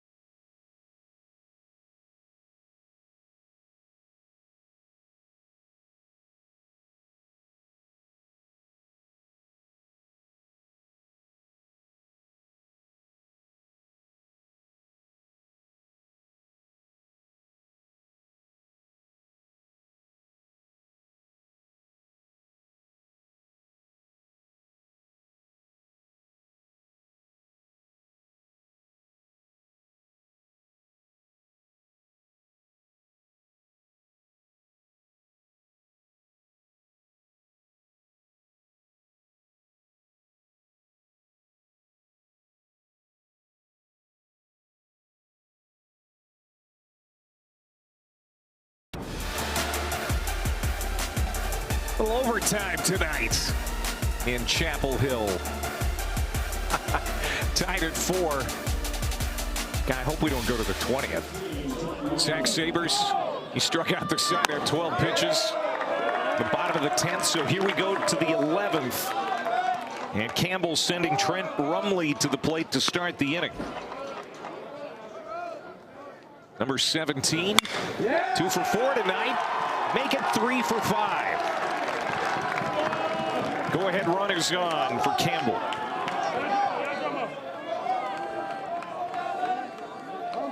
Just continuing to do what he's done since he came back from the injury, Clay. Just continue to hit and get on base.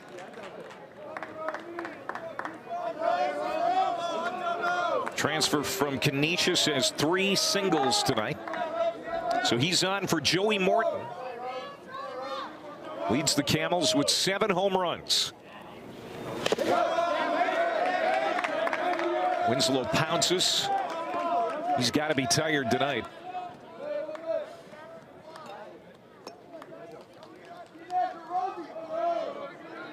Morton is 1 for 4. He had a hit way back in the first inning, nothing since.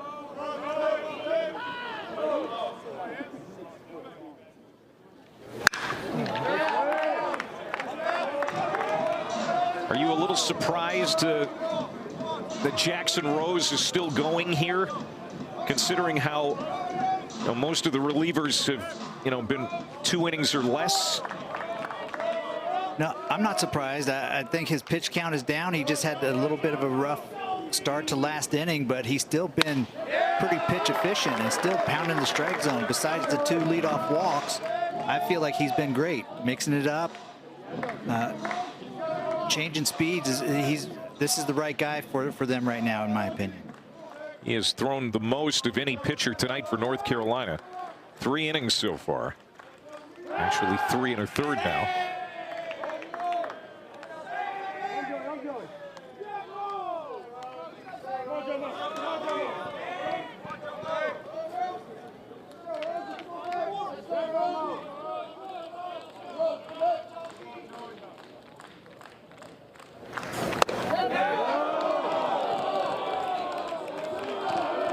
Just off the plate, 2-2. This is a career high for the freshman Jackson Rose. Number of pitches, 45.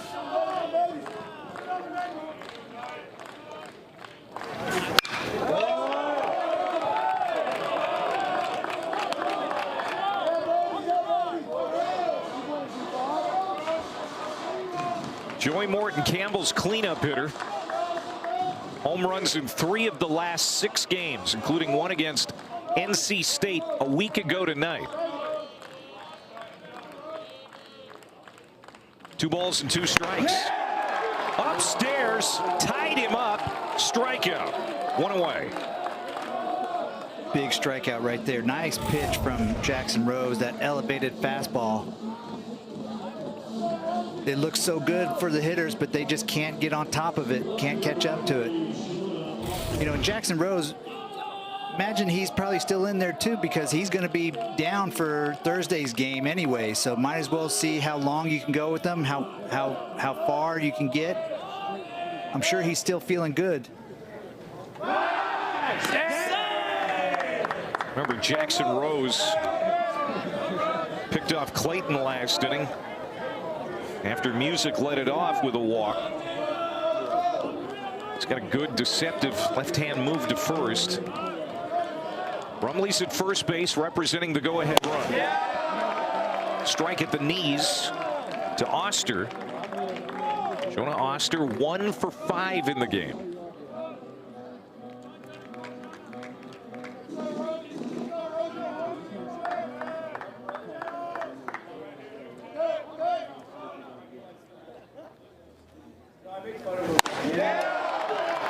That was way out of the zone, and Oster offered at it.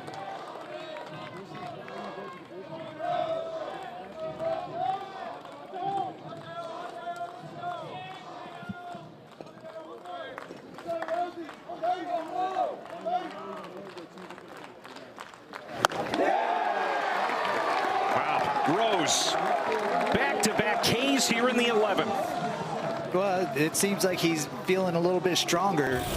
Maybe it's just adrenaline, or maybe he just needs to throw more to feel better. But this ball is just exploding out of his hand still.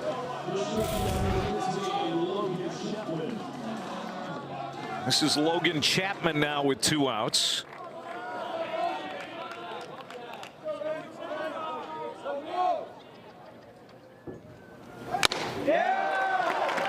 If Chapman can get aboard,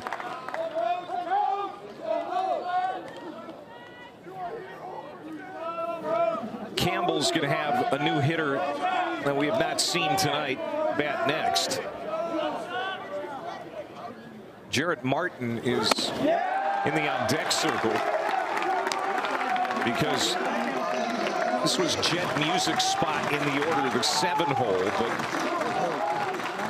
a pinch ran for him back in the 10th inning, so he's out of the game.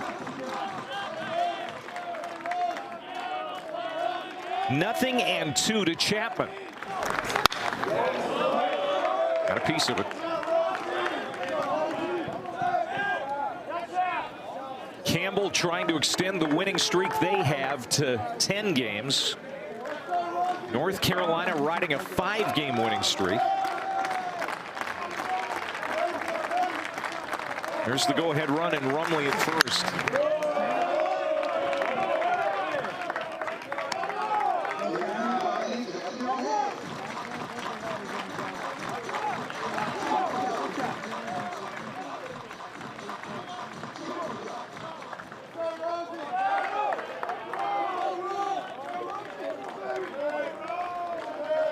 Nothing and 2 to the Campbell shortstop, Logan Chapman. Struck him out. How about Rose? 3 straight strikeouts to put Campbell down in the 11th.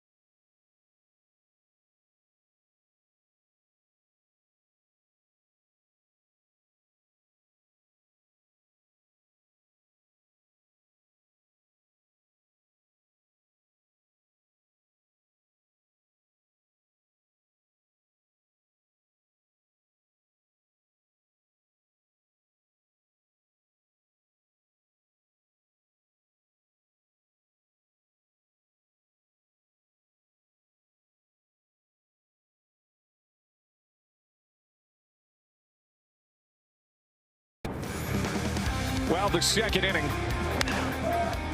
for North Carolina, Cooper Nicholson roasted one, put it on the roof in left field for his 7th home run of the year. And he is going to lead it off here in the 11th. He also has an RBI double. That came in the 8th inning. He is facing Zach Sabers, who remains in the game for Campbell. Now, last half inning, when Logan Chapman struck out to end the 11th, he was the next scheduled hitter, and Campbell was ready to pinch hit for him. But because the out was made, he stays in the game as the pitcher. So that's an interesting development. And Coach Marks did mention to us today that he's comfortable with his depth as well. If they do have to use a 2-way player and then take them out, that they'll have enough guys to replace them.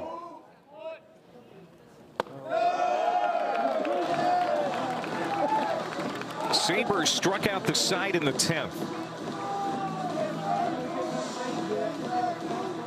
You got Hall, Kellis, and Howe.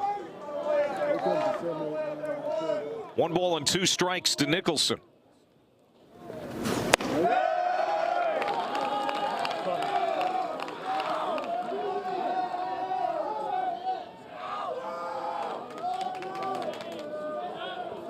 A lot of runners have been left on for both of these teams tonight.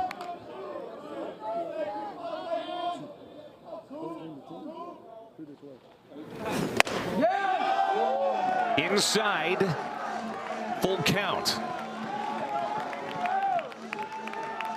North Carolina trying to get a base runner here. 8, 9, and 1.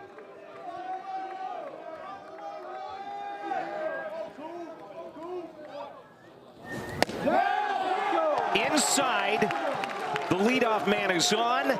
The game-winning runner is on. And Carter French is due up. That is a good take. Really close pitch right there. Full count, little breaking ball. Man, that was almost too close to take.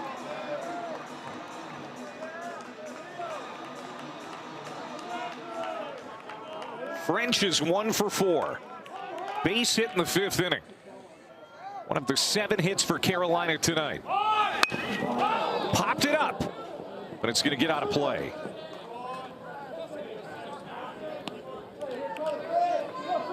This is the 9 hole. Top of the order, and Schaffner due up next. And Scott Forbes wants to talk with Carter French. That could have been a disaster there. Popped it straight up, but it got out of play. Yeah, and I think this conversation here is, you know, you've got Darnell Parker Jr. crashing hard on that bunt play, but the shift is on a little bit for the guys up the middle for Campbell, so there's a huge hole out there at shortstop. So if he's going to crash, maybe pull it back and just punch it through the hole. I mean, there's a lot of real estate right there in the shortstop area.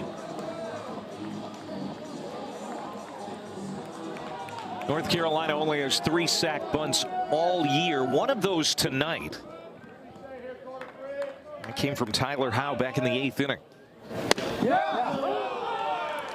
Now it's 0-2, and now what do you do? Do you keep it on for French, Danny?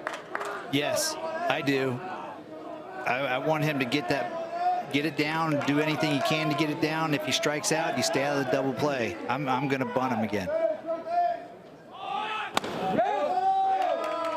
He was thinking like you're thinking. There's Nicholson. We're trying to get him in scoring position. Tied at 4 here in the 11th.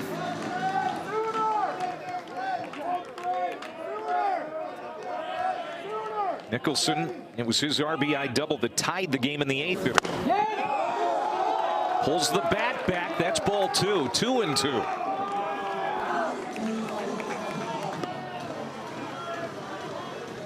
Scott Forbes, 6th-year head coach of North Carolina. Got a big contract extension today. He's going to be at Carolina at least through 2031. 2-2, bunted it foul. That's it out. And that's the risk you take with 2 strikes.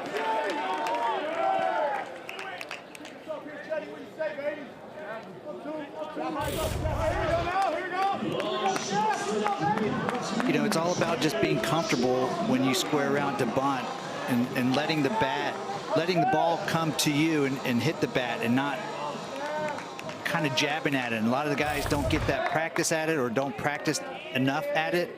But that should be one of the easiest things to do in baseball. Jake Schaffner swings at the first pitch, lofts it to right field. Lugo makes the catch. Just like that, there are 2 outs. So this inning has deflated quickly, not all the way for North Carolina, as Gallagher comes back to the plate. But you know, with the leadoff man Nicholson getting aboard on the walk, it was certainly promising. Now they're just hoping to extend this inning. 2 down for Gallagher.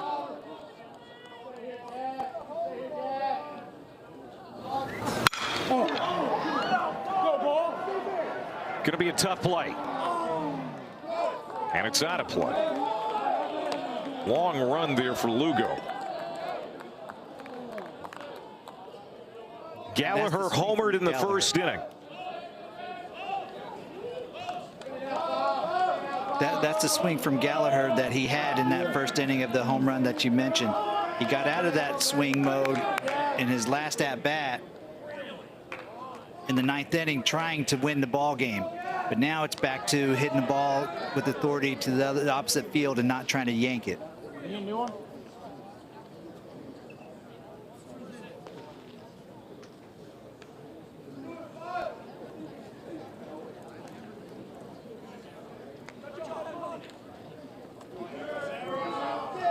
See the numbers with runners on and runners in scoring position. It's not good tonight for North Carolina, but it won't matter if they can walk it off.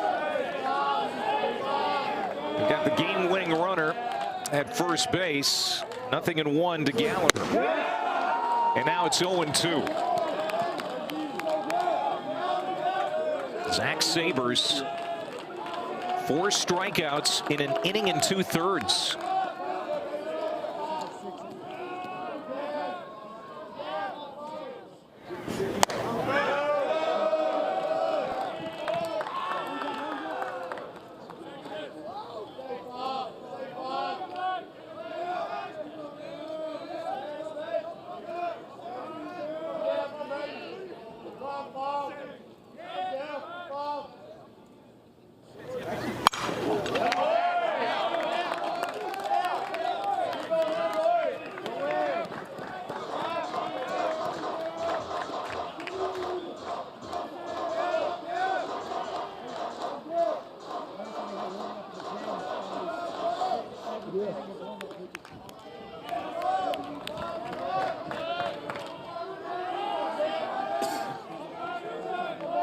One ball and 2 strikes to Gallagher.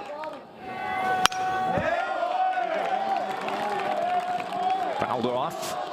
A little bit on the handle. 92 miles an hour.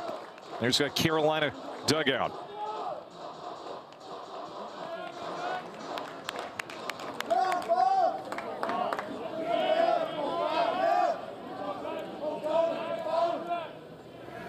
In the 1-2. Chased him. And we will head to the 12th in Chapel Hill. What a ball game this has been. Campbell 4, North Carolina 4.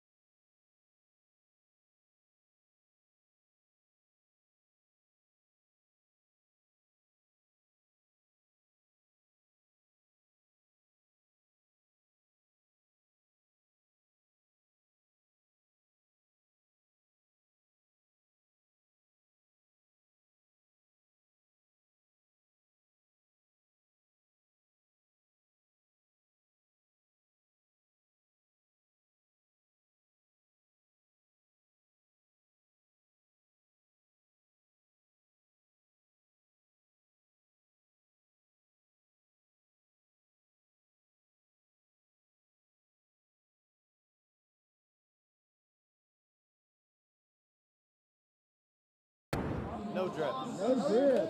Why not? Let's play 12. Here we go. Tied at 4. Campbell and number 6 North Carolina. Jackson Rose with a career high 4 innings pitched. He will begin his 5th inning of work in relief. And he's been fantastic. 55 pitches, 39 of those have been strikes. He does have the 2 walks, but he's been outstanding working out of the jams. As expected, Jarrett Martin is going to hit here for Campbell. So that means Zach Sabers is done because this was his spot in the batting order because they had lost the DH. Fly ball to center, and calling it off is the right fielder Carter French. So Martin's retired, 1 down.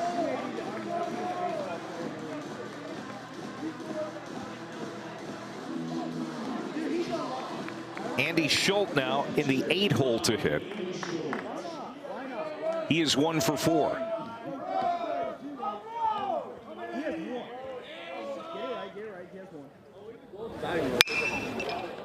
Swings at the first pitch for Nicholson in foul ground. The third baseman has it quickly, 2 away. Boy, Jackson Rose gobbling up outs. And it's even better that he's getting these outs in this 12th inning on minimal amount of pitches. So if they do have to go to the 13th, I would imagine you'd be able to throw him right back out there. We saw a lot of bullpen arms in the series in South Bend against Notre Dame over the weekend for North Carolina. They used 7 different relievers, a couple of guys twice. And again, Coach Forbes said everyone would be available tonight. We've seen the kitchen sink. Jackson Rose has been the most impressive, without a doubt. As Darnell Parker bats again, he is 0 for 3. He's walked a couple of times. 9-hole hitter for the Camels with 9 hits. That one is raked but foul. 24 runners have been left on for these 2 teams collectively. 14 for Campbell, 10 for UNC. There were some missed opportunities, Danny, early in this ballgame for Campbell. They left him loaded in the 2nd, left him loaded in the 4th when things were really rolling offensively. I think they regret that about now, because since the 4th inning, the offense has essentially dried up. And a lot of that has to do with the pitching from North Carolina, the relievers that they brought in. Change up 2-2.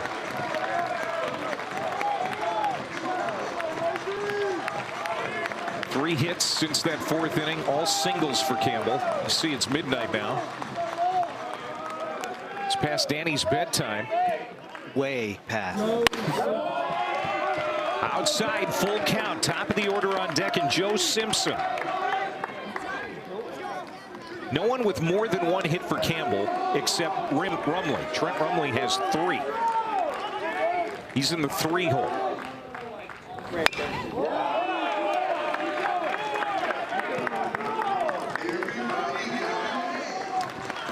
Yeah, remember what we said at the top of the broadcast, Danny, about North Carolina? Scott Forbes did not like the late start. He's not a fan. But the guys do, the players do. They were excited for the 8 o'clock start, playing under the lights late. It's certainly late enough. Struck him out. Jackson Rose. Another 1-2-3 inning in the 12th.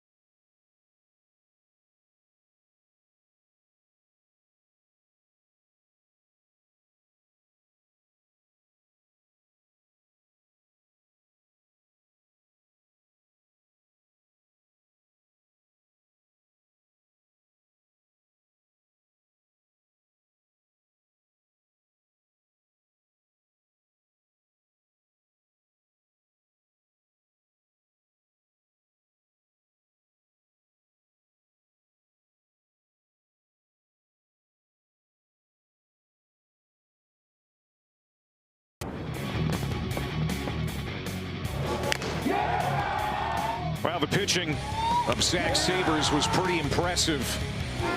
But he's going to turn it over now to Carlos Lugo. I think Sabres had maybe the most electric stuff of the pitchers we have seen tonight for the Camels. He really did. I mean, he came in just announcing his authority. The fastball was electric. His breaking balls were breaking sharp and late. He came into this game with 10 2/3 innings pitched and 9 strikeouts. Well, he had 5 more strikeouts tonight in just a 2 inning. So impressive. The work that Zach Sabres did kept this team in the game. Carlos Lugo was the right fielder. Now he is on the mound, and it's his first appearance of the year as Lucas Schramm moves out to the outfield.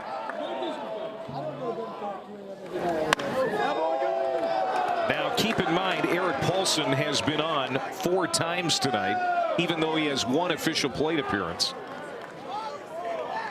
because he's walked 4 times.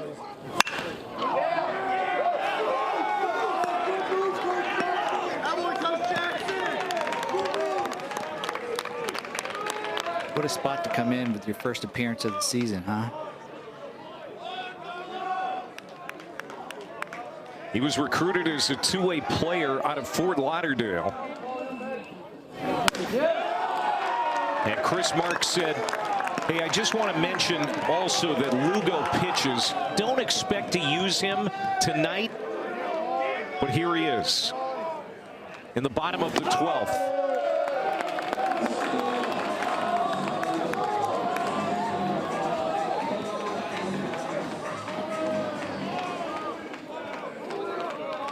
Four walks for Erik Paulson. Just missed inside. Man, it's a tight strike zone.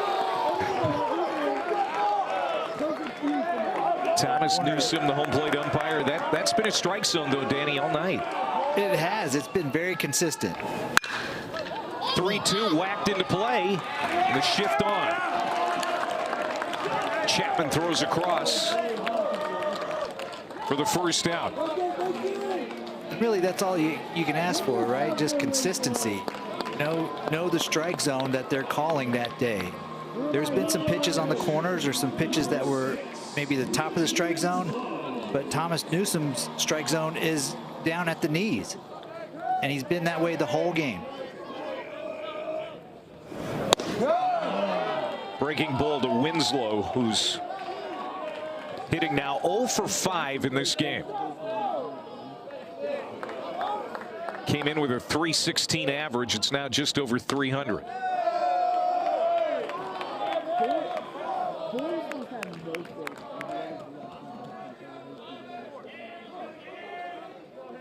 North Carolina can walk it off.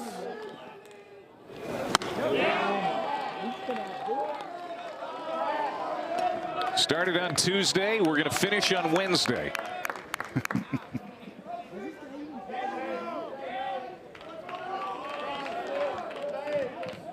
1-2 pitch.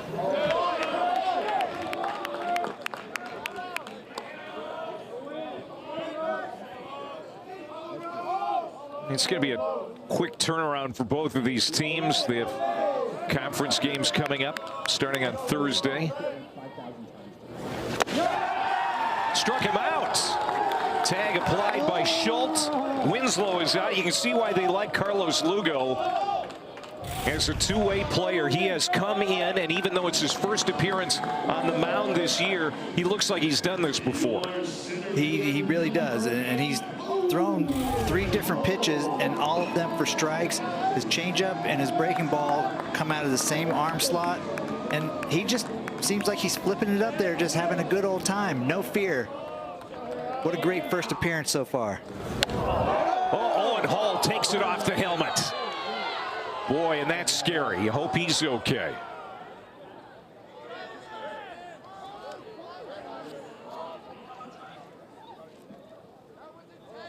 The junior center fielder takes it off the lid, and they're out to make sure he's going to be okay.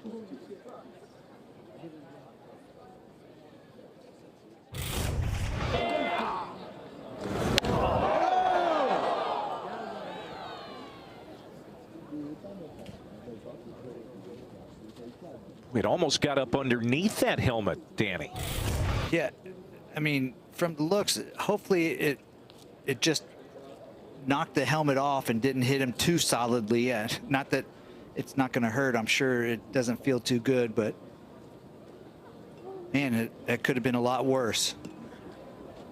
Well, he's got a smile on his face, and Scott Forbes is smiling and laughing, so that's a good indication that Owen Hull is going to be okay. A 2-out hit by pitch. And so now the winning run is on.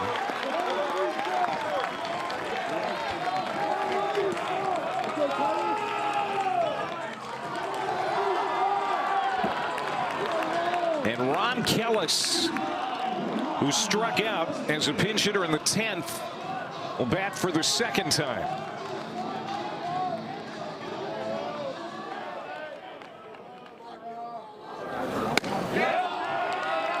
And right back in the zone is Lugo.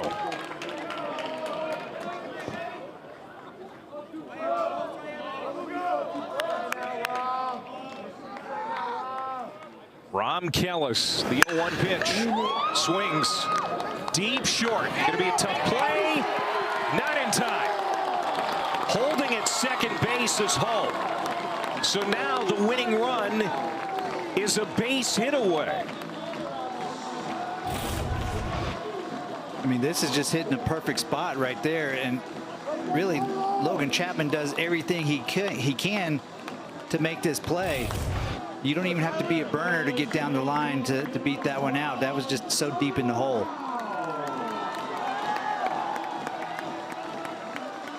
Here comes Tyler Howe.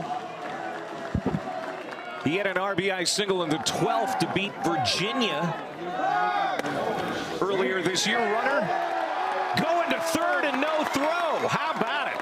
Owen Hull, after taking one off the helmet, aggressive, gets to third, and now the winning run 90 feet away.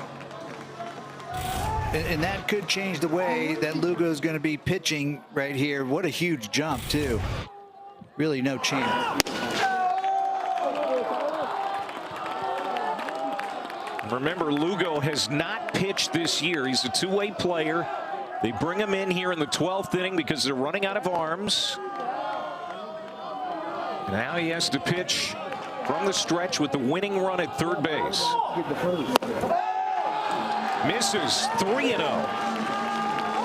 And Cooper Nicholson, who's had a good night at the plate, is on deck.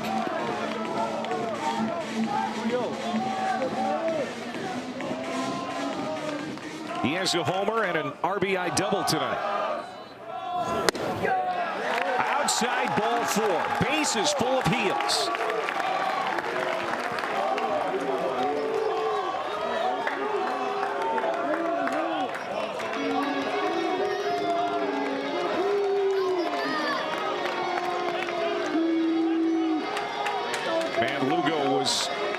Just fine. Got a ground out at Paulson, struck out Winslow, but then hit Hull, and the whole inning has changed as Travis Stone, the pitching coach, comes out to try and settle down the left-hander.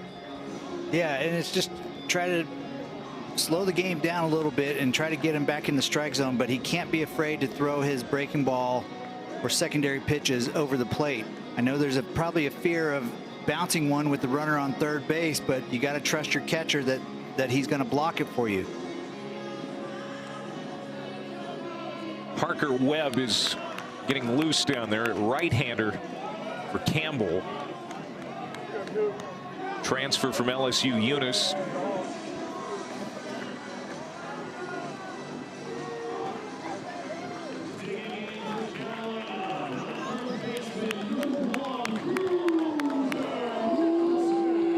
So Lugo will pitch to Nicholson.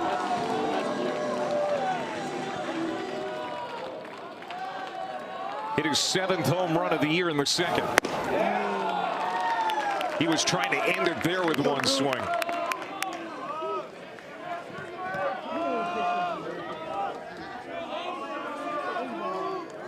He's the only Carolina player tonight with more than one hit. The 0-1.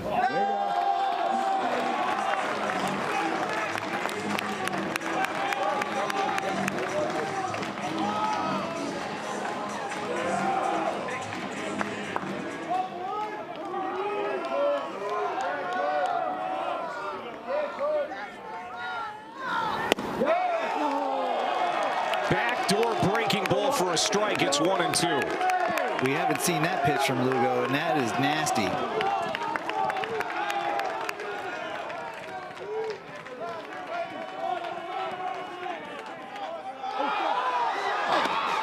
Runner trying to score from 30's out.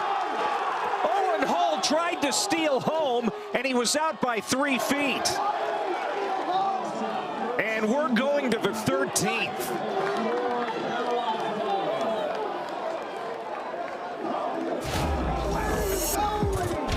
Wow. We've seen everything here on this Tuesday into Wednesday.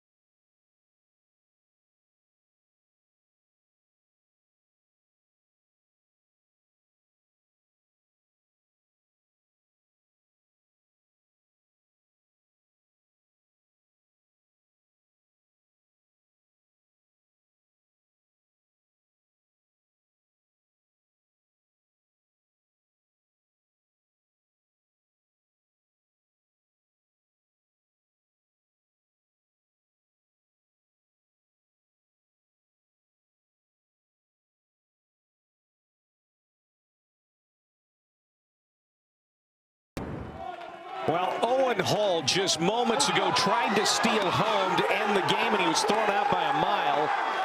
And Scott Forbes just chewed him out. And it looks like Hall has been removed from the game. Now that's going to be a foul ball off of the bat of Joe Simpson. There is Hall. We were wondering, Danny, during the commercial break, if Hall had done that on his own or if he was sent. There's no doubt we know the answer now. Yeah, that's just somebody trying to make something happen. Definitely not the right time for that to be attempted. Jackson Rose coming out for his 6th inning. 5 innings, no runs, 1 hit. He has struck out 5. The 0-2 to Joe Simpson. Swung on, hit pretty well toward the gap. Right center, front of the warning track. And that is caught by Carter French, who has moved from right field to center. And Michael McGinnis is now in left field. And Howe goes from left to right.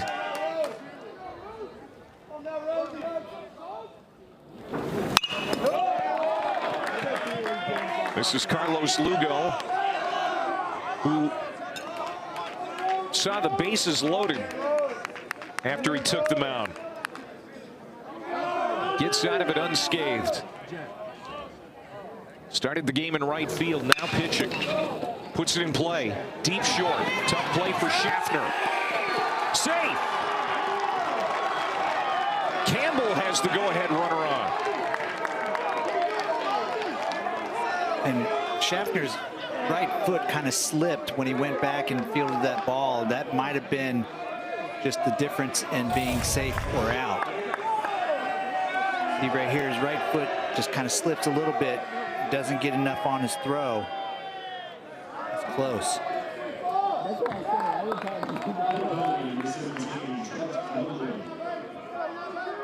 They're not going to look at it. No challenge. Well, Trent Rumley has been the best hitter tonight for Campbell. Swings at the first pitch here. Could be 2. Tag there. 1 out. Did they get 2? You bet. try to win it in the 13th.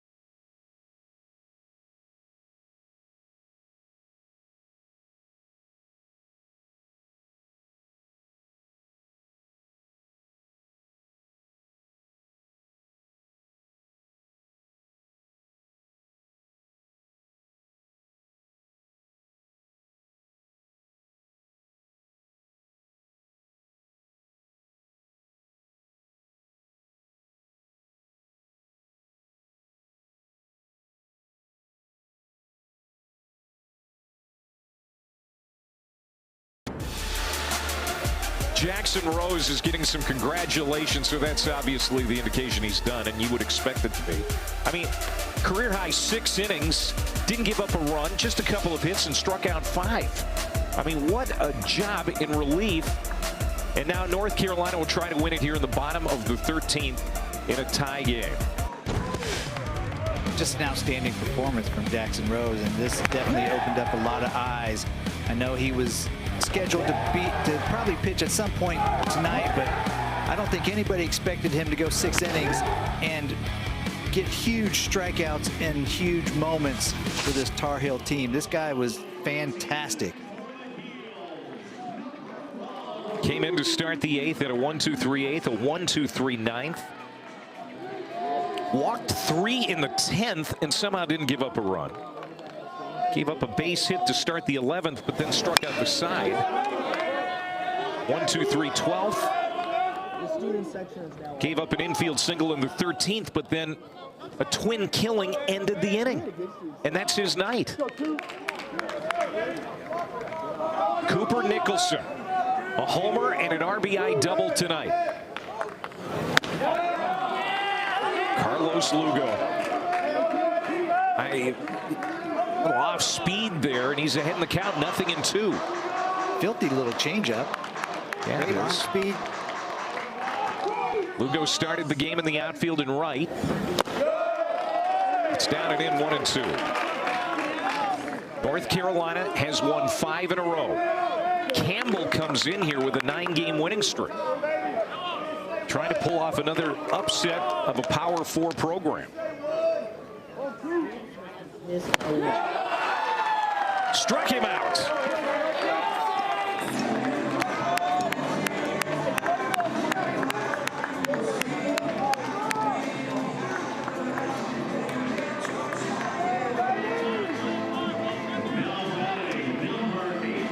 Second strikeout for Lugo. And Carter French, who's now the center fielder, will hit. Remember his last time up, he tried to advance the runner with a bunt. Trying to get it down with 2 strikes and pushed it foul, so he was out.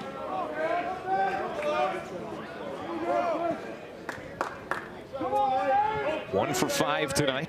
That's single. Coming back in the 5th.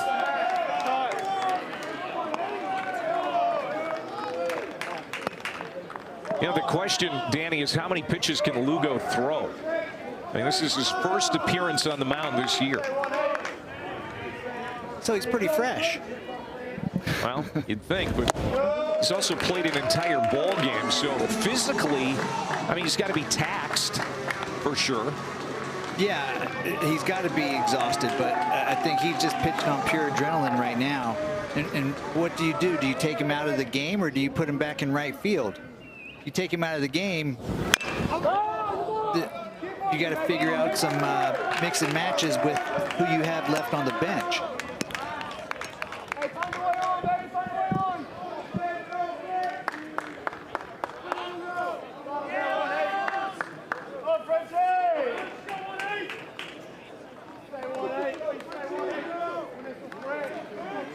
Two balls and two strikes to French. Struck him out. Came back with the high heat, 90 miles an hour. French goes down on strikes again. And, you know, after steady diet of off-speed pitches, mostly coming from Lugo, that 90-mile-an-hour fastball probably looks extremely hard coming in.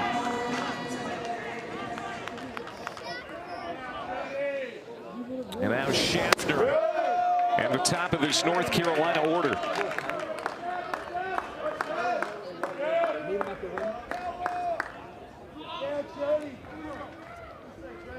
He's 1 for 6.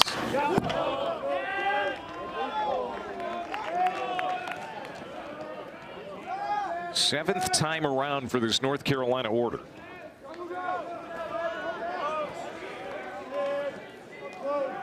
Campbell already working on its 7th time through its order. Swung on, lifted, left field, and the inning is over.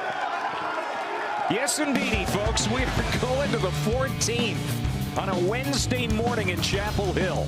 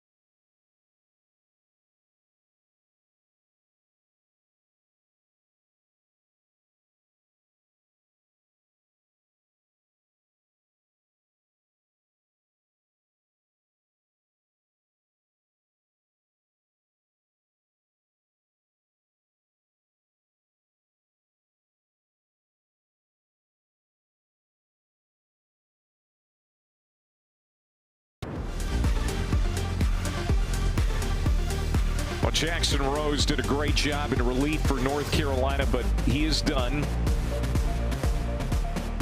What an effort. 6 innings tonight.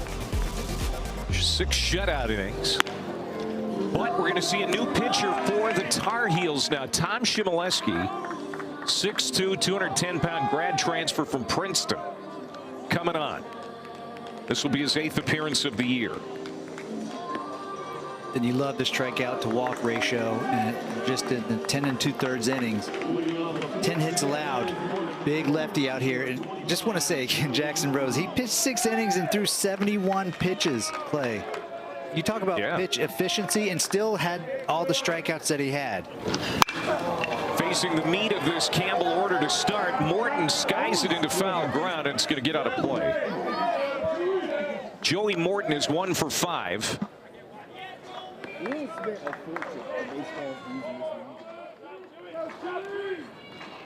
Again, there haven't been a ton of hits tonight, considering that we're in the 14th inning. 10 for Campbell, 8 for North Carolina. Campbell has left 14 on. North Carolina, a dozen.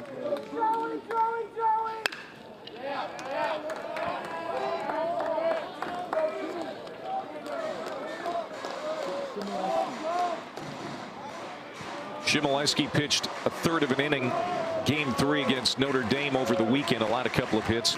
Didn't give up any runs.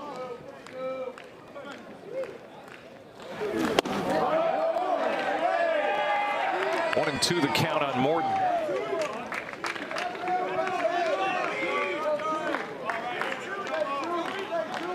This game started late, 8 o'clock Eastern time. It's almost 12:30 now. The appeal did not go. Third base umpire Trevor Hinson. 2-2.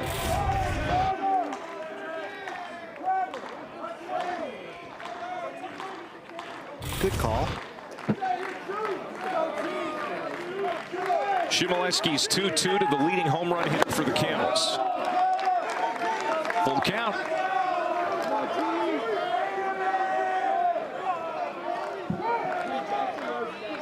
Campbell had the leadoff man on in the 10th and the 11th against Rose, but couldn't do anything with him. 3-2 pitch.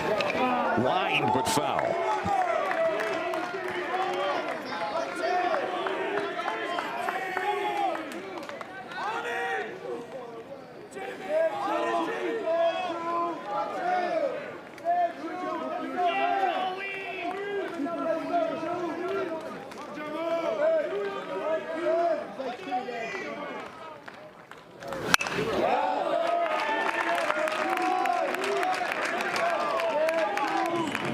I think I'm going to put Kevin Maloney on this, Danny. How many pitches have been thrown tonight total? Get on that, Kev. Well, I can tell you. 209 by North Carolina and 218 by Campbell. There you go. This one smoked. Deep left center to the warning track, and making the catch is French.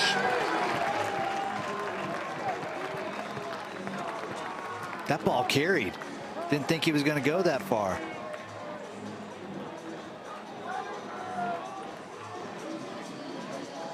Not any wind to speak of now.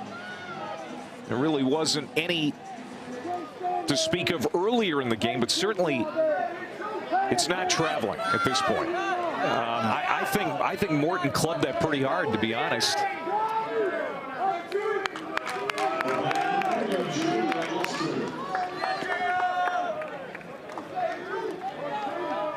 This is Jonah Oster, who's 1 for 6 tonight.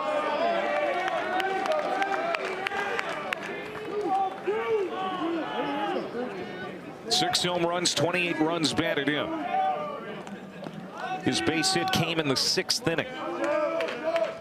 Struck out his last time up. Shimoleski's 1-0. Fly ball. French circling under it makes the catch.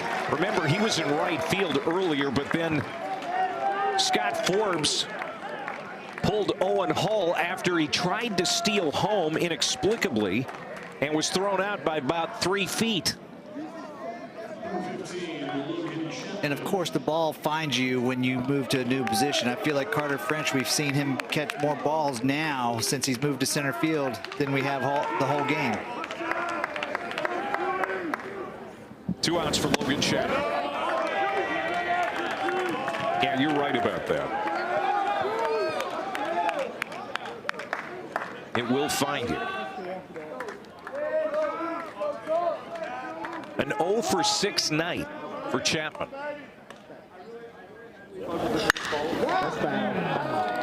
Screamer just foul outside of third. Chapman may have had a quiet night at the plate so far, but he's been really good at shortstop, and that soft liner he caught to end the 9th was big. Sent us to extra innings. The 1-1 from Shimoleski. That's upstairs, 2-1. Looking ahead to the bottom of the 14th, Gallagher, Paulson, Winslow, 2, 3, and 4 due up for the Tar Heels. Strike at the knees. Kind of the right guys you want at the plate. Yeah, for sure. Innings, right?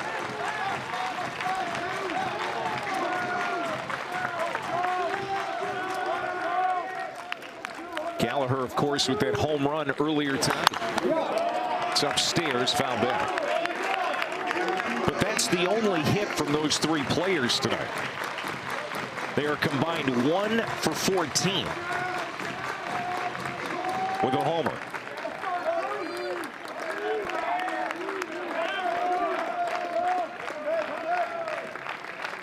Two. Chapman puts it in play. But an easy play for Gallagher, and he will lead it off for North Carolina in the 14th.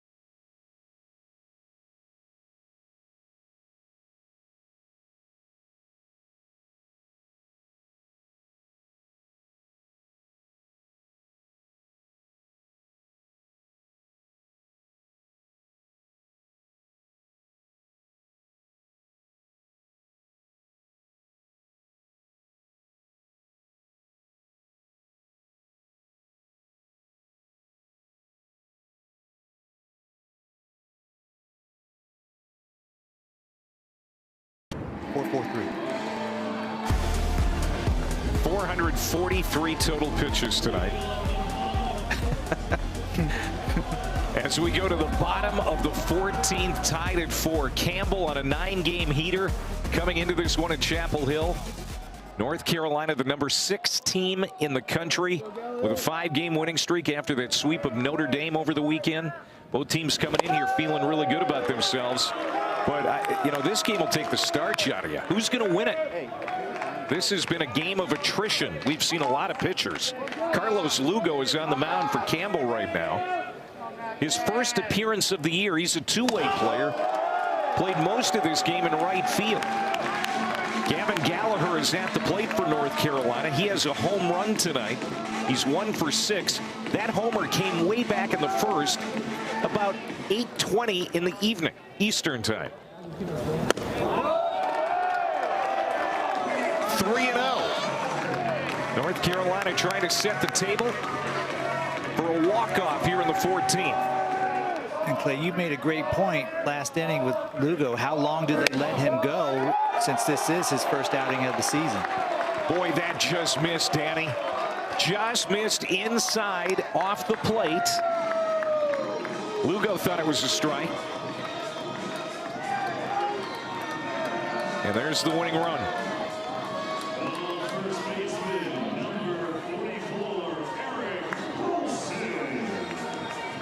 Look at that. Almost even, too. Yeah.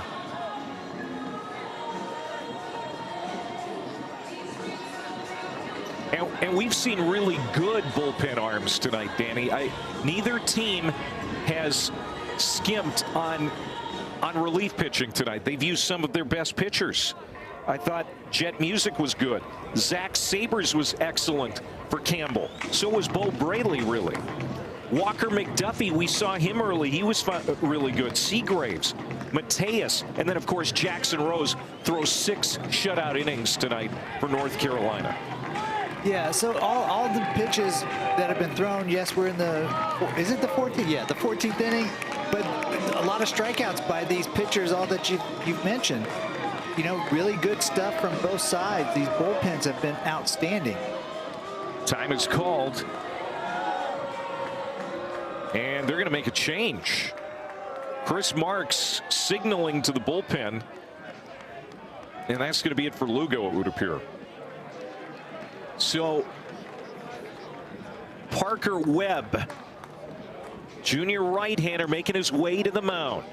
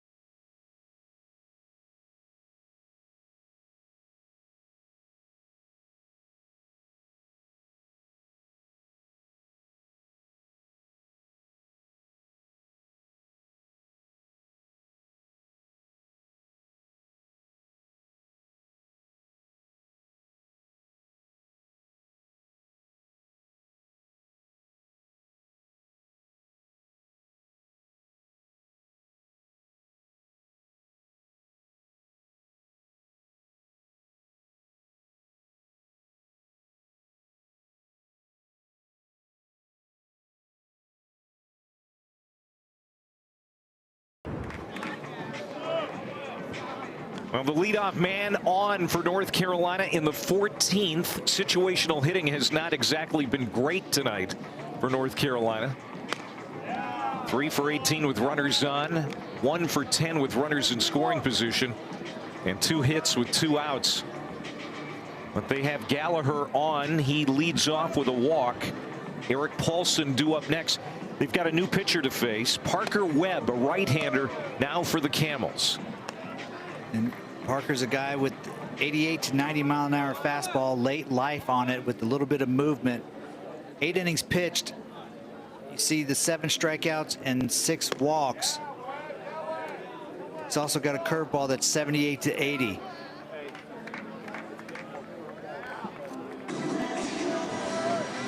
So Carlos Lugo stays in the game. He goes from the mound back to the outfield, but he'll be in left now. He started in right field. Schramm stays in right. Winning runners at first base. Eric Paulson. 0 for 2 tonight, but he has walked 4 times. Takes a strike. Paulson thought that was high. 6 homers on the year for Eric. The big first baseman. Transfer from Stony Brook. The 1 from Webb. Breaking ball. Got a piece of it. Just like that, 2 strikes.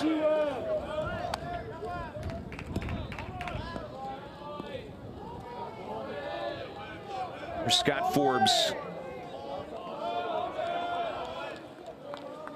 Hoping his team can extend the winning streak.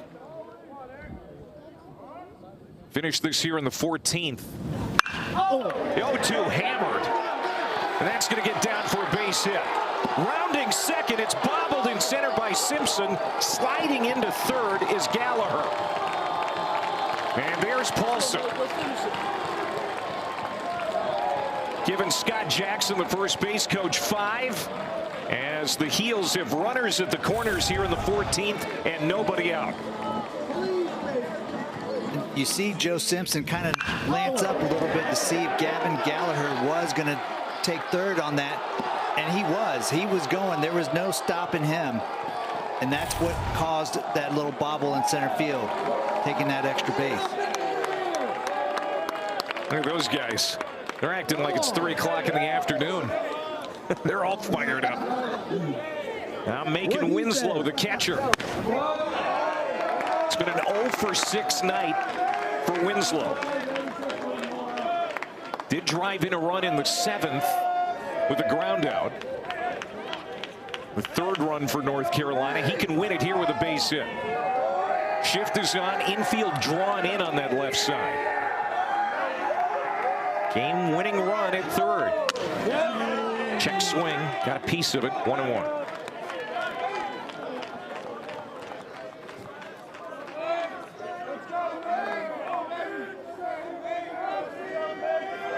Pitcher number 7 for Campbell, Parker Webb.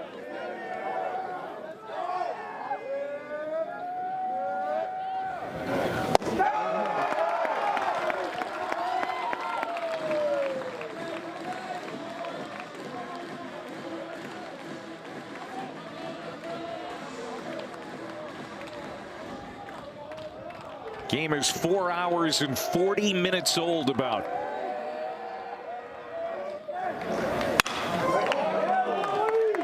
Two and 2 on Winslow.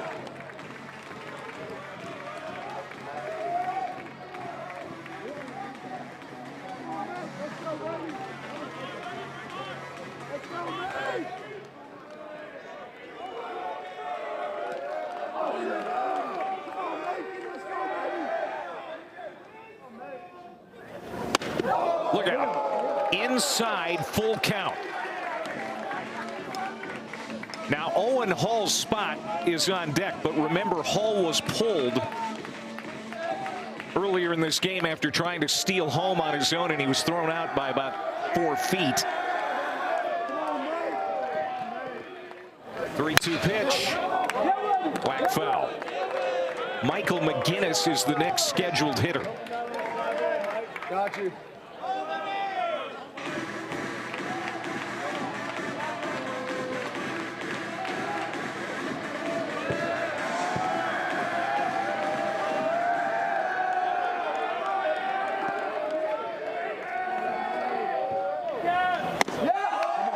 breaking ball high, bases loaded, nobody out for North Carolina. Fly ball would win it most likely. And Michael McGinnis, who joined this party late, has a chance to be the hero and walk it off. When this game started, McGinnis probably had no idea that he would be in this situation on Wednesday morning to win the game. And actually, well, it's not McGinnis. No, they're going to send Lee Sowers to the plate. Sophomore infielder going to get a chance. Only has 7 plate appearances this year. Scott Forbes taking a hunch here on Sowers.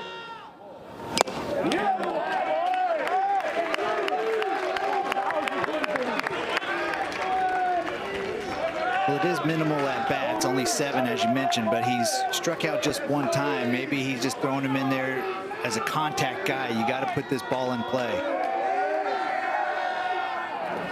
Full wind, breaking ball down and in from Webb.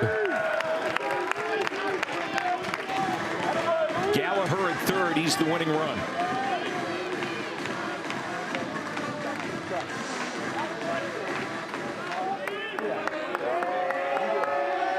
Infield in for Campbell.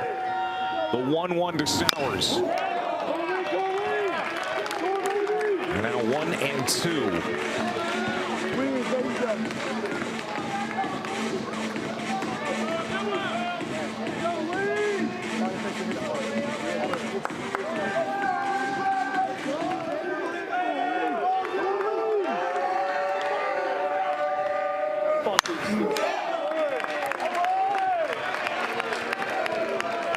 Fighting him off.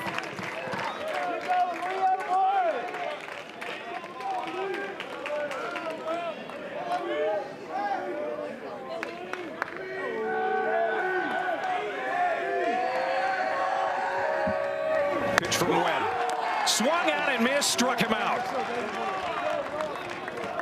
1 away in the Carolina 14th. And what a pitch right there from Parker Webb. Nothing but hard fastballs, and he comes with a nice little changeup here. Sowers way out in front of it. Filthy action. This will be the 3rd at bat for Kellis since coming out as a pinch hitter in the 10th. Ron Kellis 1 for 2, an infield single, his last time to the plate in the 12th.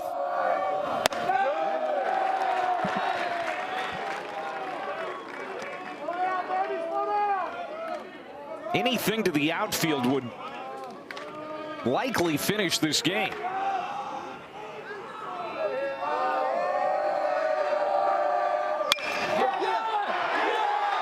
Ball game.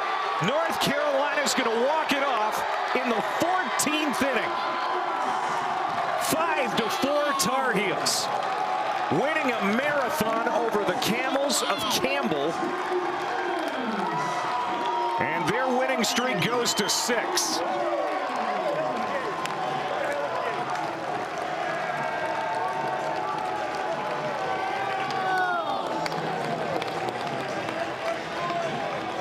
Campbell's winning streak will come to an end tonight.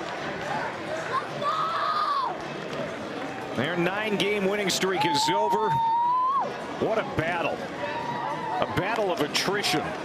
And the Tar Heels win it 5-4, Danny Graves. This was fun.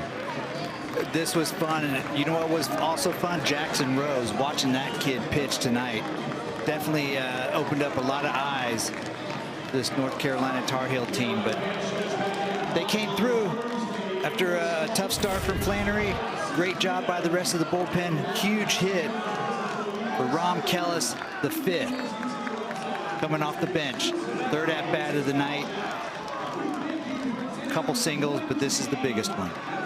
Ron Kellis did not make an appearance in this ballgame until the 10th inning. He is the hero in the 14th as North Carolina wins it 5-4. Campbell left 14 runners on base tonight. That's going to be the Achilles heel for the Camels, as North Carolina wins it tonight. Their third win in extra innings this year. They now look ahead to the series against Boston College, which starts here on Thursday. Campbell also goes back into conference play. They'll take on William and Mary on the road starting Thursday. For Danny Graves, I'm Clay Matvick. We hope you enjoyed it. 5-4-14 Carolina.